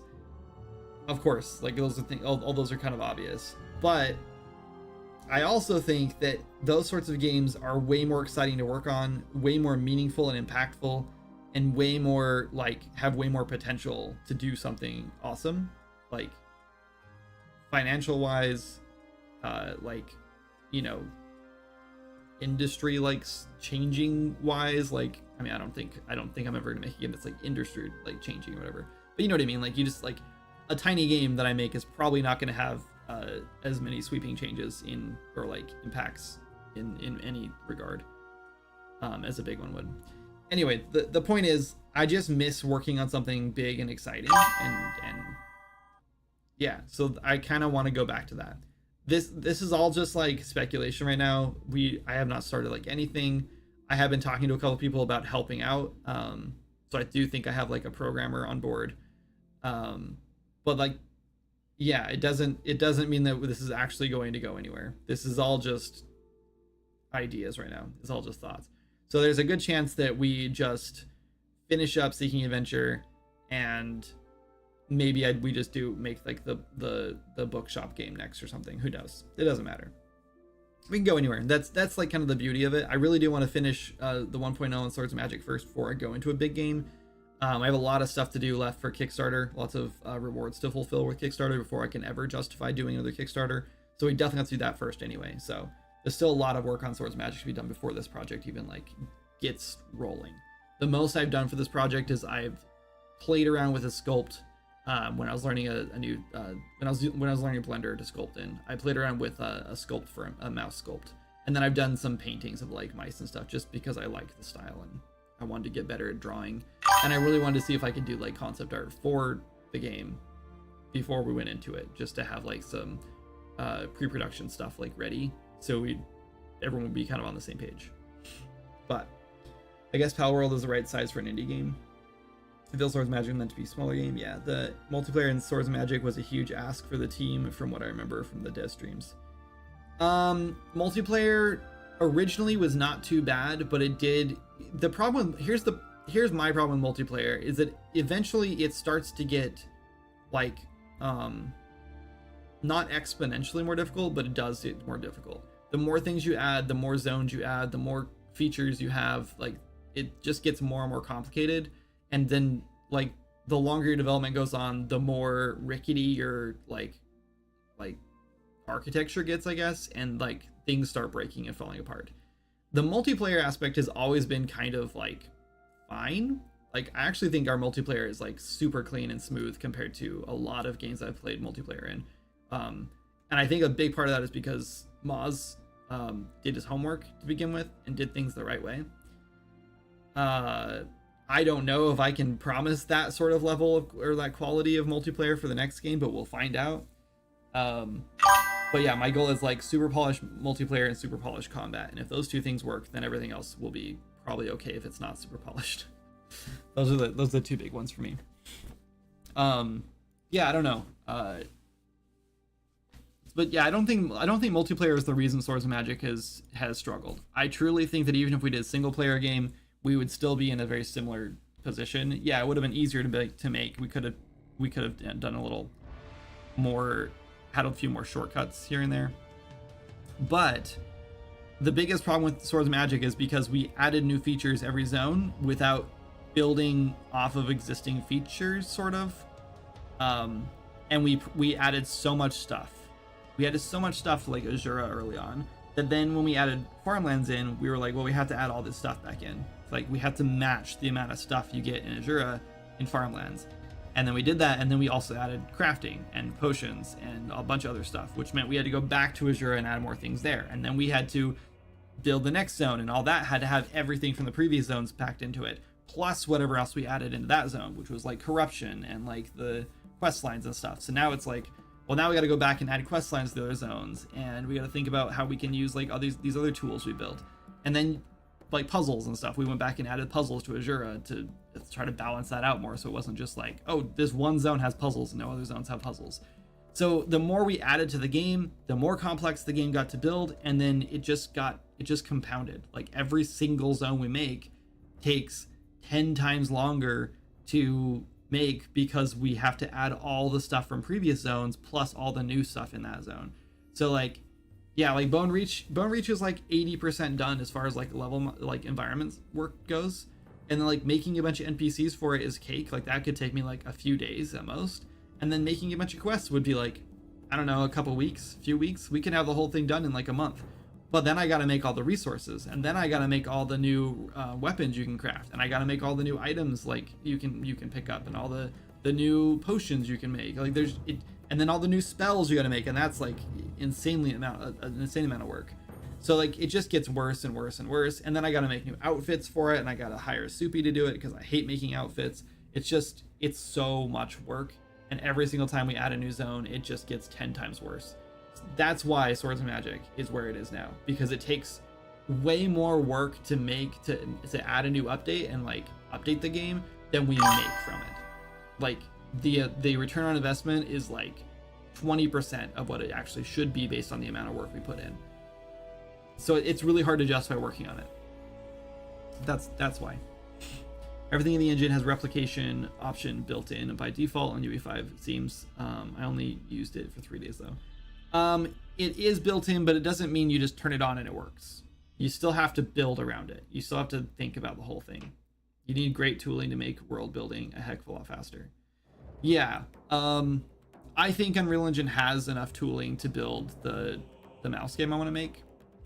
It's going to be all handcrafted again. I just like doing handcrafted world. I don't really like procedural very much. Plus, procedural is so much harder to make, and it just takes like 10 times more time up front just to make it look decent. And I'd rather just take that 10 times amount of time or whatever and just build something cool. I just think it's cooler when people discover the same things too. Procedural just starts to feel the same everywhere. That's why like Valheim's going to be a big inspiration for the mouse game probably, because we want to do something just like Valheim, except everything's gonna be handcrafted. So, and I think that's better because I don't like how Valheim's stuff is procedural, because when you start exploring Valheim there's not much to explore. I mean, I haven't played it in a long time, so maybe there is now, but when last time I played it, it was sort of like you explore and it was exciting when you found a new biome and that was it, and then once you found that biome and you explored it for like 20 minutes, you found everything that was in it. So data-driven systems, it is built in and it works great, but you have to design good systems to work with it, or it's complete chaos. Yeah, 100%. Data-driven systems would solve a lot of those issues. We're using data-driven systems in a lot of places. The problem is you still have to build like meshes, and we still have to like fill in all that data, and there's still a lot of stuff we have to do. ECS works okay. What do you mean ECS? I'm talking about DTA assets. What is DTA assets? Data tables and such to feed the systems. Oh, we use all those. We're using data assets. We have thousands of data assets. Adding NPCs, armor, items, and all that can be done through. We do all that through data. Asset creation is the hardest part of building games, in my opinion. I don't think so. I mean, yeah, yes and no. I don't know. It depends. But no, like we trust me, Simon, all the stuff we do is, it's not like we add a new blueprint every time we make a new character. Like it's all data driven. Everything we do is data driven, but unless your team only has a programmer, yeah. Yeah, no, adding a new item is super easy. I can model an item for Swords and Magic in like 20 minutes. I can have it textured in, 5 minutes in the game, and I can have it up and running on a new data asset in like literally no time. It's just, if I want that thing to do something special, and that's the problem, is we've sort of like built this, whole like expectation, I guess, I think anyway, of like having cool stuff, right? So every spell is like a unique spell, and we shouldn't have done that. We should have built a system where we design spells based on like a structure. Like we should have systemized the game better, because it was more like the biggest problem with Swords Magic, I truly think, is when it comes to this problem, is that when we first went into it, none of us really knew how to make a game. So we were all just kind of winging it. And so because I was winging the design aspect, it was sort of like, let's make staves do different unique things. That'll be cool. And then every staff you find is interesting. And that didn't work out. So we had to change that. So we replaced it with spells. But instead of just sitting down and designing all the spells ahead of time and deciding, well, we need spells for every single class, and we need spells for every category, and we need different types of spells, we need healing spells and this spells. Instead, it was just sort of like, let's make a spell that does this, and so we just made it. And then now let's make a spell that does this. That'd be cool. And we didn't really think about how they were going to have classes and different skill sets, skills, I guess, whatever. And so because of that, like, now adding new spells to the game is not as easy as just like scaling up an older spell or whatever, or like, and even like recoloring a spell is a pain in the ass. Like I can just duplicate a spell, then I have to go through and like change like 100 different things in different places to make sure that spell works for the new like element or whatever I'm using it for. It's just it's a huge mess. It's a lot of work, and the game is not built in a way that was expandable, and that is the biggest problem. Is that while we do use data-driven assets and things like that, there's still a lot of stuff that doesn't use data like it should, and there's still a lot of stuff that, like, even though it uses data, doesn't mean I don't have to go in and make new art and new textures and new models and design new things and like It's just a lot. There's a whole lot of stuff. Also, yeah, gas would be amazing if we were using more than like 5% of it. Like we're using like now that I understand how gas works more, and I have played with it in in newer projects, not future, but newer projects, I realize just how much we're not using in Swords of Magic, and it's really hindering us like a lot. Hindering me. I keep saying us, but it's just me now. Like that's another big problem, is that the game doesn't make enough money to pay other people to do this, to work on it with me. And so, yeah, I'm now doing the work of 5 people, but getting paid like what half a person should be paid, you know, if that. Anyway, apply an effect that does damage, minus damage to a healing spell. Yeah, no, we do that, and we're using gas for that. Yes. The problem is it's just not that simple, because like the thing is, like, that spell has to be launched. It has to be launched from a character. So I have to make if I want it to be a special animation or something, then I have to make a new animation montage or animation, make a custom animation, make an animation montage, hook in like the launch spell thing. Well, what if I want this spell to like not be a projectile? What if I want it to heal a person, like a specific person? Now I have to build a whole thing around for that. And we don't have like all those systems built out to do all those different things. We have like one thing that's like, this is a projectile, this is a projectile with an AoE on it, and that's it. Like we have 2 things, that's like all we have. And building all those things breaks everything. Like every time I build something new, it breaks so many other things because I have to touch other stuff to get it to like fit in. It was not designed from the ground up to do things like this, and that's why it's so difficult to work with. So anyway, I bet if I just gave you access to the project for like 2 days and asked you to like just look through things, you'd realize in a heartbeat why Swords Magic is so ridiculously difficult to build. I'm working in UE5 on Seeking Adventure, and if I want to add a new feature, even if I was doing multiplayer, because I understand how multiplayer works and it's simple, but even if I want to do multiplayer and I just built a new feature, the way it's structured and set up right now is so simple and easy, and it's not even built for long term, because it's like I just built it in a way that I knew would be expandable to the point we wanted, and I didn't build it with like super longevity involved in mind. But like when you go to Swords of Magic, there's also like a dozen different systems that are not even like, they're all deprecated, and you don't know which ones are deprecated. And sometimes I've gone in before and I'll be like, this is definitely deprecated, we're definitely not using this anymore. And then I've like unhooked things or whatever, or like labeled as deprecated or whatever, and then like deleted stuff, and then broke everything and had to revert everything because part of it is deprecated, or we're still using like functions in it or something, or like there's just so much. It's such a freaking mess. It is just spaghetti code, yes. It's all just a bunch of spaghetti code. Not sure if it is gas or just UE5 though. Wait, I was going to write my own damage system in my last UE5 learning project, but I found those methods in BP already. Oh, no, you probably weren't using gas. You were probably just seeing the generic applied damage.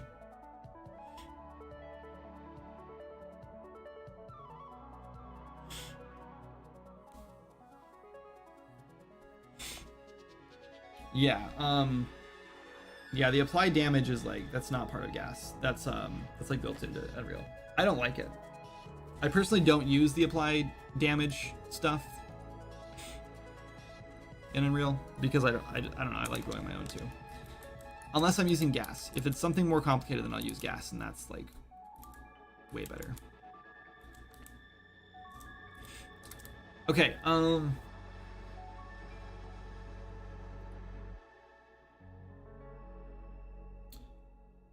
do we fix these? Actually, you know what? What time is it? I'm hungry. It's almost 3 o'clock. I haven't had dinner yet, or lunch yet. Haven't had any lunch yet. I've been live for 4 hours. Oh, what's up, Joe? Gas has a whole attribute system. You can add any attributes to anything that has an ability system component. Yeah. Yeah, it's fantastic. Yeah, I love gas. And we'll be using gas for the mouse RPG for sure, if we even get to that point. Anyway, I'm happy with this, but we need to fix these issues, and I don't know if I want to fix them right now. I really would like to start working on the modular weapons, but health, mana, energy, stamina, strength, etc. Yep. Is this Swords Magic too? No, this is an asset pack I'm working on.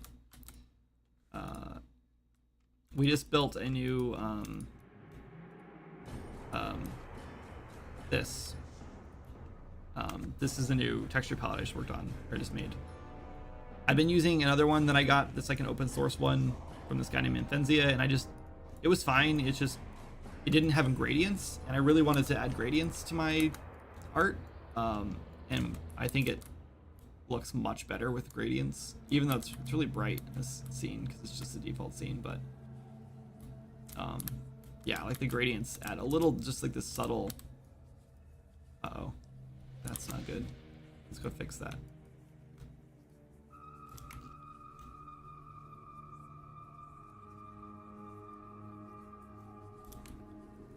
That's not center. That's center. Anyway, but yeah, I wanted to add some gradients, so that's what we're working on today. So it took a lot longer to make this pack than I wanted to because I rebuilt my entire texture thing, which kind of sucks because I mean, I'll be using it going forward, but all the old assets that I had in the engine already,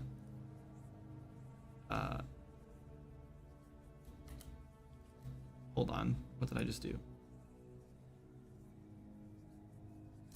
Did I just say that over the forge?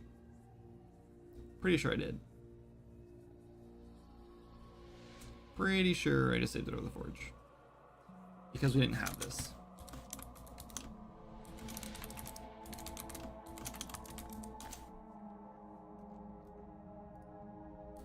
Which is, like, fine. I just have to re-export it again.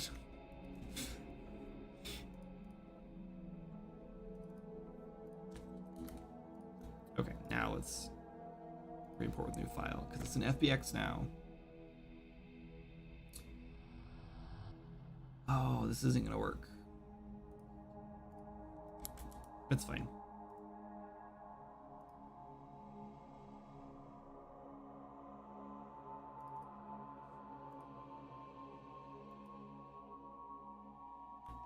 There we go.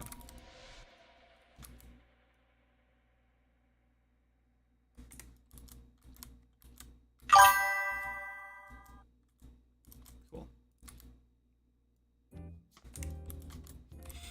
Anyway, but yeah, no, this is not Swords Magic 2. This is just I sell a bunch of assets. I have like 6 packs up right now on Fab.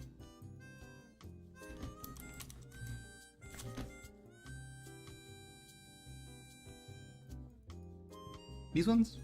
You've probably seen these before. I just released this one, but it hasn't got any sales yet.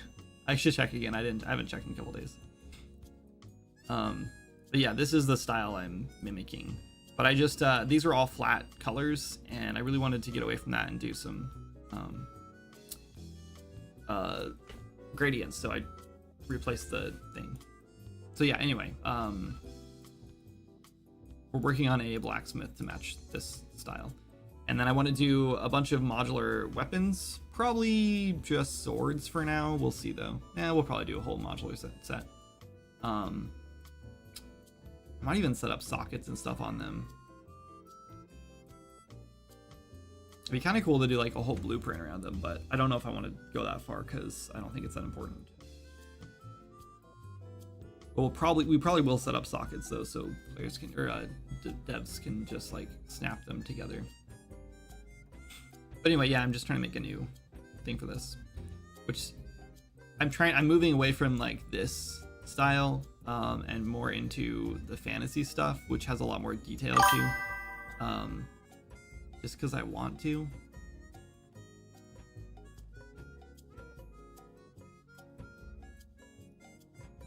So I'm gonna click on. Anyway, okay, they would look nice with a claymation style. For animations, yeah, that'd be neat.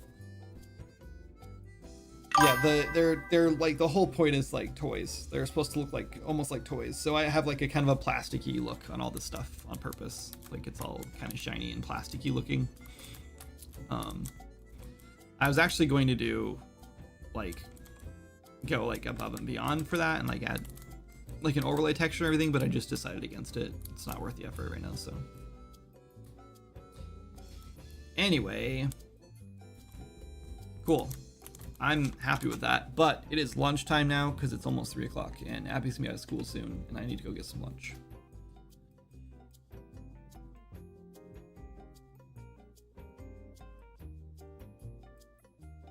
I would leverage the effect system to do mind control, apply the effect, and you have the instigator as the mind controller, and the pawn that has the effect on it would be the target. Then you would have a mind control system that would handle the logic of what mind control actually means.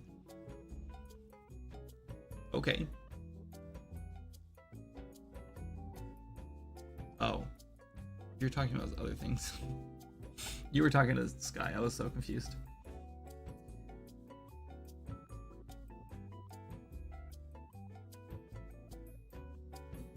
Okay, let's get out of here. Stream ending. Thank you guys for hanging out. I appreciate it. How many people do we have in here? Should we go raid? Is it worth raiding? 29. I'm not gonna raid. You guys can go find somewhere else to hang out if you want to. You're big kids. But I'll be back on Tuesday. And yeah, never mind. Tuesday. Yes. See you then. Thanks, guys. Have a good one. Bye.